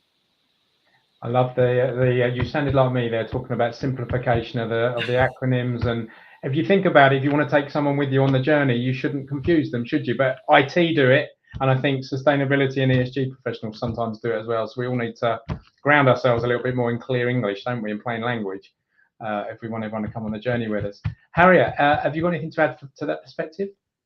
Yeah, I suppose the only sort of build I have is from a point of view where we mostly work with suppliers on a project by project basis rather than a kind of ongoing basis. And so it's one of the most important things that we've done, I suppose, both ourselves as Revolt and on behalf of our clients, is interrogate the processes that we go through when we're beginning one of those projects, because, you know, as they always are, projects are often need to be done yesterday, and there's not a great deal of time, or certainly not as much as we would like. And so what we need to do is interrogate those processes ahead of time and before the actual need arises to work with that talent, so that we can plan and make sure that we have found the right kind of tools and resources, so that we know that we're looking for the best talent for the job, rather than, as I mentioned earlier, kind of just the closest person within your existing orbit. There's other things that obviously, you know, I think sort of speed, a speedy process, which is often what it is in the creative industries, often benefits people who are already very well known. So then there's that self-perpetuating thing again. And we all know that it's not been a hugely diverse industry historically. So that plays to people who have fit a particular mold in the past. And and then often tends to fit people who have more experience, arguably, because they sort of have a proven track record, and then those tend to be people who have had more jobs in the industry in the past. So as I mentioned, there's lots of tools that you can use to find diverse talent, but it's more about if you've planned that process in advance, then you've got more chance of actually following it when the moment comes. The other thing, I suppose, is having some goals. I don't think that's a bad thing. I think it can be a very positive thing. There's been a lot of talk around gender equality in directing and in photography, as I mentioned before. And so, there's things that we set with our clients, like trying to ensure that we have at least one female candidate on a shortlist, for example. And that's not to say that that's kind of putting that person forward if they're not right for the job. Of course, you only put people forward if they are the right talent. But I guess that comes back to the point that you can find there is brilliant talent out there from all different backgrounds and different intersections. It's just about finding it and then putting those people forward for the job, so that you've got a more diverse pool of voices in the first place. And then the final thing, which I think is really important with creative projects, is just that bringing in diverse voices on the project from the beginning, or from as early on in the project as possible. I think historically there's been a lot of sort of working in a bubble, and then when the product is almost finished, whatever that might be, kind of taking it and doing some research and almost checking boxes and going, oh, do you like this? Does it appeal to you? And actually what we're seeing is more of a move towards this kind of co-creation, and not just assuming that as a group of people, however creative you are, that you're going to come up with the absolute best or right solution, and that by doing that or making that assumption, you're kind of dismissing talent that might not be within your building. So that's a kind of a shift that I've certainly noticed, and we've sort of embraced in the last sort of 10 years or so, which can only lead to, as I say, kind of better creative in all the criteria by which you could judge creative output, in my view. Yeah, what came out there loud and clear was a proactive rather than a reactive perspective on this, especially when you have short time frames and you've got to get stuff done quickly. So yeah. In the kind of world I think Ricky and I, and probably Sarah, we have sourcing teams and vendor management teams who this is their role to do that. I guess it's kind of slightly different in the agency world, isn't it? But yeah, exactly. And it needs to be a process that people can follow, so that people don't feel it's hard. Obviously, finding creative resources always subjective as well. So you've got that element built into it. You want to give your client a great choice. And of course, everyone wants the best end product. So it's about helping. You're absolutely right. We don't have sort of a whole team of people who would deal with that. It's the day-to-day team and the client team, of course, who are the marketing teams who are having to make those judgments and go, okay, I'm picking the director here. I'm going to award this job to somebody. And obviously there's always been a process there, but it's making sure that we look at that process and we go, is this fair? Is choosing, if we always say we have to choose the person who's made the most ads exactly like this one before, then are we just going to keep going around on this cycle and kind of trying to find breaks in that? Fantastic. Thank you for that. Well, for people dialing in who maybe, no pun intended, who are wondering if they need a diverse supplier base, what would be the sort of advice you guys would want them to leave this conversation with? I'll come to you first, Ricky. So they're not sure, maybe this hasn't come to their business or their organisation yet. What kind of advice would you give them on why they should do this? I think we've touched upon it in a few sort of ways we've been talking about, innovation, development.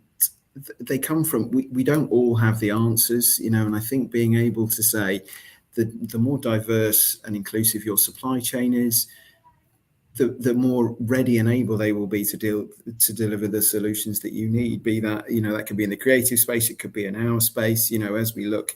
And I think to Sarah's point before around what we are seeing is great innovation coming through to deliver on our other areas, which might be around climate and carbon, that are coming through from our suppliers. And the more diverse of a supplier base we have, the more ideas we'll get in also tackling those. So there's massive benefits to doing it. And I think the more sustainable our supply chain is, the more sustainable we are, and sustainability comes from making sure that we've got that good social performance in there, and we are 100% building a global supply chain. And I think if I can just go back to something that Harry was saying, I think that constant revising on approach, because I think the other thing we are doing sometimes with suppliers is maybe stifling them a little bit with questionnaires, surveys.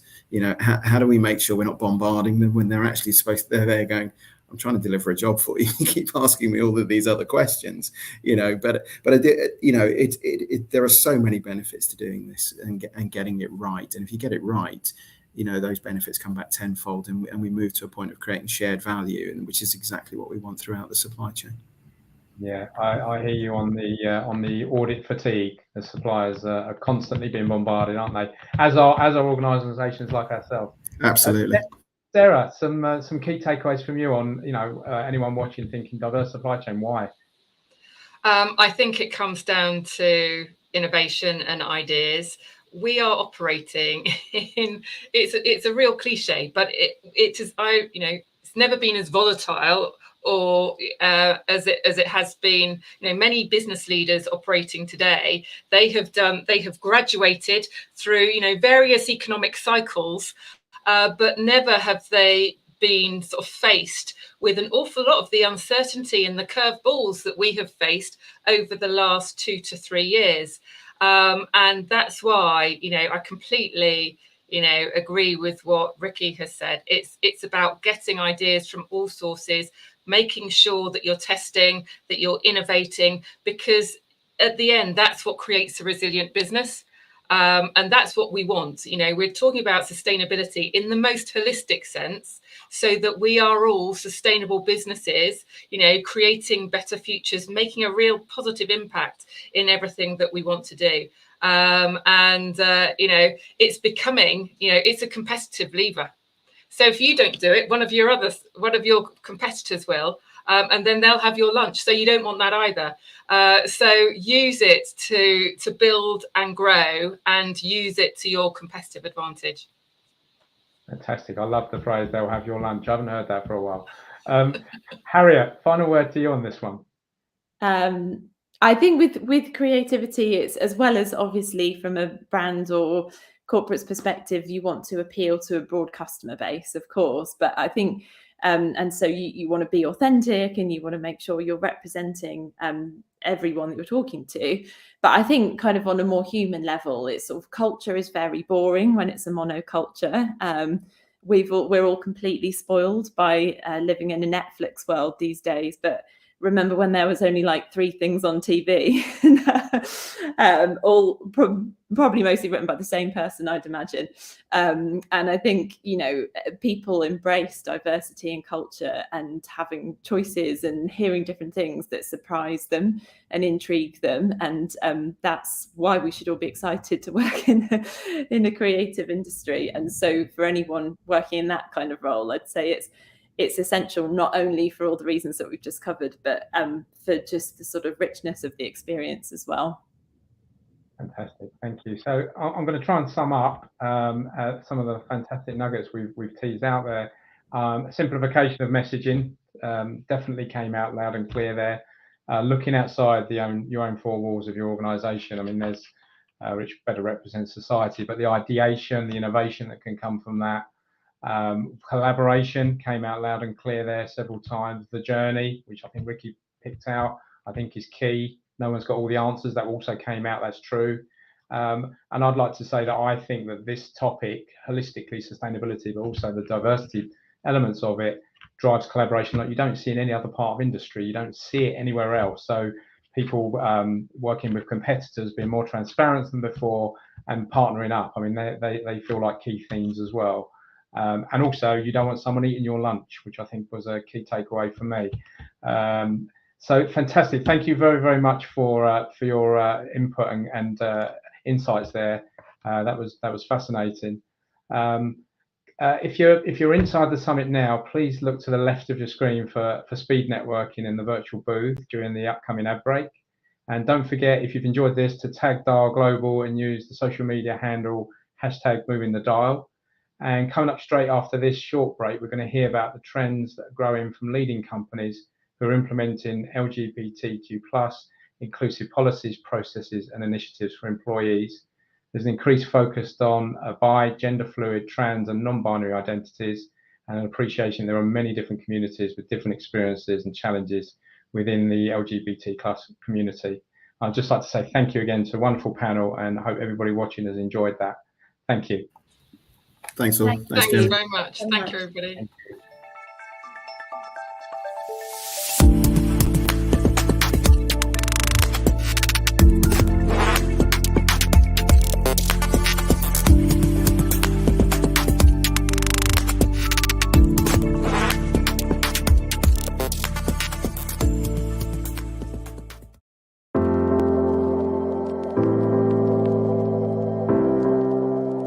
Diversity is not about governance, it's about growth.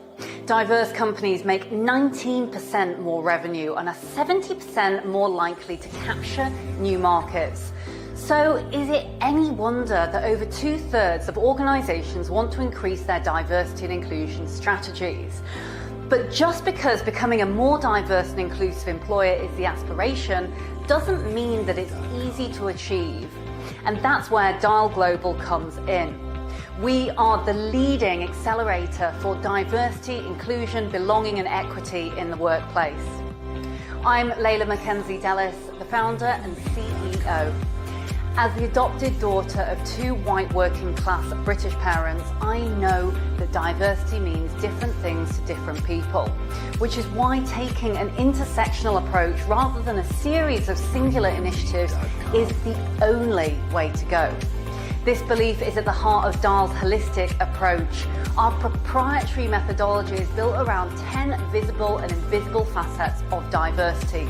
And our peer-to-peer network model is focused on solutions and ongoing support. So that as our client network grows, our 10 Dial facets becomes even more powerful as a benchmarking and insights tool. Just ask Unilever, Walgreen Boots Alliance, Accenture, the Co-op or Barclays. Just a selection of the blue chip companies we're already working with, but we're not stopping there. In the US alone, $8 billion is spent on diversity and inclusion training each year. And we know our technology is scalable, replicatable for that investment to pay back. Our digital platform moves the dial in 3 unique ways. Firstly, we create with tools, processes and frameworks that deliver real diversity and inclusion and equality shifts. Secondly, we connect by helping clients through from each other with workshops, summits and our community hub.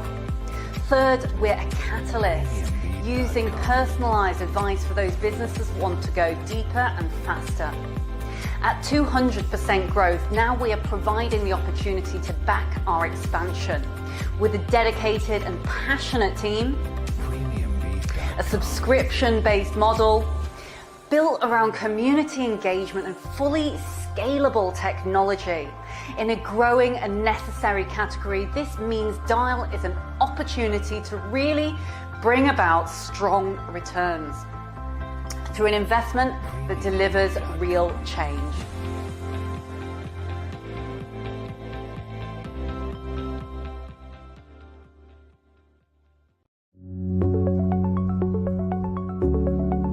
I'm delighted to announce our newest initiative, the CEO Activist Moving the Dial on Diversity Pledge.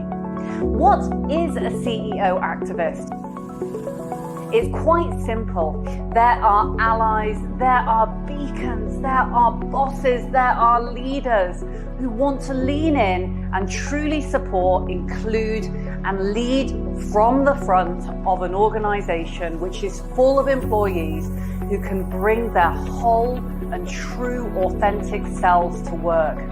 They're the leaders who know inclusive and diverse workplaces are economically sound and make good, strong, strategic business sense. They're the leaders who want to make their world a better place now and for future generations of leaders to come.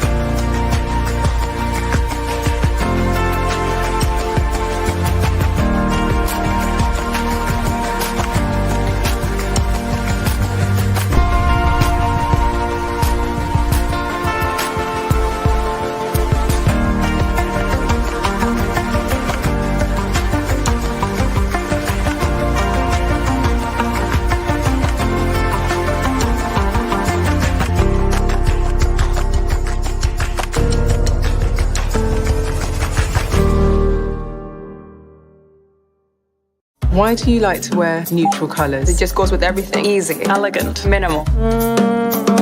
Contrast, skin tone, both. It really just depends on how I feel that day. A sense of expression. There's nothing neutral about it.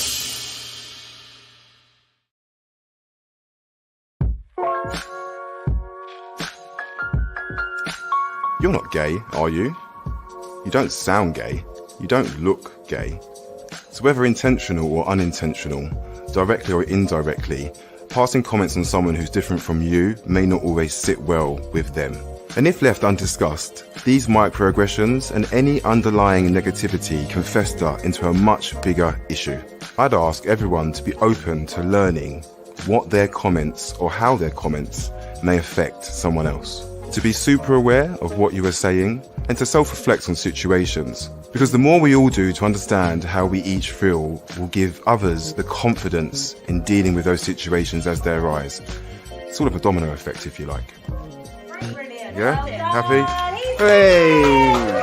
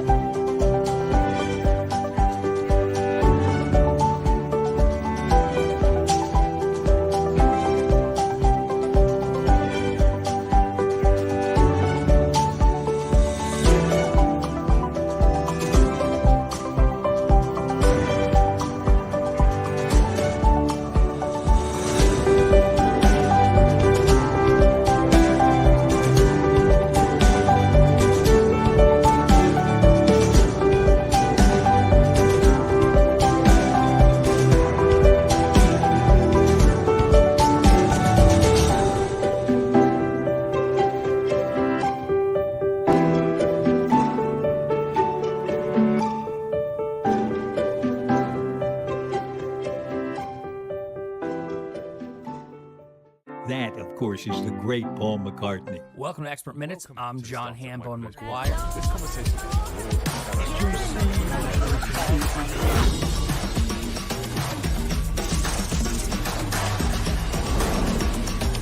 sweet, juicy. Where did that word come from? I don't know. Bet you never thought you'd hear that on the radio.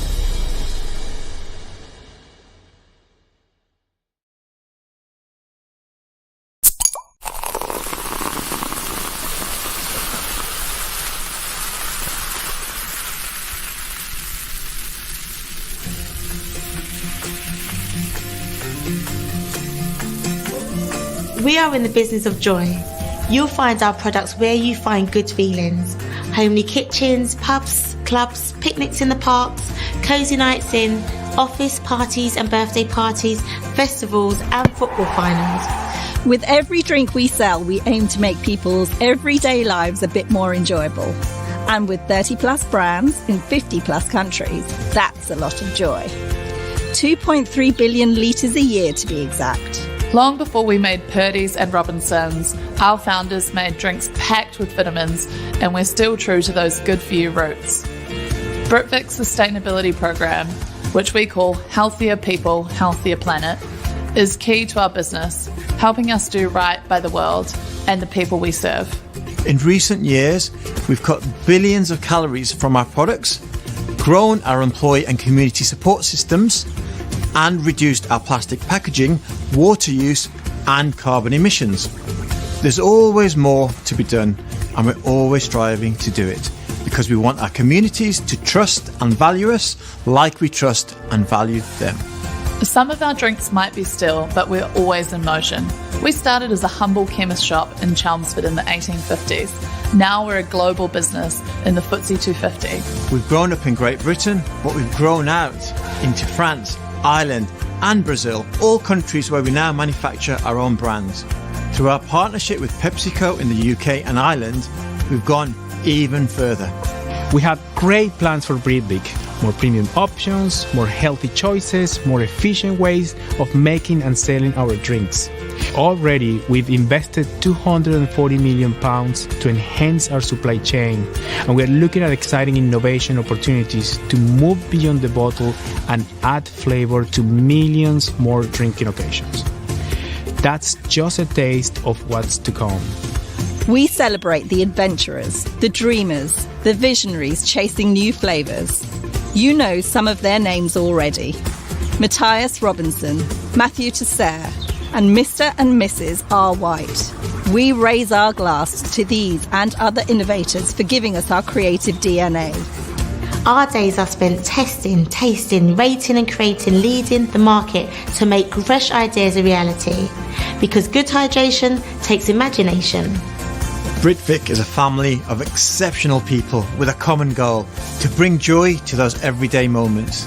We come from many nations. We are British, French, Dutch, Brazilian, Filipino, Irish, Canadian, New Zealanders, friends from across the road or across the ocean. We are product developers, drive site operators, field sales experts, R&D technicians, engineers, marketeers, managers of brands or finances or forecasts. We care about the drinks we make and the communities we serve. We act with pace and passion. We work as a team, each playing to our strengths. We are stronger together. This is Britvic. We enjoy life. We care, we act with pace. We're courageous. And we are stronger together. These are the things that make us who we are.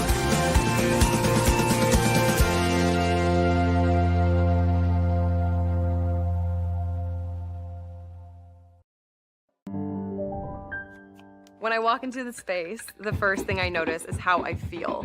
I then can picture what's missing. I'll look through hundreds of pieces sometimes, and there's only one that grabs my attention. I love when it all comes together. Oh, it's so perfect. The space instantly becomes alive because there's risk in it. That will change you as a person.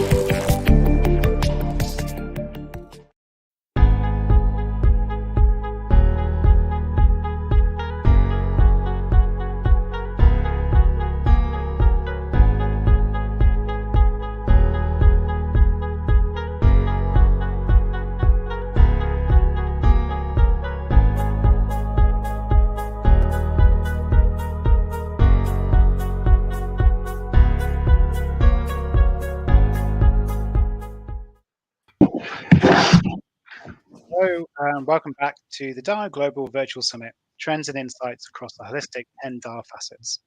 This panel is titled Celebrating LGBTQ2+ Awareness Month, Driving Authentic Inclusion for All in the Workplace. My name is Matt Tudball, and I am Senior Editor for Recycling here at ICIS, which is part of LexisNexis Risk Solutions Group, and I am a co-lead of our Proud at RSG employee resource group.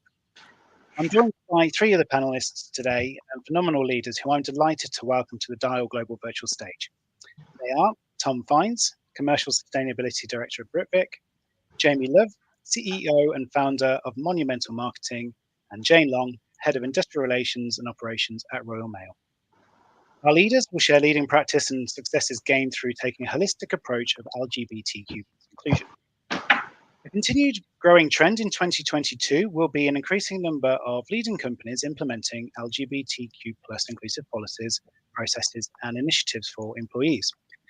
There is an increased focus on bi, gender fluid, trans, and non-binary identities, and an appreciation that there are many different communities with different experiences and challenges within the wider LGBTQ+ community. As part of that, more and more organizations focus on implementing transitioning at work policies, ensure that employee resource groups have formal representation for all identities, and the organization proactively engages with the community beyond the workplace.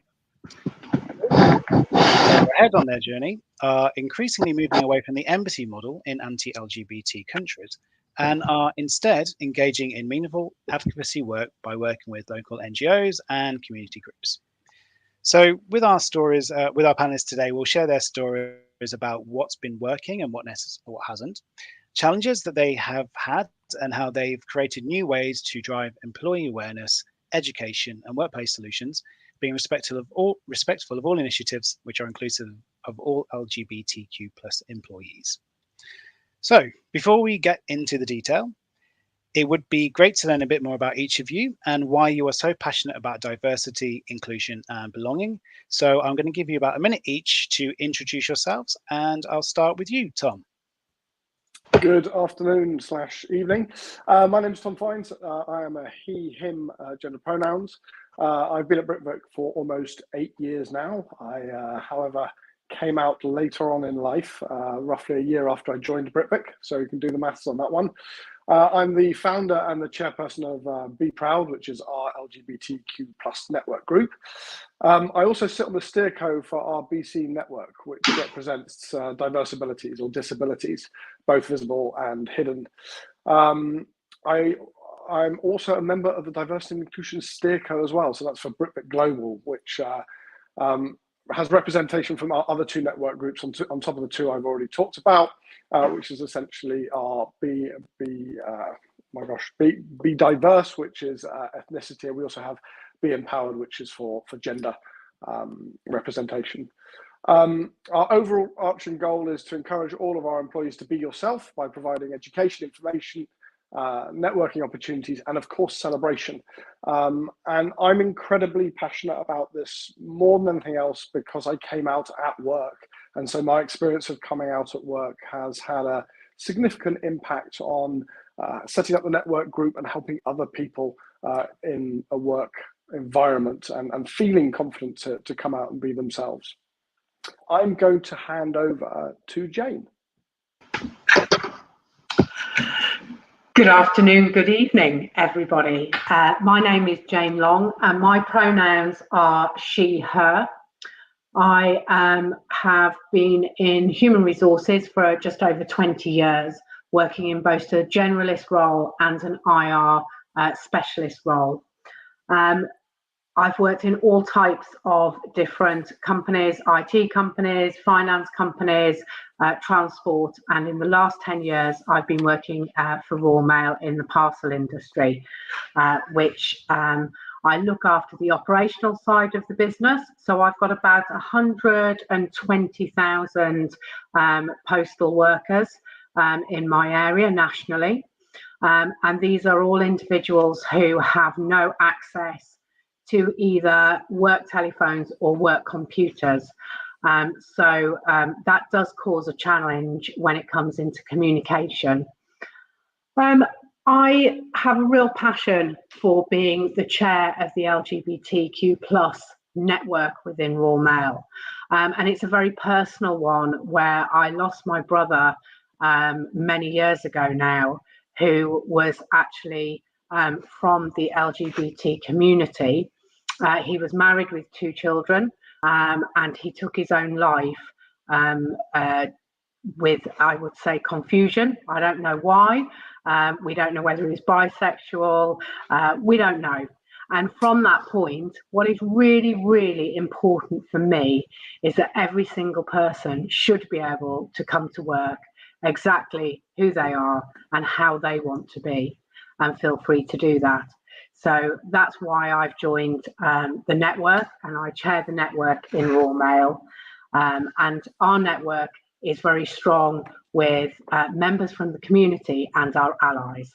So it's a LGBTQ plus network and allies. That's all I'm going to say about me at the moment, but I am going to hand over to Jamie, who's going to introduce himself. Thank you, Jane. And yes, I'm Jamie Love, and I go by he and him. I'm the CEO and founder of Monumental, which is a growth marketing agency based in London with clients all across the world. And I guess what makes us a little bit different is that being a young and relatively new company, we started Monumental with diversity at the core of what we do. So it kind of was in the foundations of the business and built up from there, which I guess kind of makes it like this huge social experiment in a lot of ways, which is quite fun. And yeah, we work with clients all across the world, and we make sure that the clients we work with really care about diversity and are authentic about it and have been able to operationalize it, which seems to be the biggest barrier a lot of the time. Yeah, that's what we do on the Monumental front. I'm also the marketing and PR director for Pride Edinburgh and have been doing that for 5 years, which is amazing. And I guess my inspiration is also kind of personal to me around diversity and inclusion, because I grew up in the Middle East where it was illegal for me to be gay. So it was quite a weird, surreal experience, but I guess I had I look back at it now as an opportunity to see what does it look like when it's completely to the other side. So yes, UK, US, we've done loads of work to kind of get it to where we are now. There's still a lot of work to be done, obviously.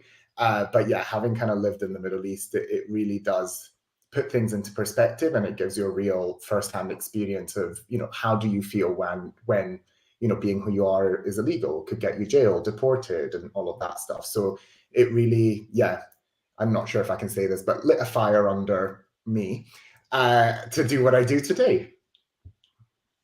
Brilliant. Well, thank you all for the introduction, and I think we're going to have a very interesting chat. So I'll do my best to keep us all on time. We've got a few questions that we'll go around with, and of course everyone can jump in. But the first question I have, I'm going to direct at you, Tom, if that's okay.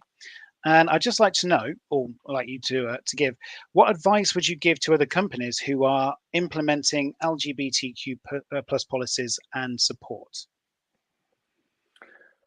Okay, well, firstly, I think it's important to recognise that change is not always easy to implement. It's human nature to resist that change as opposed to embrace it. And although minority groups will see the clear advantage of greater diversity and inclusion, one person's opportunity is another person's not opportunity, or might be seen as not an opportunity for them. So I think it's really important that you have a really strong exec level sponsor in place who's prepared to take the time to understand the challenges, the concerns and the opportunities, but is also prepared to champion the network in the business, lead by example, and ultimately use their position to influence senior stakeholders. Because without that, it's a little bit like pushing water up a hill without a comb, or with a comb. I clearly don't have a comb. So make sure that's in place. It's really, really important as an unlock for all the stuff that you want to do after that as well. So here at Britvic, we actually have our managing director, Paul Graham. That's the managing director for the GB business, who sponsors the entire group, so sits on the PLC board as well. So that's really, really critical. Secondly, I think it's really important that you have a vision and a purpose. And I know that sounds a little bit obvious, but like all good business practices, you have to ensure that you are clearly able to articulate what you're trying to do, what you're trying to achieve, and why. And it sounds simple, but the reality is it's much easier to explain to senior stakeholders and to the wider business a higher level thinking and vision and purpose. So without that, it just, again, you can lose the traction on the stuff that you're actually trying to achieve if you haven't got it. So as you're trying to activate individual initiatives, if you can center it back to what you're trying to achieve, then it makes more sense. If you're trying to do individual stuff without that, then it can fall foul. I'd also say thirdly, as with most businesses, making change to policies, procedures, or ways of working, it often competes for a share of voice, resource, and budget from a multitude of other things going on in the business, whether that's COVID, supply chain challenges, or inflation. And they're all things that are very real for us here and now. So collaborate. If you have more than one network group come together to review policies, for example, together, instead of doing it as either gender or ethnicity or LGBTQ, etc. And if you don't have multiple network groups, engage with your employees, champion a broad and deep involvement from all of your employees, and understand what they want as employees, and bring that sort of critical mass thinking together to develop a compelling need. And then lastly, I'd say it's all of our responsibilities to live by example. And I think that if you're in a network group or you're in this D&I space, it's incumbent on all of us to make sure that we really are leading by example, being that ally, being that advocate, and standing up and essentially being counted. Yeah, and I think you're absolutely right. I mean, senior executive sponsorship, very important. And I think working with other ERGs, because here at RSG, we have around 30, and we've learned it's much better to work together. So absolutely. And I think I'll come, Jane, I mean, I'm not sure if you've got any views or anything you want to add on to that as well. Well, I would like to also agree with working together with your networks. We're literally just realigning all of our networks within Royal Mail so that we actually have that full buy-in from the top, as you said, Tom. If you don't have that, then you can't progress it at all. And that is then cross-section working to one D&I strategy, so that actually you all filter into that. And also that's where you'll get your funding.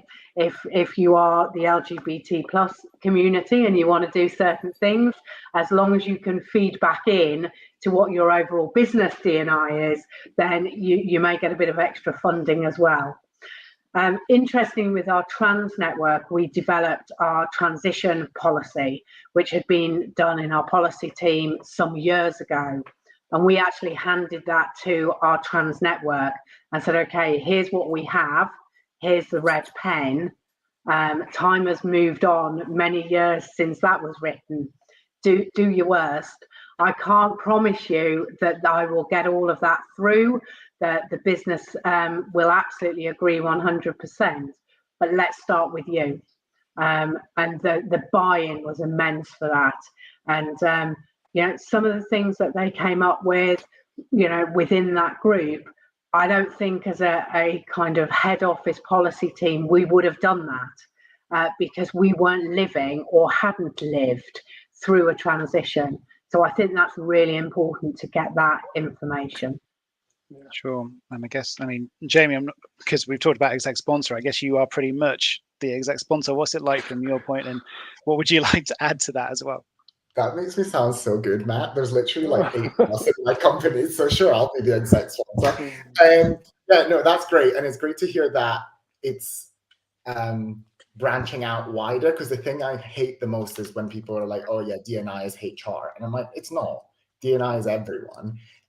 So it's great to hear, like, sharing your story about the trans network. I think that's great to have authenticity in what the company is standing up for, and uniting as well as different networks, because that's where you're going to get true inclusion and true diversity. It's not like me sitting here with all my gay pals. It's like it's everyone coming together to make real change. So that's amazing to hear. Sorry, I'm just a bit of the cheerleader in this, but I promise I'll have more to offer later.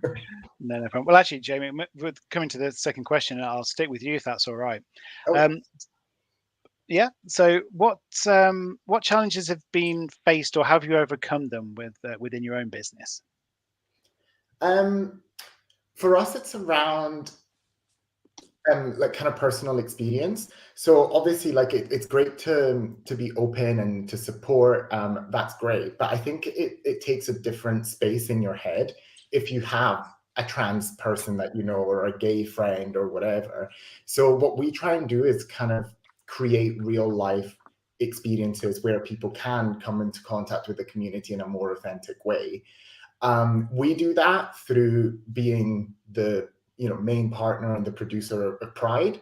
So what we literally do is pack up the whole office. Again, there's only 8 of us. Pack up the whole office, head up to Edinburgh, and everyone comes together, regardless of sexuality, gender, whatever, comes together to put to build this event. And obviously, to do this properly, you need to have a good understanding of what does a trans space look like? How do we make that the best it can be? What does the perfect lineup look like that is going to be inclusive and resonate with the community? So I guess we found a way to do it that gets our people working for the community, and to do that properly, they have to engage with it, immerse themselves in it, and create that kind of personal connection with it.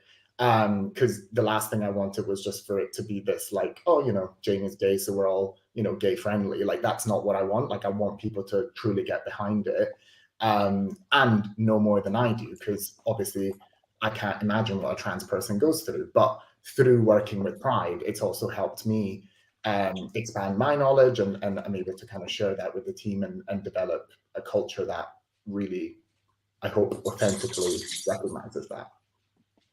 Sure. And I mean, it's a very good point, because, we have LGBTQ plus for a reason. There are so many different elements to the LGBTQ plus community. And yeah, you and I, we can talk as a gay man, but we're also talking as a gay white man. We're not talking about, black or Muslim, or again, from a lesbian point of view. So many things that we can unpack. So, and with that, I'm going to come to you, Tom. I mean, what challenges have you had then within Britvic that you've faced and you've overcome? So I'll answer this question in terms of the whole journey over the last sort of 6 or 7 years, as opposed to challenges here and now, because they do change as network groups develop, etc. And remembering, of course, that our network group was founded at the beginning of the D&I journey for Britvic, so it was all very new, and I guess trying to find our feet, etc. I think the first one has got to be, though, it's got to be resource. So our network groups are employee groups. They are led by people that are doing a day job, and therefore this kind of work, there's a lot of it. There's a huge amount to be done. So when we talk about the progress that we've made, and we celebrate that progress, but in terms of the work to be done, it's still significant. So definitely, having people that can either prioritize or have enough passion to be able to prioritize what they're doing within the business to support the network groups is going to be really critical. And I hate to say the dirty word out loud, but it's money. It's been mentioned already, but these things also need budget as well. So a budget helps to celebrate whatever you do. It's not necessarily essential, because a lot of the time, as I've said, it's volunteering work as well. But things like experienced guest speakers, they can cost quite a bit of money. So I think finding other people that are willing to go on to panels such as this and do so with their own time and their own passion, and bring those people into your business. So networking outside and bringing the outside world in is really important as well. And I hate to say it as well, because I wouldn't want you to think that this is happening at Britvic, but I am very much aware that you've kind of got competing network groups. So if you think about that vision and purpose that I talked about at the beginning, each network group has got one of those. So even within the network groups and the diversity and inclusion agenda within the business, we're competing, I suppose, for the same pot of money. And then that pot of money is competing with the other things that are going on in the business to do with whether it be growth or supporting employees, training, you name it. All of that is competing for the same money. So largely resource and budget, and yeah, that sort of competitive nature of trying to get that support. Yeah, definitely. Okay. And then Jane, I mean, from your side, I know you said you're kind of looking again, or it's coming quite not a reset, but you're working within the Royal Mail. I mean, what are you finding as you're going through your journey at the moment? What challenges are presenting themselves to you?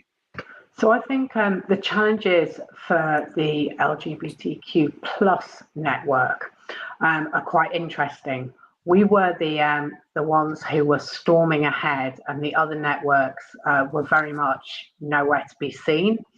And if I'm very honest, we've lost and changed through different reorganisations quite a large amount of our network, which has kind of watched these other networks overtaking us. And as you say, Tom, it's not a competition.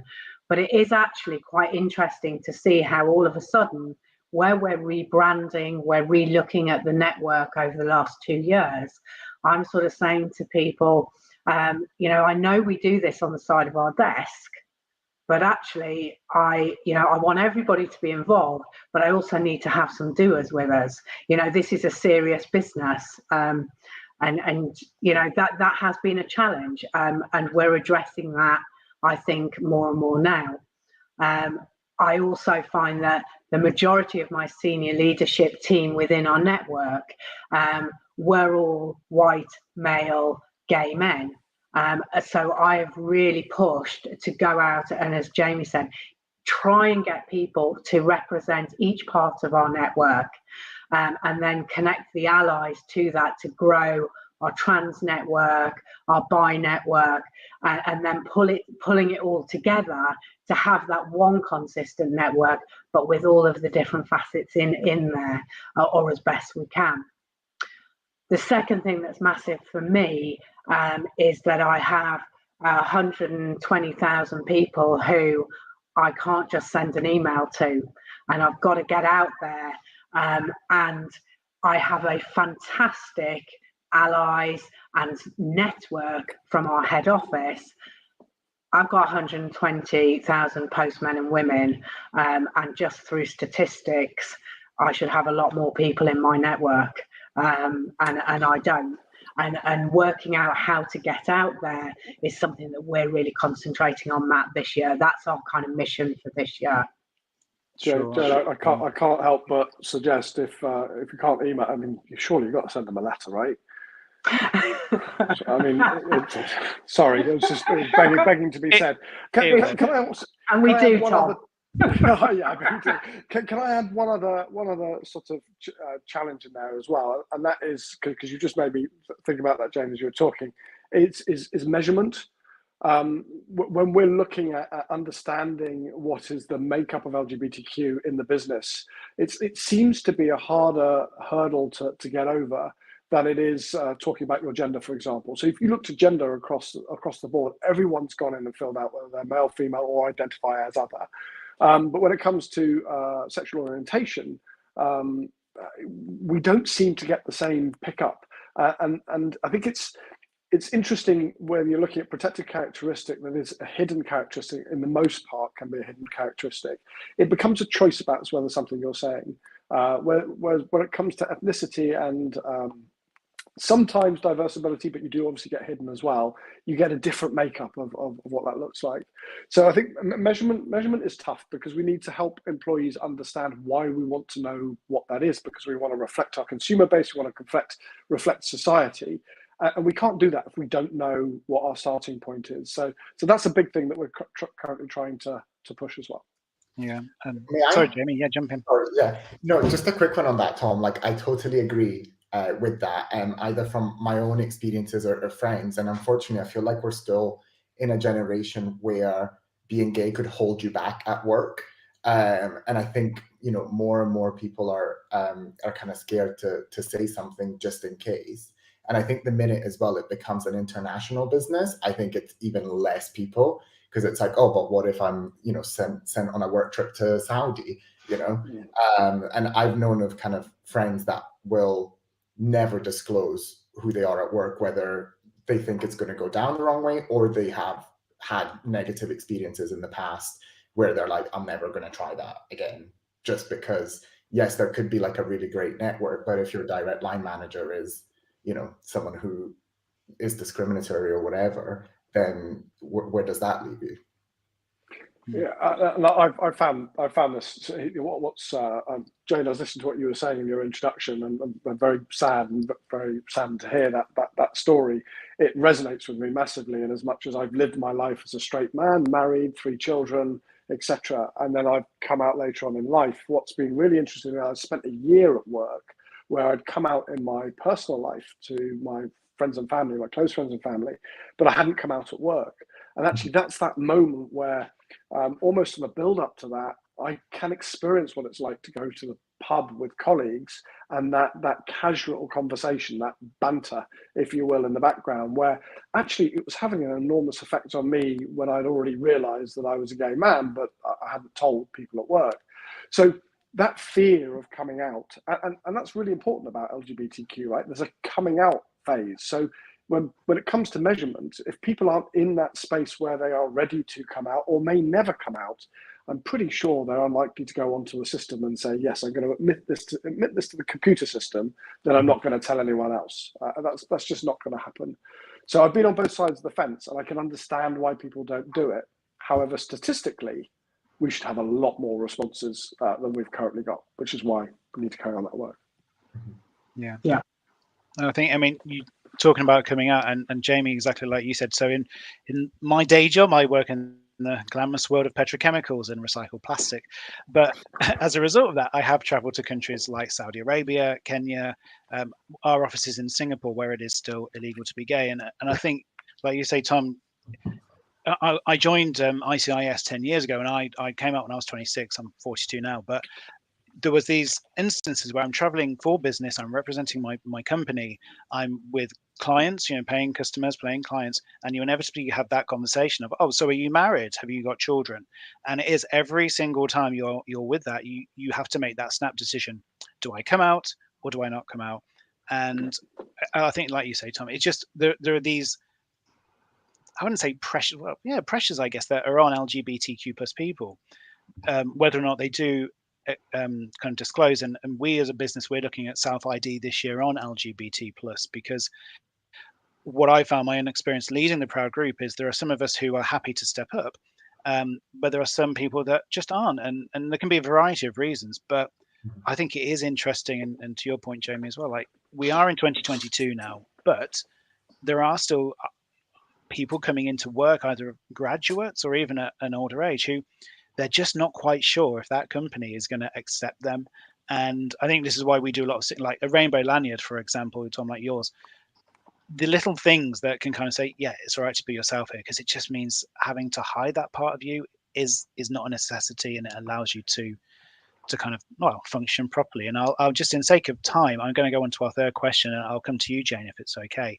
I mean, kind of keeping about that kind of fear of coming out, so to speak, but do you, or are there still conscious or unconscious biases to overcome within the workplace, either in-house or if it comes to, suppliers, supply chains, or customers, do you think?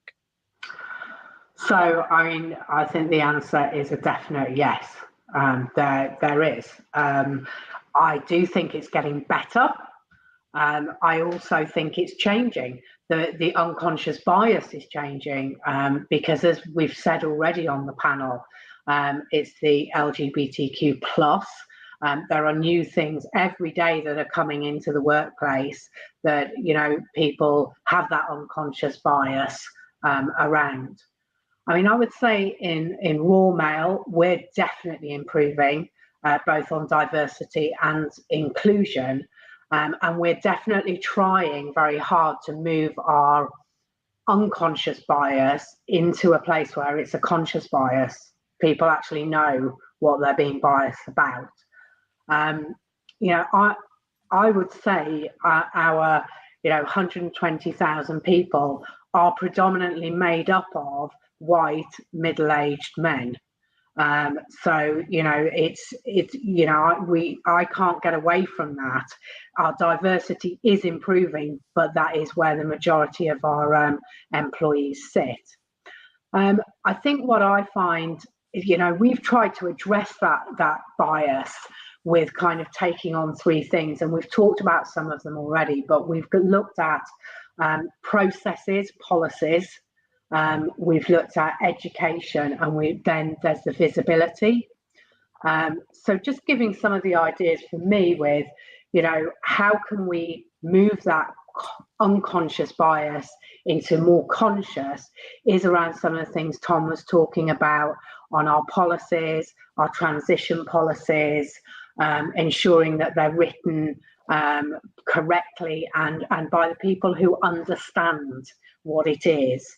We have guides for managers, individuals who are coming out, So that's all available so that they can pick up, come into our network via email when they're ready to come out, pick up buddies, and that could be someone from their community, it could be a manager, it could be an ally, HR business partner.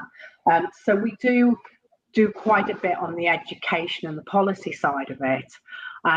Some of the stuff that we have done, which seems really basic, but we have just last year got signed off that our uniform, our order forms that you go online to order uniforms, if I am at work presenting as a female, but I want to order male stuff, I can actually do that now. So we now have gender neutral uniforms that people can buy, which is amazing. You know, some of our trans network where they're transitioning and they wanted to order the skirts, because they're showing on our system as a male, they couldn't even get into where the skirts were, let alone order one.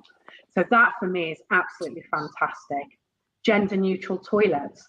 We have a very old estate of buildings. You know, in some of them, you're lucky that we've got a toilet in there. You know, so to be able to get passed through our properties, that any new buildings or any refurb buildings will now have gender neutral toilets in them, was absolutely amazing. So that's some of the process stuff that we've done and managed to get through the business and get that support at real, you know, having to go to your CEO and your exec boards and your boards to get those things signed off is just fantastic to get that support through it. Education. The panel have already brought that up. We've brought in guest speakers externally to management teams and allies to train them on pronouns, what it means, how to go about addressing people, running a campaign to get pronouns onto everybody's email signatures. So small things like that is starting to give that kind of education and visibility. But actually is a great statement. The other thing we've done is a speak up policy. So this is about calling it out. So Tom mentioned that banter or, you know, the unconscious bias that might be a little bit more conscious bias and is dressed as banter. We have videos and we've really run that campaign and helped our allies understand how to address it, so how to call it out or speak up in front of people without actually then moving it on to a, you know, full-scale argument between, you know, several people. So how to deal with it, taking people to one side, but questioning and calling it out. So there's some of the real educational pieces we've tried to move that conscious and that bias. And then there's the visibility, which is the lanyards. We have really great little pins.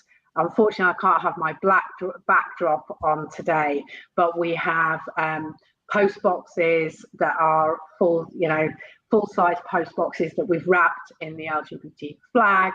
We have a HGV lorry that goes between Belfast and Southern Ireland that's completely wrapped in the LGBT flag. We have vans up in Cambridge that are in the trans network flag. We celebrate through Pride, Jamie, so I'm going to be in touch with you about Edinburgh because that is one of the areas we want to go. We have, you know, so that visibility, you know, we try to do something for every single day where we're having, you know, whether that be by Visibility Day, Coming Out Day, Idaho Day. We do everything in a different way. So whether it be, you know, World AIDS Day, we have we get the red ribbons, and from the top down, everybody has to take a selfie and post it on our workplace. So you're getting that senior management buy-in for that. So it's about, I think, trying to touch every different channel you can and we do we post out our our monthly newsletters, and we've picked some great other ideas up that we're going to progress this year for people to be able to communicate. But I think they're the three main things for me that would be what I want to concentrate on for our group for this year. And I mean, Jamie, I'll come to you because, sorry, getting a bit of feedback there. There we go. Thank you. So, Jamie, I mean, talking about conscious and conscious buyers, and you said, your company is relatively small in terms of employees, but have you seen that in either, hopefully not within your own company, but with other organizations that you've worked with or companies that you've worked with in the past? Yeah, 100%. And unfortunately, we still get it today. Like, obviously, we're an agency, so our job is to go in and pitch to people and tell us this is why you should pay our bills. And unfortunately, there have been a number of occasions where, we walk in and we don't look like most other agencies do. And you get a bit of like are you okay? Are you meant to be here? So yeah, we're pitching. And there's just that initial thing that, you don't look like you're meant to, or you don't speak like you're meant to and stuff like that. And finally, I was having this conversation with our chairman today, because I said, is it normal that we win more work if the person on the other side of the table is like this and this and this? So this was a very heated debate that I had this afternoon. And yeah, it's difficult to get around, but at the same time, I guess, touching on Jane's point, the visibility of even just being there, you might have changed someone's mind of, oh, you don't need to be, an old straight white man to sell me marketing. Okay, cool. So I think that in itself definitely helps. And if we can change some minds just by being there and showing up, great. But I think the other side is, again, as Jane said, is the education piece. That is massive. And a lot of what we do everything that we do has a diversity focus. So, getting that into companies as well is a great way for us to, through marketing and through what we do, teach people about why is it important to, run an ad campaign that shows, same-sex couples or shows someone that's non-binary. And yeah, that, presents its challenges. And if there are challenges, we probably wouldn't be in the room in the first place. But it still creates great opportunities for us to inspire further education and for us to, educate ourselves further as well. So yeah, I think visibility and education, definitely the biggest ones. And unfortunately, it does still happen a lot, even when we create a whole company around not happening. Yeah, I would have loved to have been part of that conversation this afternoon you had, because I think, that's an interesting, if you're pitching to another LGBT plus person, are you more likely to get success with them or not? I mean, that we do not have time for that conversation. Really good one to go into. And so, yeah, we are kind of coming towards the end. We've got about 7 minutes or so left. But Tom, from your point of view, obviously Britvic, massive company, what do you have within, or what do you see? So when it comes to unconscious bias, so I agree with everything that's been said. Jane, I loved the terminology of turning unconscious bias into conscious bias. I look at it slightly differently, in as much as, firstly, it's important to recognize that everyone has unconscious bias. I say everyone, let's call it almost everyone has got unconscious bias. It's the nature of the human being. So I don't think it's ever about converting it into conscious bias as such. I know that's just a turn of phrase, but it's about making sure you understand what your unconscious biases are. Because if you don't work at it and you don't practice it, then actually those unconscious biases, that they come back. That they're so ingrained in how we're raised, both nature and nurture, that have existed from when we're kids, that it's not something that you get rid of, but you do have to work at it and keep practicing it.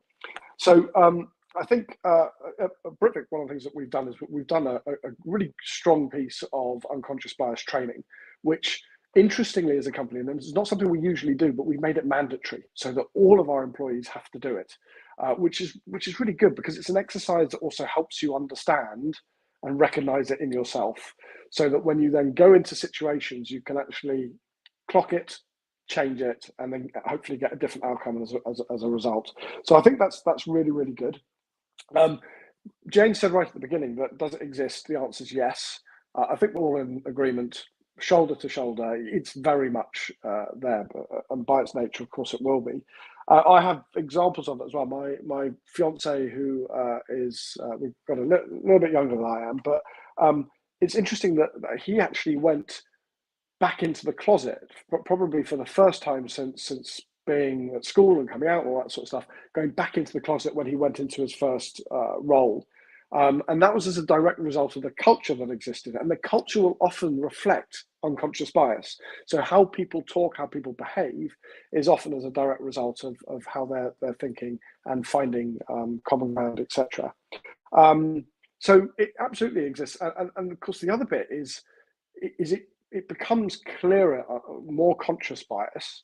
So recognized and almost proudly recognized by individuals when you get out of a work situation as well. So if you want to see examples of it, go out for drinks after work, because if you have enough drinks, it will come out. And there are countless examples of where that's happened. Not so much from me or in Britvic, but from stories that I've heard from other network groups and other people, and for me in other companies, even if at the time I was identifying as a straight man. So yeah, very, very prevalent. It needs continuous work, and we need to make sure we all recognize it in ourselves. And like Jane said, stand up and be counted. When it happens, you've got to call it out, because for most people, if it's unconscious and you call it out, most people will react with a bit of shock. Most people won't know that they've done it. Most people won't even remember it. If you talk to them about it the next day, they'll be like, "Oh my God, did I do that? That's not me." So yes, that's how you work on it. It's continuing non-stop. Yeah.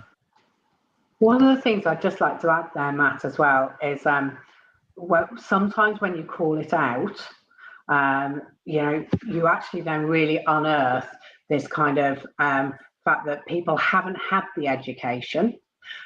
They're also very nervous about how and what to say, because there is sometimes, I don't want to offend, but my Lord, have you just offended?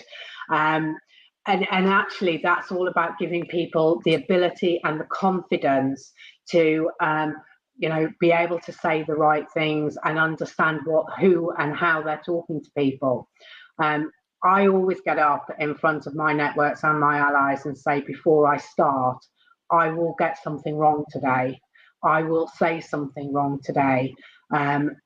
Please just stop me and point it out. I won't take offense, but please don't take offense of if I've got it wrong, because I really didn't mean to. So I think that's also important, is giving people the permission, to try and get things right. Brilliant. And to that point, Jane, very quickly, we've also done a bit of a reverse mentoring program within the business, where we invite very senior leaders from PLC board to exec boards into a meeting with the LGBTQ+ steerco, and we create a safe space for 1 hour to say you can say whatever you like, and it could be completely wrong. And what are all the questions that you never want to ask? What's the stuff that stops you talking about this because you're too afraid? Talk to us and we'll have an open conversation about it without fear of reproach. And that's also very valuable. Sorry, Tom. Sorry. Jamie, we've got a couple of minutes there, but Jamie, like literally 1 minute, anything else you would just like to add before we sum up? Not really. I feel like I've been so excited to hear everyone No speak. pressure, no pressure. No, I totally agree with what everyone is saying, and I love the idea. I actually just did a piece last week with management today about creating the opportunities for people who are allies or don't even know what allies means, to create that opportunity for them to be like, hey, what does this mean? How do you do that? And we actually had something quite funny happen at work recently, and one of the girls who is heterosexual said, Jamie, can I call you a twink? And I was like, whoa, yeah, sure, if you want. So, there's even like this whole culture and community thing that people are interested by and have so many questions about. But, she was sweating asking me this because she just thought she's insulted me. And I'm like, I wish I was still that. But there is still that opportunity to, create the opportunity for people to ask the weird random questions, because that's how they can get awareness about what's going on. Sure. Yeah. Like, I wish I was still young enough to be called a twink. But I'll say with that, all of you, thank you so much. It has been a great panel, and I hope everyone watching has got a lot out of this as well. And I mean, a few key points I've made as we've been going through. So from what we've been talking about, how do we kind of keep LGBT plus inclusion going? Budget helps. I mean, unfortunately, money does talk. So having budget, but also having exec sponsorship support from the top down. Kind of not competing with other ERGs. We know it's very hard in a virtual world as well to get that message across. So work together rather than against each other. Representation is important and across all the community. And as we said, LGBTQ+, that plus is there for a reason. We have to bring in that representation. We also have biases to overcome. And I think, like you said, Jane, all of us have biases. We just have to acknowledge them and work to, work on them. Education is very important, again, unconscious bias training, but changing the policies and have them written by people who actually understand, as you said, Jane, as well. And I think, visibility and more important, and again, we at RSG have those courageous conversation spaces too, but do not be afraid to make mistakes. But when you do make a mistake, hold your hands up, learn from it, and don't do it again. So with that, then, I would like just to say again, thank you once again to our panel. If you are live inside the summit, please look to the left of your screen for speed networking and virtual booth during the ad breaks. And don't forget to tag Dial Global and use our social media handle, which is hashtag Moving the Dial. And please do join us after the short break to hear the last of our panels this year, where we look at how organizations looked to collect intersectionality data and what does it mean for their workplace diversity and inclusion agendas. Enjoy, and thank you very much for joining us.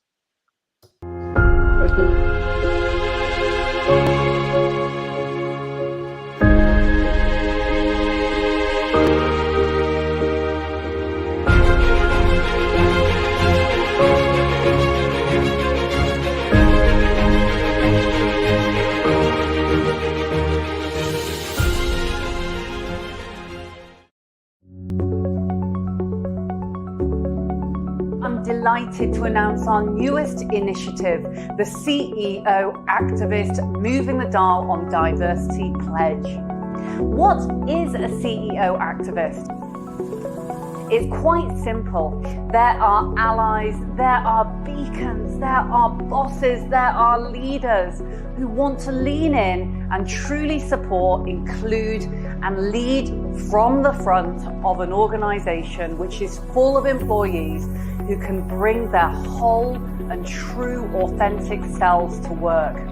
They're the leaders who know inclusive and diverse workplaces are economically sound and make good, strong, strategic business sense. They're the leaders who want to make their world a better place now and for future generations of leaders to come.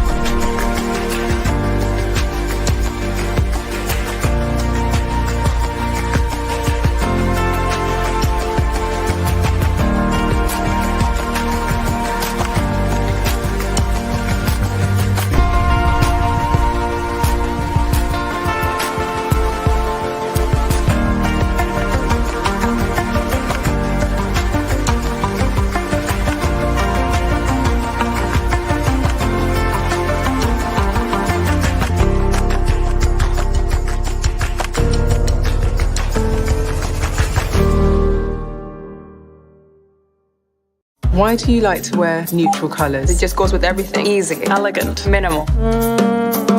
Contrast, skin tone, both. It really just depends on how I feel that day. A sense of expression. There's nothing neutral about it.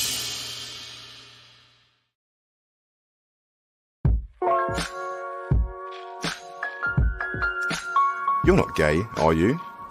You don't sound gay. You don't look gay.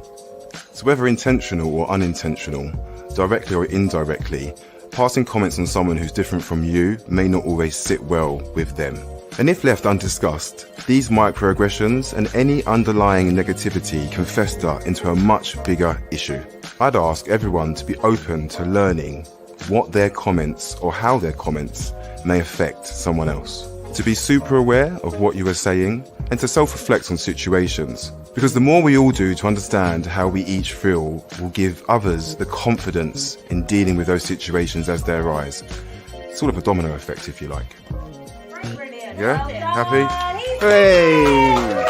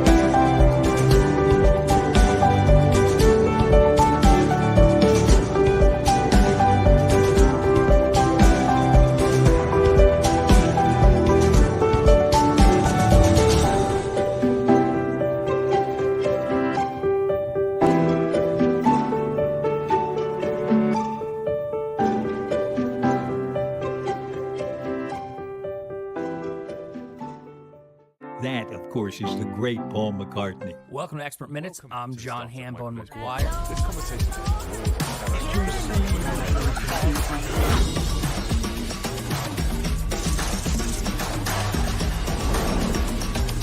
sweet, juicy. Where did that word come from? I don't know.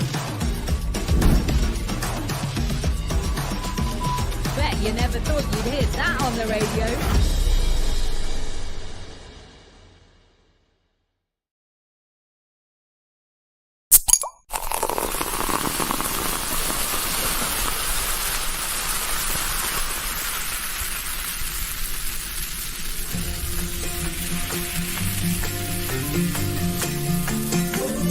We are in the business of joy. You'll find our products where you find good feelings. Homely kitchens, pubs, clubs, picnics in the parks, cozy nights in, office parties and birthday parties, festivals and football finals. With every drink we sell, we aim to make people's everyday lives a bit more enjoyable. And with 30 plus brands in 50 plus countries, that's a lot of joy. 2.3 billion litres a year to be exact. Long before we made Purdy's and Robinsons, our founders made drinks packed with vitamins, and we're still true to those good for you roots. Britvic's sustainability program, which we call Healthier People, Healthier Planet, is key to our business, helping us do right by the world and the people we serve. In recent years, we've cut billions of calories from our products, grown our employee and community support systems, and reduced our plastic packaging, water use and carbon emissions. There's always more to be done, and we're always striving to do it because we want our communities to trust and value us like we trust and value them. Some of our drinks might be still, but we're always in motion. We started as a humble chemist shop in Chelmsford in the 1850s. Now we're a global business in the FTSE 250. We've grown up in Great Britain, but we've grown out into France, Ireland and Brazil, all countries where we now manufacture our own brands. Through our partnership with PepsiCo in the UK and Ireland, we've gone even further. We have great plans for Britvic. More premium options, more healthy choices, more efficient ways of making and selling our drinks. Already, we've invested £240 million to enhance our supply chain, and we're looking at exciting innovation opportunities to move beyond the bottle and add flavor to millions more drinking occasions. That's just a taste of what's to come. We celebrate the adventurers, the dreamers, the visionaries chasing new flavours. You know some of their names already. Matthias Robinson, Matthew Tesser, and Mr. and Mrs. R. White. We raise our glass to these and other innovators for giving us our creative DNA. Our days are spent testing, tasting, rating and creating, leading the market to make fresh ideas a reality. Because good hydration takes imagination. Britvic is a family of exceptional people with a common goal: to bring joy to those everyday moments. We come from many nations. We are British, French, Dutch, Brazilian, Filipino, Irish, Canadian, New Zealanders, friends from across the road or across the ocean. We are product developers, drive site operators, field sales experts, R&D technicians, engineers, marketeers, managers of brands or finances or forecasts. We care about the drinks we make and the communities we serve. We act with pace and passion. We work as a team, each playing to our strengths. We are stronger together. This is Britvic. We enjoy life. We care, we act with pace. We're courageous. And we are stronger together. These are the things that make us who we are.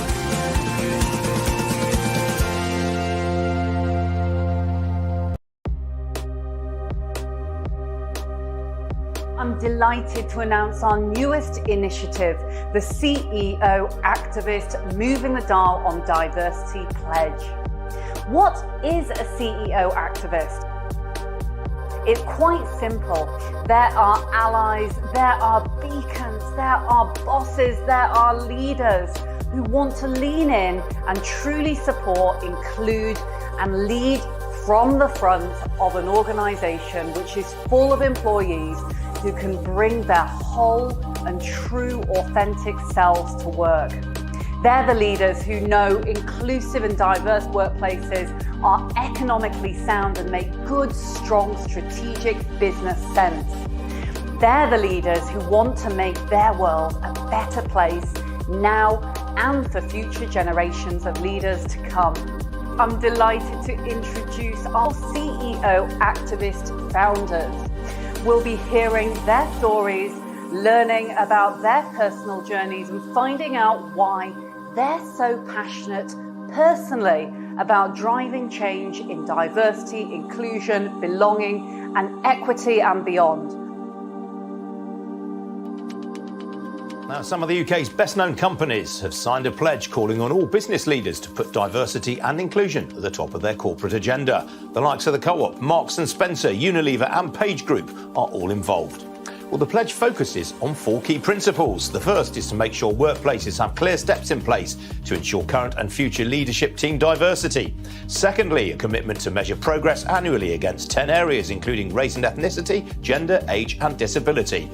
A promise to implement strategic diversity plans with clear accountability for CEOs or leadership teams. And a commitment for CEOs to each share their learnings and strategic plans for the future. Layla, let me start with you. How did you go about getting all these employers to sign up to this pledge? Well, it's really about changing the face of our future and supporting future generations of leaders.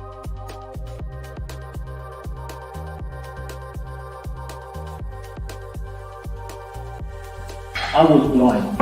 I thought we were doing a good job.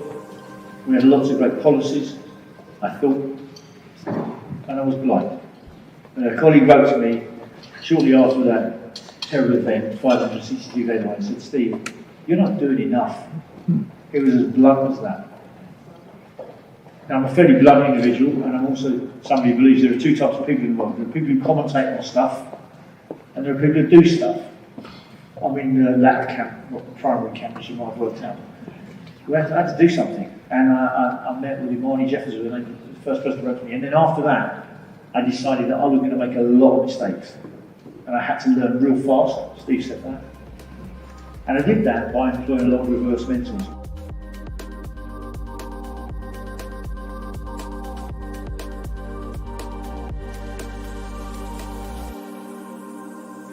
If you're not actually being honest about the fact that maybe you've got a mental health challenge or you've got a particular issue or whatever, then how can you be authentic? You know, and there are so many leaders that don't talk about their particular challenges, but if they did, then it would make everyone else feel more inclusive. And I'll just give you a small, I mean, We were trying to tackle mental health, and we've gone some way, and we encourage loads of our directors to talk about it openly on Yammer. I mean, honestly, it'd make you weep. People were talking, and these were people I'd known for 10 years, I didn't know. You know, some I had potential suspicions, but they hadn't talked it openly. And they did.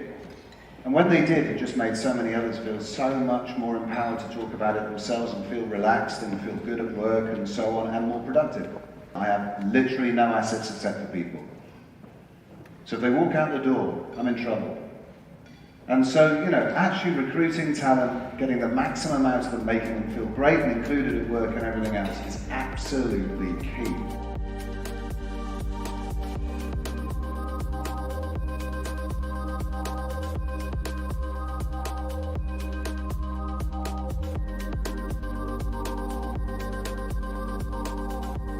I'm a white, privileged individual.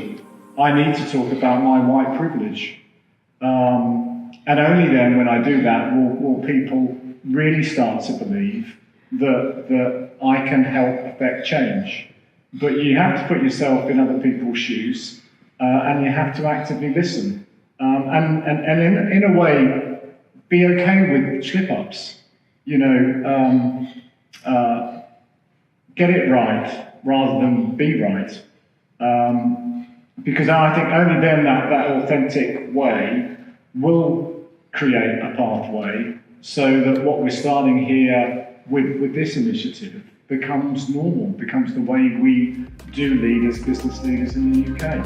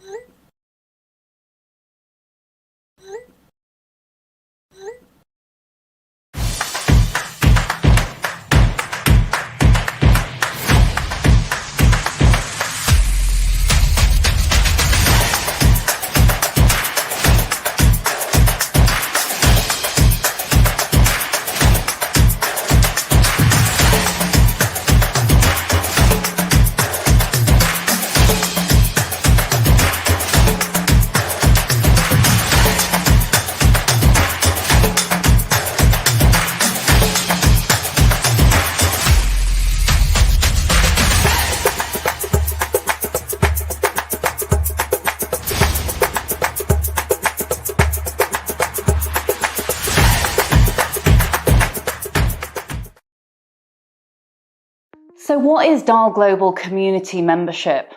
The brilliant thing about membership is it actually brings together people when it comes to engagement. So it's an engagement app, but we also have this online as well. The digital platform, whether it's on the app or whether it is online, brings together organisations and their respective employees when it comes to diversity and inclusion. So on the platform, we give you access, we give you knowledge, we give you downloadable materials and the network as well, internally and externally, that allows you to drive workplace diversity and inclusion faster. The thing that I love about the app is the fact that it's so easy to use. It's literally a couple of clicks and then you're in. You get your own private group for your organisation and your employee resource group, but you also can chat and network and reach out to others from other organizations. We've got some incredible members. You can see them on the site. They are leading world-class organizations. And it's an opportunity for those who perhaps want to seek a network outside their organization with which to be inspired, with which to learn, with which to be educated and informed. We do weekly virtual workshops. We have a whole host of downloadable guides and information. We have snackable content so you can dip in and dip out as you feel. And that's the great thing about the app and about diversity and inclusion. Ultimately, everyone's interested in different things. You can choose your subject matter if you're interested in LGBTQ+ inclusion, if you want to find out more about intersectionality, if you want to see how organizations may have set up their certain frameworks, you can do all of that. And you can also set subject matter as well, so that you can tune into the content that's more relevant to you, or that's more engaging to you, or that you're most interested in. And that's what I do. I make sure I tag all the areas that I like to find out relevant news in, so that I can be informed. I get notifications basically as to when there's something new happening. And it makes sure that we all stay abreast, ahead of the curve when it comes to insights, because as we all know, this is an evolution. It's an ever evolving, changing landscape. And so there's always something new to find out and be inspired as well by others. So visit us today, www.dialglobal.org. You can also download the app in the App Store and check out what things look like. You'll need to contact us to make sure you get the Insider Community Pass, so you can reach out to myself or one of the fabulous team at Dial to find out more about that. www.dialglobal.org.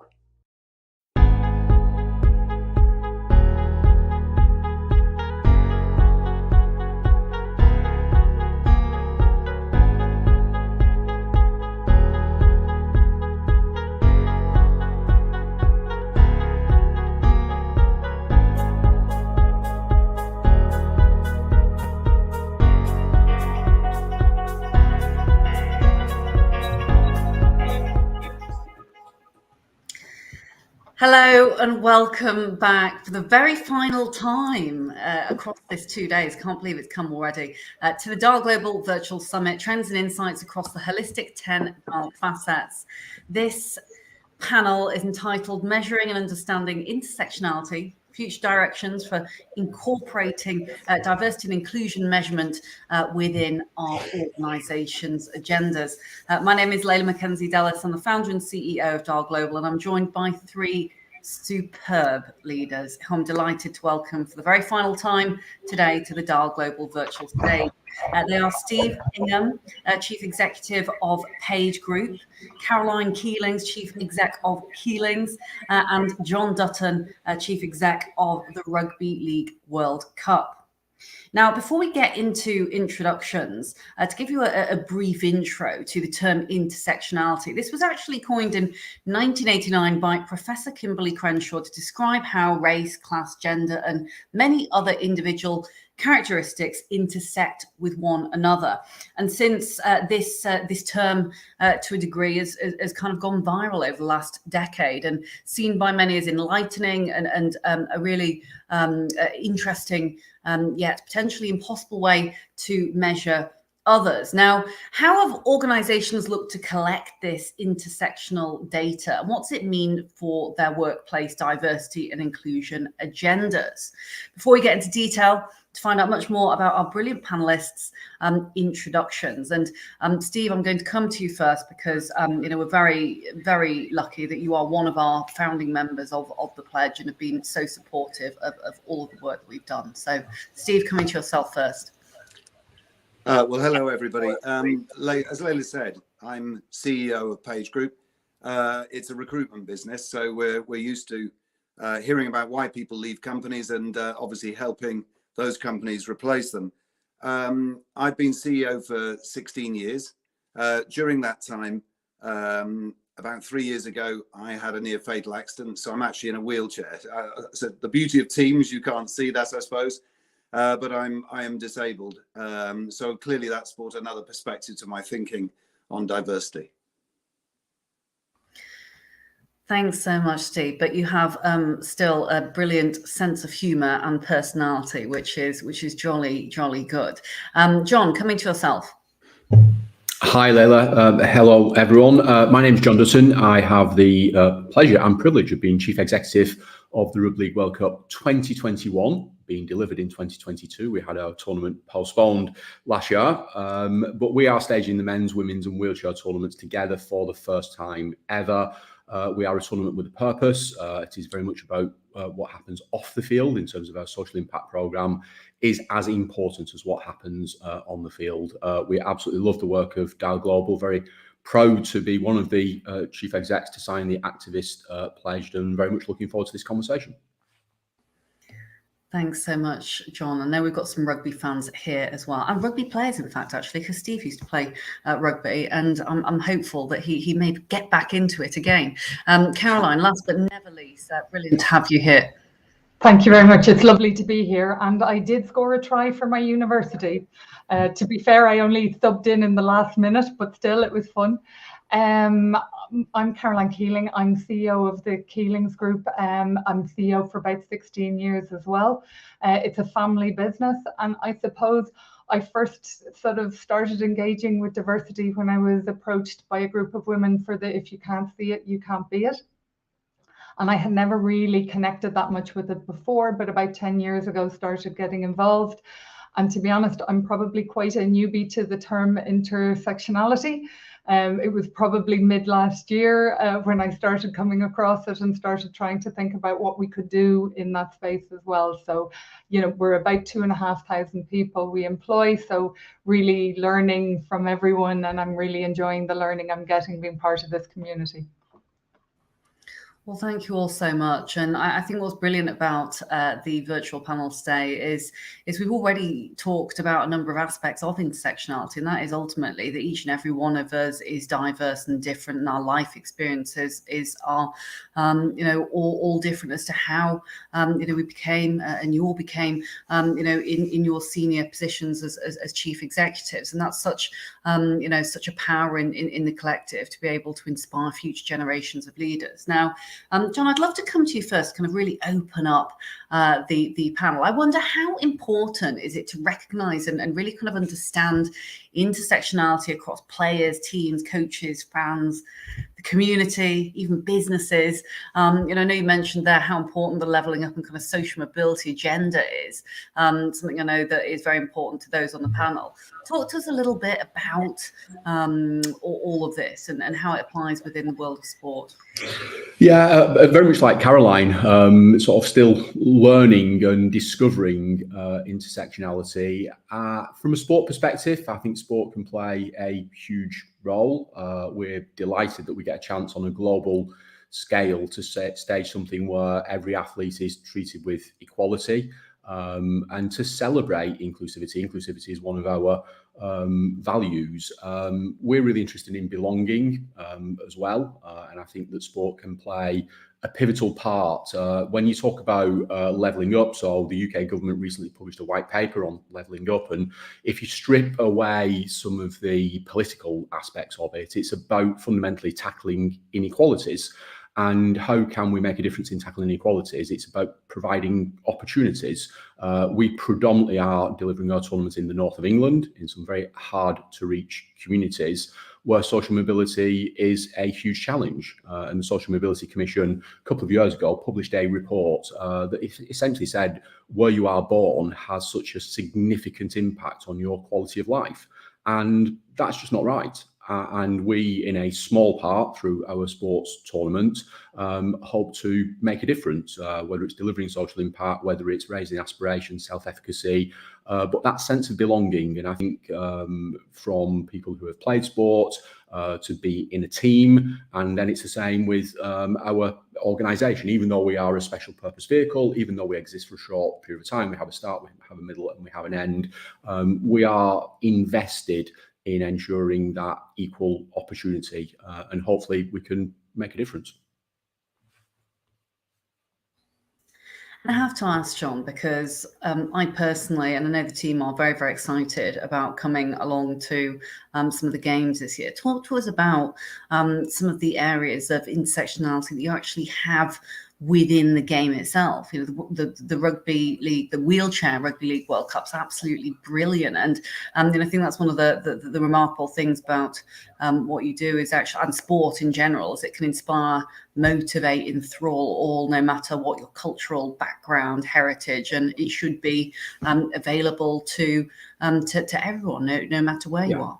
Yeah, absolutely. I'm first of all, we're welcoming 21 different nations and celebrating some quite incredible cultures from Samoa and Papua New Guinea and Brazil opening our women's tournament. We can't wait to celebrate those different cultures. The wheelchair tournament is really interesting. Wheelchair Rugby League is different. Lots of people think they've seen Wheelchair Rugby League. It's actually the Paralympic version of wheelchair rugby. And what's unique about Wheelchair Rugby League is anyone can play, so disabled, non-disabled, men and women together.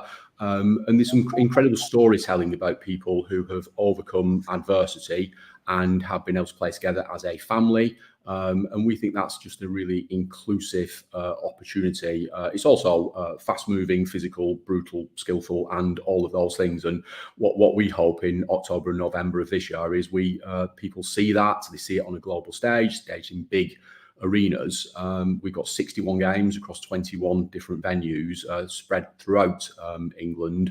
But if you strip away some of the sporting elements, it's about experiences, it's about creating memories, it's about that sense of belonging. And we know that sport and events in particular are really special. And we have lived for the last 2 years through a pandemic where we've not been able to share some of those social experiences. So we hope we can play a part. And we are a World Cup, and we are very, very proud not only to stage 3 tournaments. We've actually introduced, we've not quite got enough, Layla, so we're introducing a 4th element. We're going to stage the first ever physical disability Rugby League World Cup. And again, that's just about providing opportunities for young people who maybe have not experienced that on a global stage. I absolutely love that you have, I mean, that is literally intersectionality in a game. The fact that you have men, women, disabled, not disabled, like literally everyone. And I would encourage you all to kind of Google this on YouTube, actually, because it is completely brutal. If you're thinking, yeah, it's not going to be as brutal, it really is. It's hardcore, but absolutely brilliant. Steve, Caroline, any further thoughts? Because I know that you're both sporting fans here as well, and it's just great that when we talk about sport, it's something that everyone feels that they can get involved in. I mean, that into itself, with families in particular after the last couple of years is just, it's really heartwarming, actually.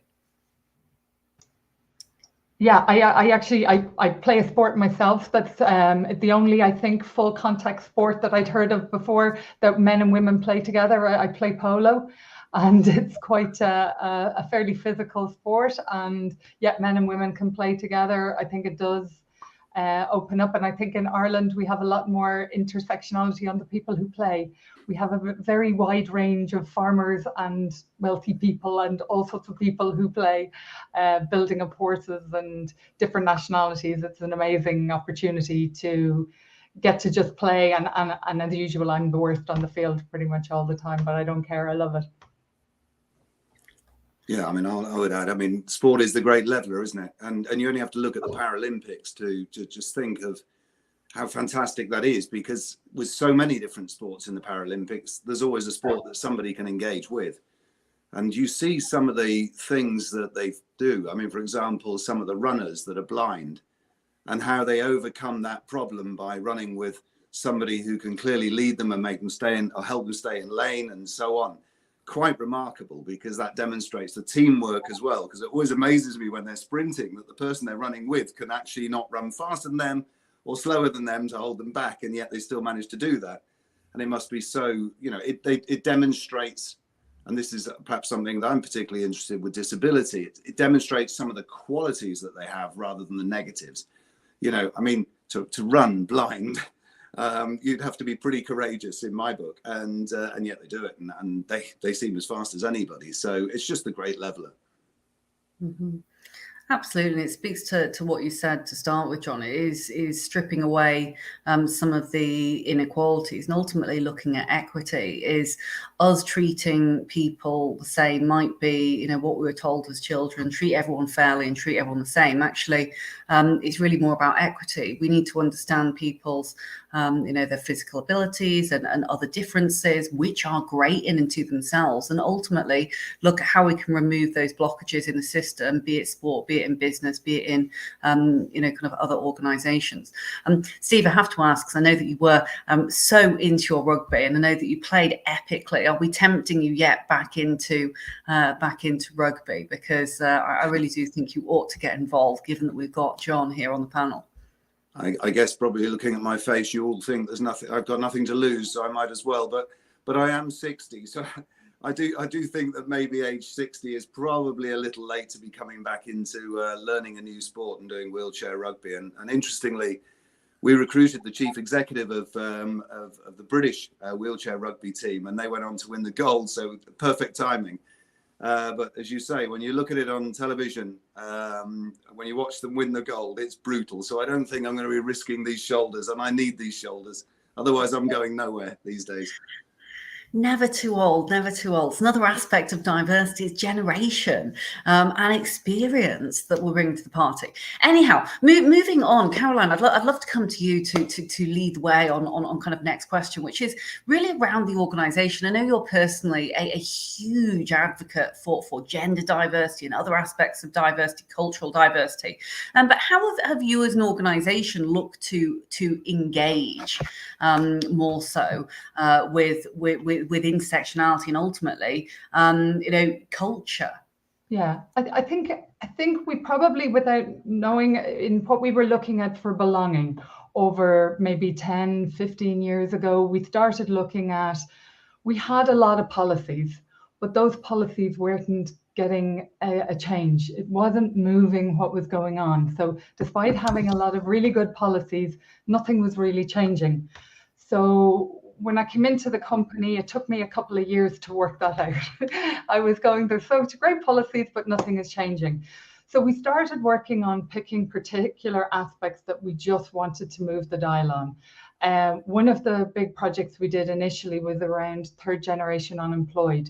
So one of our businesses is located right next to an area that had really bad unemployment for a long, long time. So we took 30 people in, all sort of in their early 20s, who had never worked, neither of their parents had worked, and none of their grandparents had ever worked.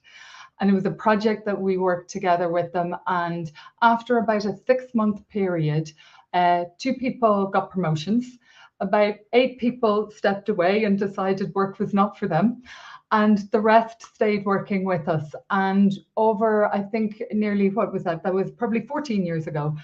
We still have 18 of them still working with us. 4 now are in different roles. 14 are working on the operation floor. And it, you know, it was a big learning curve for us on how to support people into work. But had they not had the support program for the 6 months, I'm not sure very many of them would have lasted. They needed that support program, but once they had that support program, it was, you know, they just had not experienced certain things that we would have expected them to have experienced. So that kind of led us into, we can do new programs, we can move the dial. So it gave the business a bit of confidence. We've done a number of other programs. One was around refugees. So we were constantly sending our job opportunities to a direct provision centre, is what we have in Ireland. So when people come in for asylum, they go to a direct provision centre, and usually they cannot get the visa to work until they're in Ireland about 6 years, which I think is terrible. But what we were trying to do was to give people that chance to come back into work, but nobody was applying for the jobs. And eventually we got together, and my HR director and her team went up to the Direct Provision Centre, which is about 40 minutes from us. and set up a day where we interviewed people. And it was a very interesting day for the team, and they learned a lot.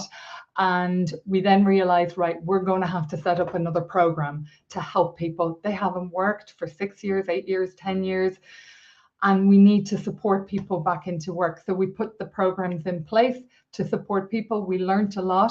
We then wrote up that program and shared it with other companies and shared it with the government as to what they could do. Because one of the learnings that we had, even long term, we have to provide the transport. So we provide a bus every day that goes, collects people, brings them to our place and brings people back.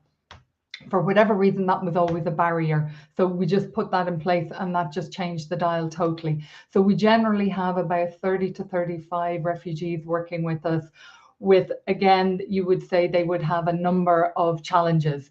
And intersectionality has really helped us deal with that, because we've been doing this for a number of years and we were hitting some barriers, and we had only looked at it from that one aspect of being a refugee.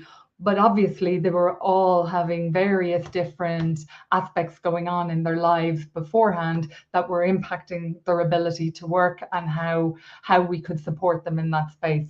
So we've sort of worked on a number of areas, and I think what I'm trying to do with the team on intersectionality is, how do we become a little bit more vocal and open about the conversation? Because we have been very, and I'm extremely guilty of this, say nothing in case I say the wrong thing. And that's been something that we've been trying to challenge. And by sort of opening it up in some senior groups to have appropriate conversations, such as sharing some of my intersectionality, they would think that they know most, but you start sharing other things. One of the things we had at a senior discussion recently is, I was saying some of my best connections with people and have been through sharing some of what people would have been perceived as a challenge for me.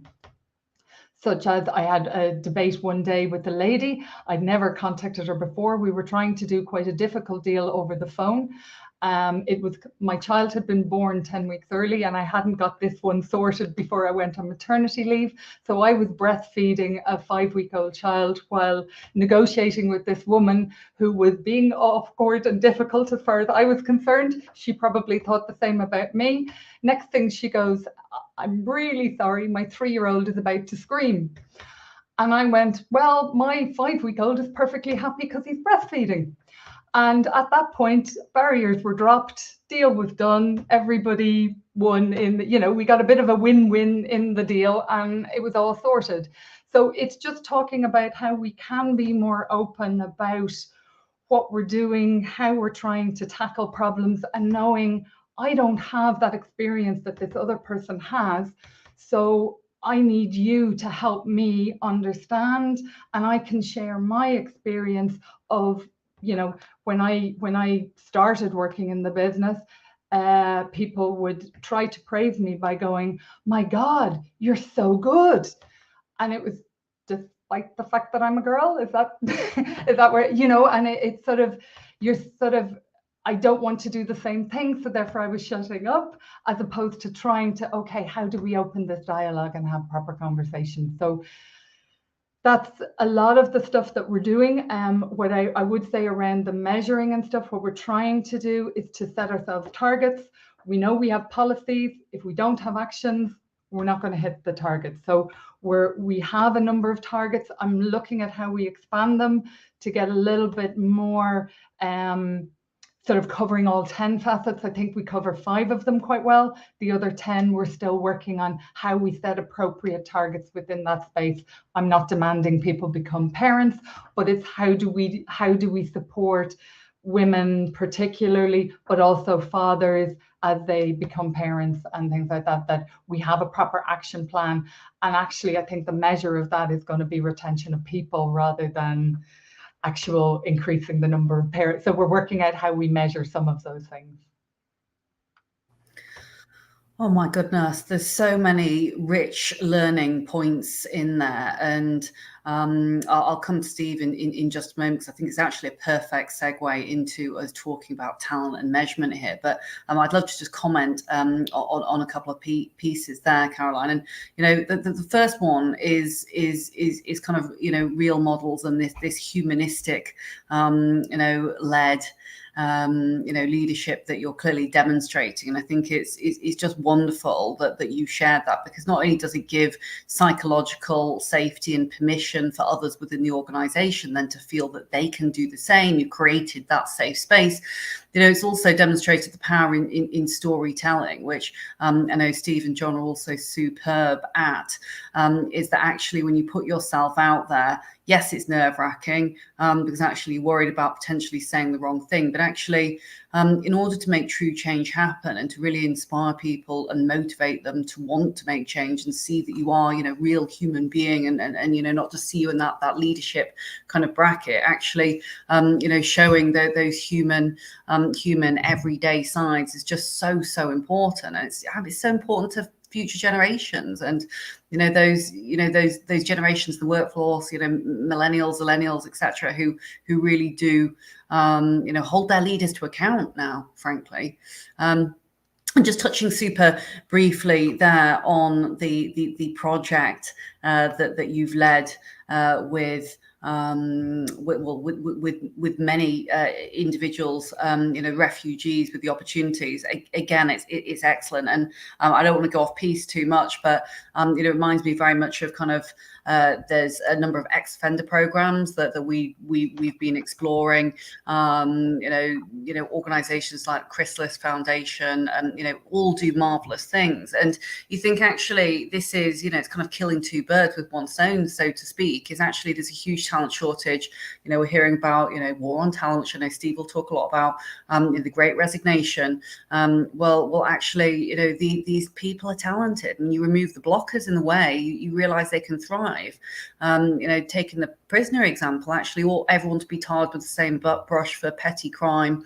You've got to be able to break the perpetual cycle, because otherwise, already statistically these individuals are more likely to say go in and reoffend, more likely then to have to, commit crime in order to survive, and so on and so forth. So absolute huge kudos for putting that in place. I just think that is brilliant, and you've gone clearly out of your way to do that, and demonstrates what leaders and organizations can do when they set their minds to it. Now, Steve, I saw you unmuted there, so I'd love to come to you next, not only on kind of any comments on what Caroline said, but also around tracking and measurement, which I know amongst sports is one of your favorite subjects too. Well, look, first of all, just on what Caroline said, I absolutely agree, because and it links into measurement.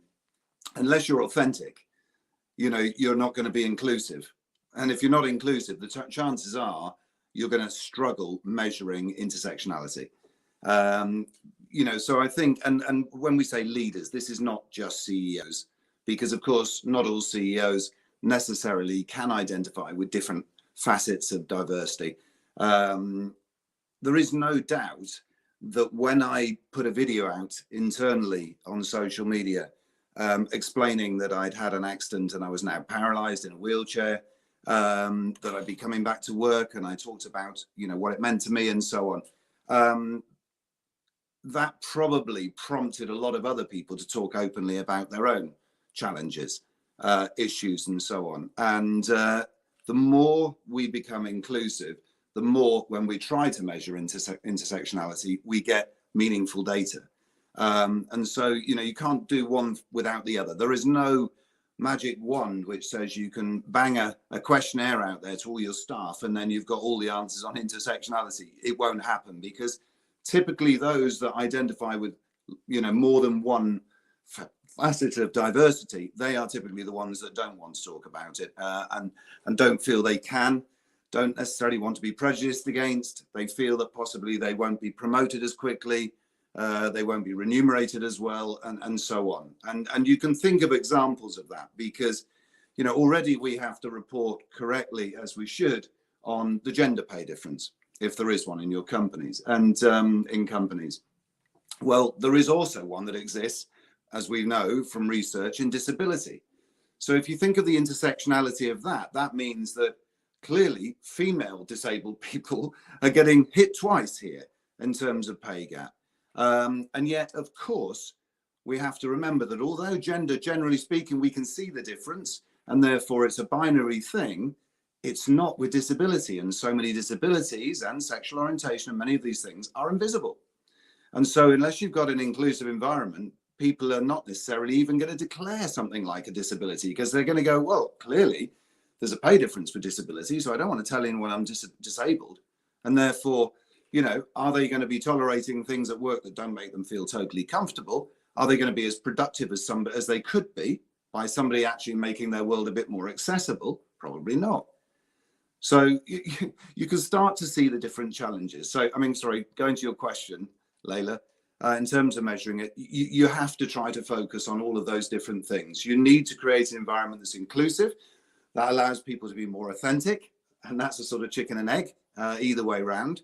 I think the more of your leaders that you can persuade to talk openly about themselves and the different things they identify with helps, because that will allow people below them to feel that they can talk openly about theirs as well. And that will probably then allow you to measure different things that are intersectional. And with this, I mean, I'm no wizard in terms of writing the correct questions and so on, but when you look at the questions that are written, so many of them are closed and they need to be open. You know, so, I mean, it can, rather than just saying binary, do you identify with being, disabled, end of. Rather than saying which of these do you identify with? And if somebody's ticking 4 or 5, you've obviously got somebody who clearly is more than one facet of diversity, rather than just thinking of themselves as male or female or whatever. We do pulse surveys as well amongst different categories of disability. And then by doing that, you can ask them other questions that they identify about. And so on. There are various ways of doing it. And I think I work on the basis that what isn't measured doesn't get done. So, you've got to know what's going on, not just for the benefit of retention and trying to make your own workforce as productive as possible, clearly, trying to enable them to be as effective as possible in their jobs and happy and so on, which everybody should be, but also to keep them. Because as you quite rightly said, at the moment, particularly, and I'm trying not to smile as I say this, obviously as a recruitment company it's difficult, but there are a lot of people moving jobs at the moment, and a lot of companies, and probably nearly every single CEO is telling me that they're struggling to replace those people that they're losing or those people that they want to hire, which of course is good news for Page, but is not ideal for business in general. And so these are things we need to focus on. And then finally, the comment I would like to make is that if we don't have a recruitment policy that's intersectional, guess what? Your workforce probably won't be. So in other words, if you go out and fish in the same old pools, as Caroline was mentioning there, unless you if you don't think outside of the box in terms of how you recruit, then the chances are you're going to recruit the same kind of people that your board already represents. And this is something that we're really focused on, and we try to help our clients.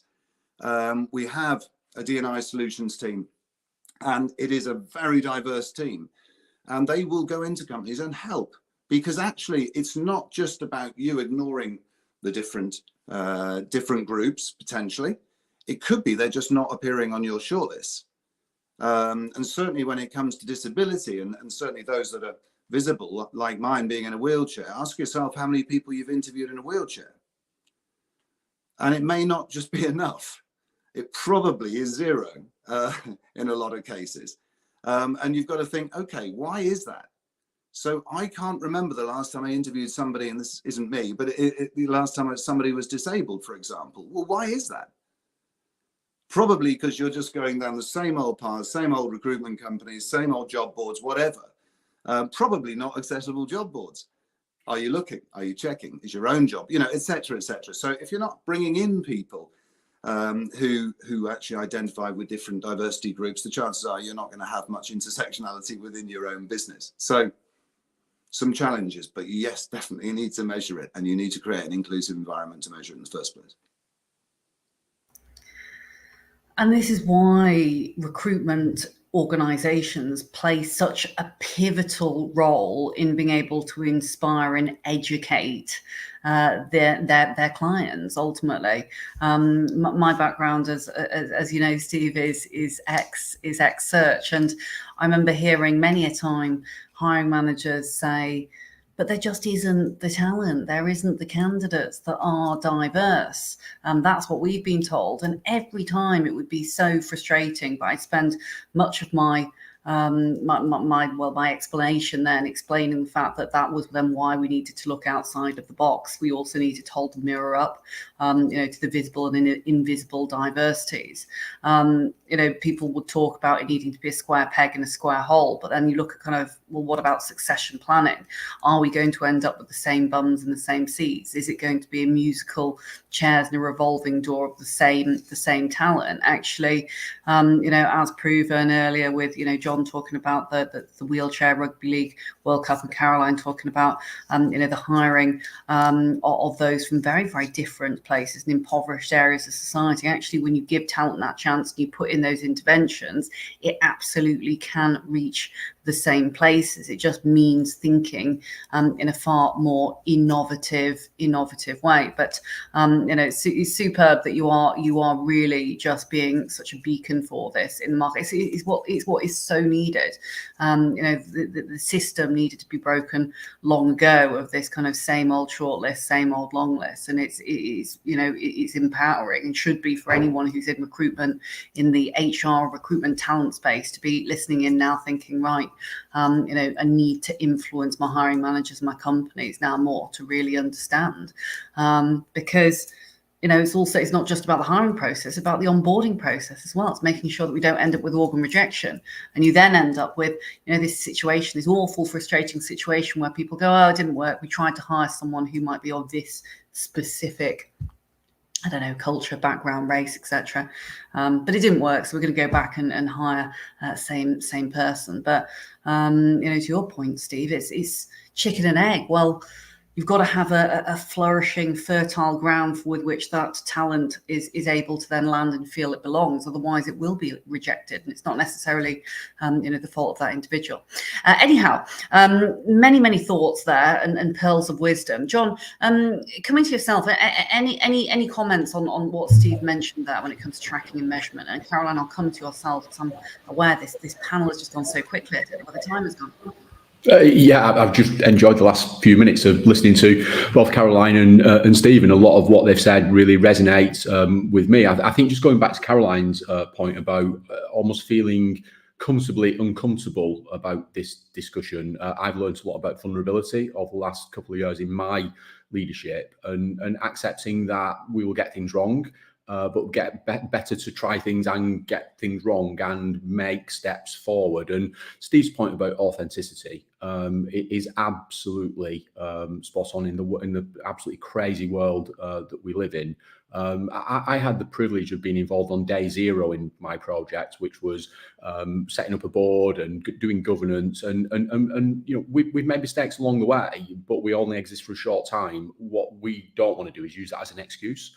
And we want to hire talent, and from the board all the way down, that has an authentic belief in inclusion in particular. Two of our values, and we drew our value set in 2016, are inclusion and authenticity. So, just fascinating to listen. The challenge is recruitment. I think recruitment at the moment is really, really hard. And everything that Steve has said, we're experiencing some significant challenges. But to have that intersectionality, to have a diverse workforce that represents the communities that we will work in, is never more important now than at any time before. John, it's so good to hear, and I know I've said it to you many a time, but you truly have made this project, if we can call it that, a longer project than you imagined. I know, something that is just unbelievably special, because it is such an unusual organisation, this temporary vehicle of the Rugby League World Cup 2021, now 2022, to bring inclusion and authenticity, which you've done in so many aspects in such a short period of time. I just think it's amazing. Caroline, any thoughts from yourself before we give some final parting comments? I'm going to be really quick, and thanks, Steve. I hadn't thought of this. We're working on our graduate program, and let's just say one of our graduates has to have a disability. End of, and move on. And if you can't find them, we're not filling it till you do. Because I can't believe that's not true. So I'll just take that next step from this call. I love that. And, you know, I got to say, because I've heard many a person, well, actually, I'm going to ask you all this one little last question since we are on our last panel. But, you know, quotas is a real big debate, and it's known as a bit of a dirty word. Oh, you know, we don't put in quotas, that kind of thing. But what is wrong? Feel free to agree or disagree with positively looking at bringing in different people, because if we don't look at positively intervening when it comes to talent, then how will we ever be able to grow flourishing innovation and difference later on down the pipeline? I really, you know, it's a subject and a word that gets me really hot under the collar, actually. But I'd really love to know your thoughts. I think absolutely, I completely and utterly agree with Caroline. Is, well, you know, why not look at that percentage? We've got to reflect our community at the same time. It just is logical. Steve and John, sorry, I know that I'm keeping the conversation going a little longer here, but since it was mentioned, it's just it's an interesting subject. Yeah, well, I mean, in terms of quotas and so on, they're absolutely fine as long as you're not rejecting somebody that actually is capable of doing the job, and that's the key thing. Clearly, we've got quota targets on main boards in PLCs and so on, and we've got to meet them, and I'm glad to say we are. And although it feels sometimes like a mountain to climb if you're a long way behind on a particular aspect, invariably, it's a lot easier than you think if you put your mind to it and motivate people in the right way to find the right candidates to make sure they're on the shortlist. So, you know, positive discrimination, rejecting people who are capable of doing the job just because they're not meeting your particular requirements for diversity, not so sure. But if you spend a lot of time making sure you're fishing in particular pools, then you will find a more diverse shortlist you know, when you come to a point, and probably still meet your objective in terms of getting to the result you need. This is so true. I used to hear people saying, oh, but they're not the right culture fit. I said, what do you mean? Okay, what do you mean by that? It's like, why aren't we looking at this as culture add on top? Why is it, you know, always kind of about culture fit? But anyhow, I know that we're running out of time, but I'd love you all just to, and I've got to give a little plug here for our CEO activist pledge, given the fact that I know Steve is one of our brilliant founding members. I know that John has signed up already, and Keelings have too. But why should other CEOs and leaders and organizations listening in now get involved when it comes to signing up to the pledge and moving the dial? And hopefully we'll hit 100 execs by the end of the year. We're on 20, you'll be pleased to know now, Steve, already, which within a short month and a half is not too bad, I don't think, but still impatient for more, impatient for change. Caroline. I suppose I think I've learned a lot since connecting up with yourselves. So I think for most organizations, you need a little bit of help and guidance in this space. It's not crystal clear. It's not straightforward. How do you guide your path? So I think you're a great resource to help keep moving forward in this. Thanks, Caroline. Steve, why should other CEOs who listen to you talking so authentically now on Sky say, hey, right, I've got to sign up because there's power in the collective? Well, if you don't embrace diversity, if you don't embrace intersectionality, then you won't understand your customers, and business won't be as good. Your workforce won't be as effective and as productive as it should be. And, you know, at the end of the day, we all have to measure productivity. We have to report on it and so on. You will lose to your competitors if they understand diversity and if they understand intersectionality. And so it is crazy. And one final plug for disability. I mean, 20% of the population are disabled. And just to warn everybody, 80% of that 20% become disabled during their lifetime. So if you think about it, you know, that means basically 16% of the people you look at when you see 100 people are likely to become disabled at some point in their lifetime. So, you know, at the end of the day, you're missing out on a huge category of people if you're not embracing and understanding that category. So it's lunacy not to. The best way to actually make sure you understand that category is employ some of them. Mm-hmm. Well said indeed. And John, last but never least, I know you signed up immediately on the evening, actually, back last year. It feels a long time ago now. Yeah, and very proud to do so. Look, the irony of being on this panel as a white, middle-aged man, I don't have a disability, but I'm a leader. I can affect change, I can have influence, and I think being part of the Dial Global community, surrounded by people that want to make a difference, and with your support and doing things together, I think collaboration across an industry that is absolutely ready to change. So I think with the right mindset, we can do anything. We can change the world, Layla. Mm-hmm. Well, thank you all so much. Truly, it's you're all just brilliant leaders, and I feel incredibly honoured to sit here on the virtual panel with you all. And I know from matter of fact that hearing from you all will have inspired so many people. There is power, as you say, in the collective, and none of us know everything. None of us are as smart as all of us, as a famous quote once said. And so actually, no fear in not knowing. Actually, it's worse to kind of not say anything and not to be, open-minded to potentially making mistakes, but driving forth to make a more inclusive world. We've heard it here. It makes competitive business sense. It is also the right thing to do as well, and to drive engagement. So please do join us. Thank you all ever so much. It's been a rich and insightful panel, and just a wonderful way to end 2 days of our summit. We've heard from some just brilliant leaders from all around the world. So thank you ever so much indeed. Final little piece of housekeeping, and that is to thank all of you who are watching. We've thoroughly enjoyed having you here with us. If you are live inside the summit, do look to the left of your screen for the last time this evening if you want to partake in speed networking. I know that I've heard lots of great stories about people that you've met if you're on the front side of the summit, and there's virtual booths as well. They're going on during the short ad break that's coming up next. Don't forget to tag in Dial Global, use our social media handle, #MovingTheDial, and let us know how we can continue to make the summit more inclusive. I know that we've been working closely with MyClearText, who had live captioners, different languages, this time, but we always love your comments. So please do make sure you get in touch and tell us how we can be better, and tell us what we can do to improve. But until next time, thank you all ever so much. Take care, have a great evening, and thanks again, wonderful panelists. You've been brilliant.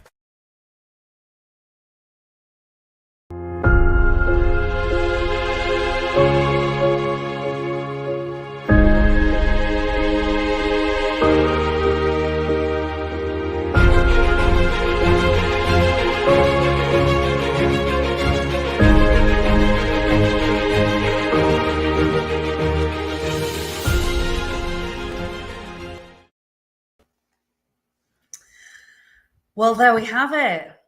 the end of our first quarterly summit of 2022.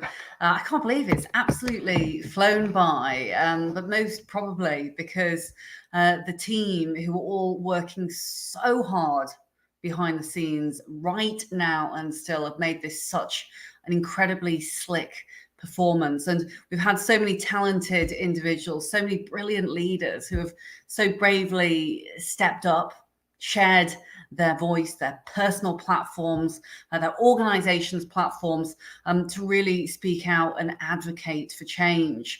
I really hope that you've enjoyed it as much as we have, and that you're feeling right now is inspired and positive and raring to go to do more, much as we do here at TAL Global and the Mackenzie Dellis Foundation. To echo a little of what I said yesterday, I am so proud, so proud, so proud to head up an incredible team. Each and every one of the individuals in the business has come such a long way, and to be able to work alongside so many brilliant minds every single day teaches me something, and it really helps me personally become, I hope, a better leader and lead the way as best as possible when it comes to this diversity movement and evolution, which is a huge part of what I've taken out of these last 2 days. Is this is an evolution.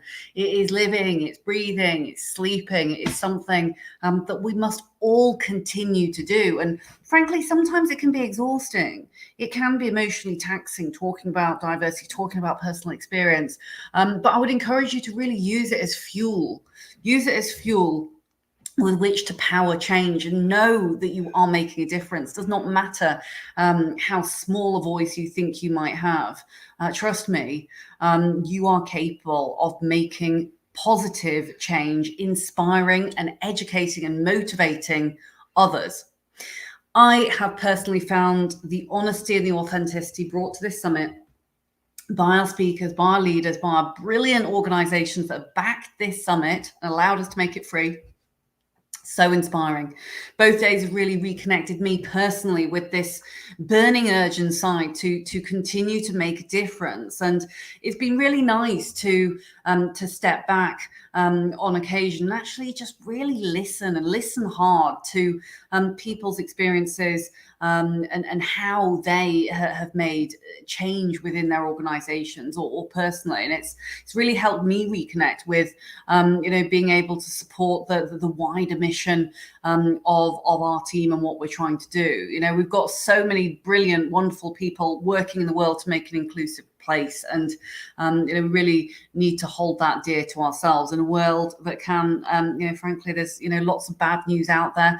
We've got to make sure that actually we're connecting with what makes our hearts sing, and places that we want to be involved, and places that we feel we belong. Our work matters, your work matters. We're doing great things. We're unstoppable when we are together and we share our leading practice, our authenticity, our vulnerability. We are truly unstoppable. Once again, we want to thank our partners. Without you, this would not have been possible. You allow us to make the summit free for all. We don't believe in charging for education. We want all to be inspired. Co-op, thank you. Britvic, Fresenius Cabai, Yahoo, Marks and Spencer's, the superb editorial teams working behind the scenes, brilliant journalists who have written about us, our strategic partners, Revolt and Podcast Radio for the first time this year, and amazing support from publications that we admire, including diverse and mainstream publications, Enable, The Voice, Outnews Global, Forbes, Wall Street Journal, CNN, Bloomberg, Sky, many, many more. I've just heard from the media team here some eyeballs and statistics which are making me positively smile. 180 countries, nearly 13 million eyeballs. 13 million! It's just unbelievable. 283 publications. I am reading off the screen here because Jodie and Michael have put these here into the chat, and that's just, that is absolutely amazing work, team. Amazing work, all who have spoken, because it is about touching lives and really influencing as many as we possibly can. Now, I want to leave you with this very final thought. We've had a tough couple of years and we faced more challenges than ever before, but we rose to the occasion. Each and every one of us did. We are far stronger than we thought. We can pick ourselves up. We can brush ourselves off. We need to work together to make sure that we really do get to the top of the mountain that we are climbing together. I thank you all, but I'm going to do it again one more time for luck. Thank you, Dial Global team. Thank you, Mackenzie Dellis Foundation team. Once again, as ever, you've gone over and above to make this summit happen.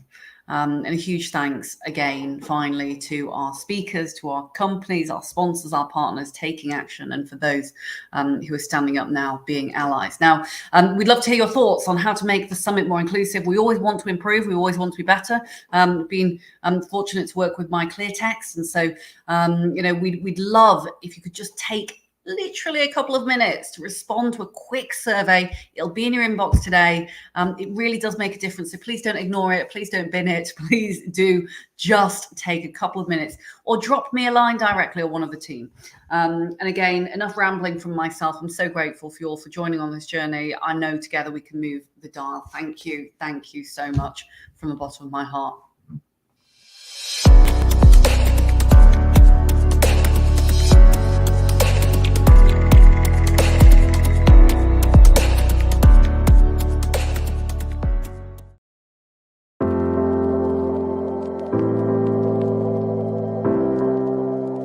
Diversity is not about governance, it's about growth. Diverse companies make 19% more revenue and are 70% more likely to capture new markets. So is it any wonder that over 2/3 of organizations want to increase their diversity and inclusion strategies? But just because becoming a more diverse and inclusive employer is the aspiration, doesn't mean that it's easy to achieve.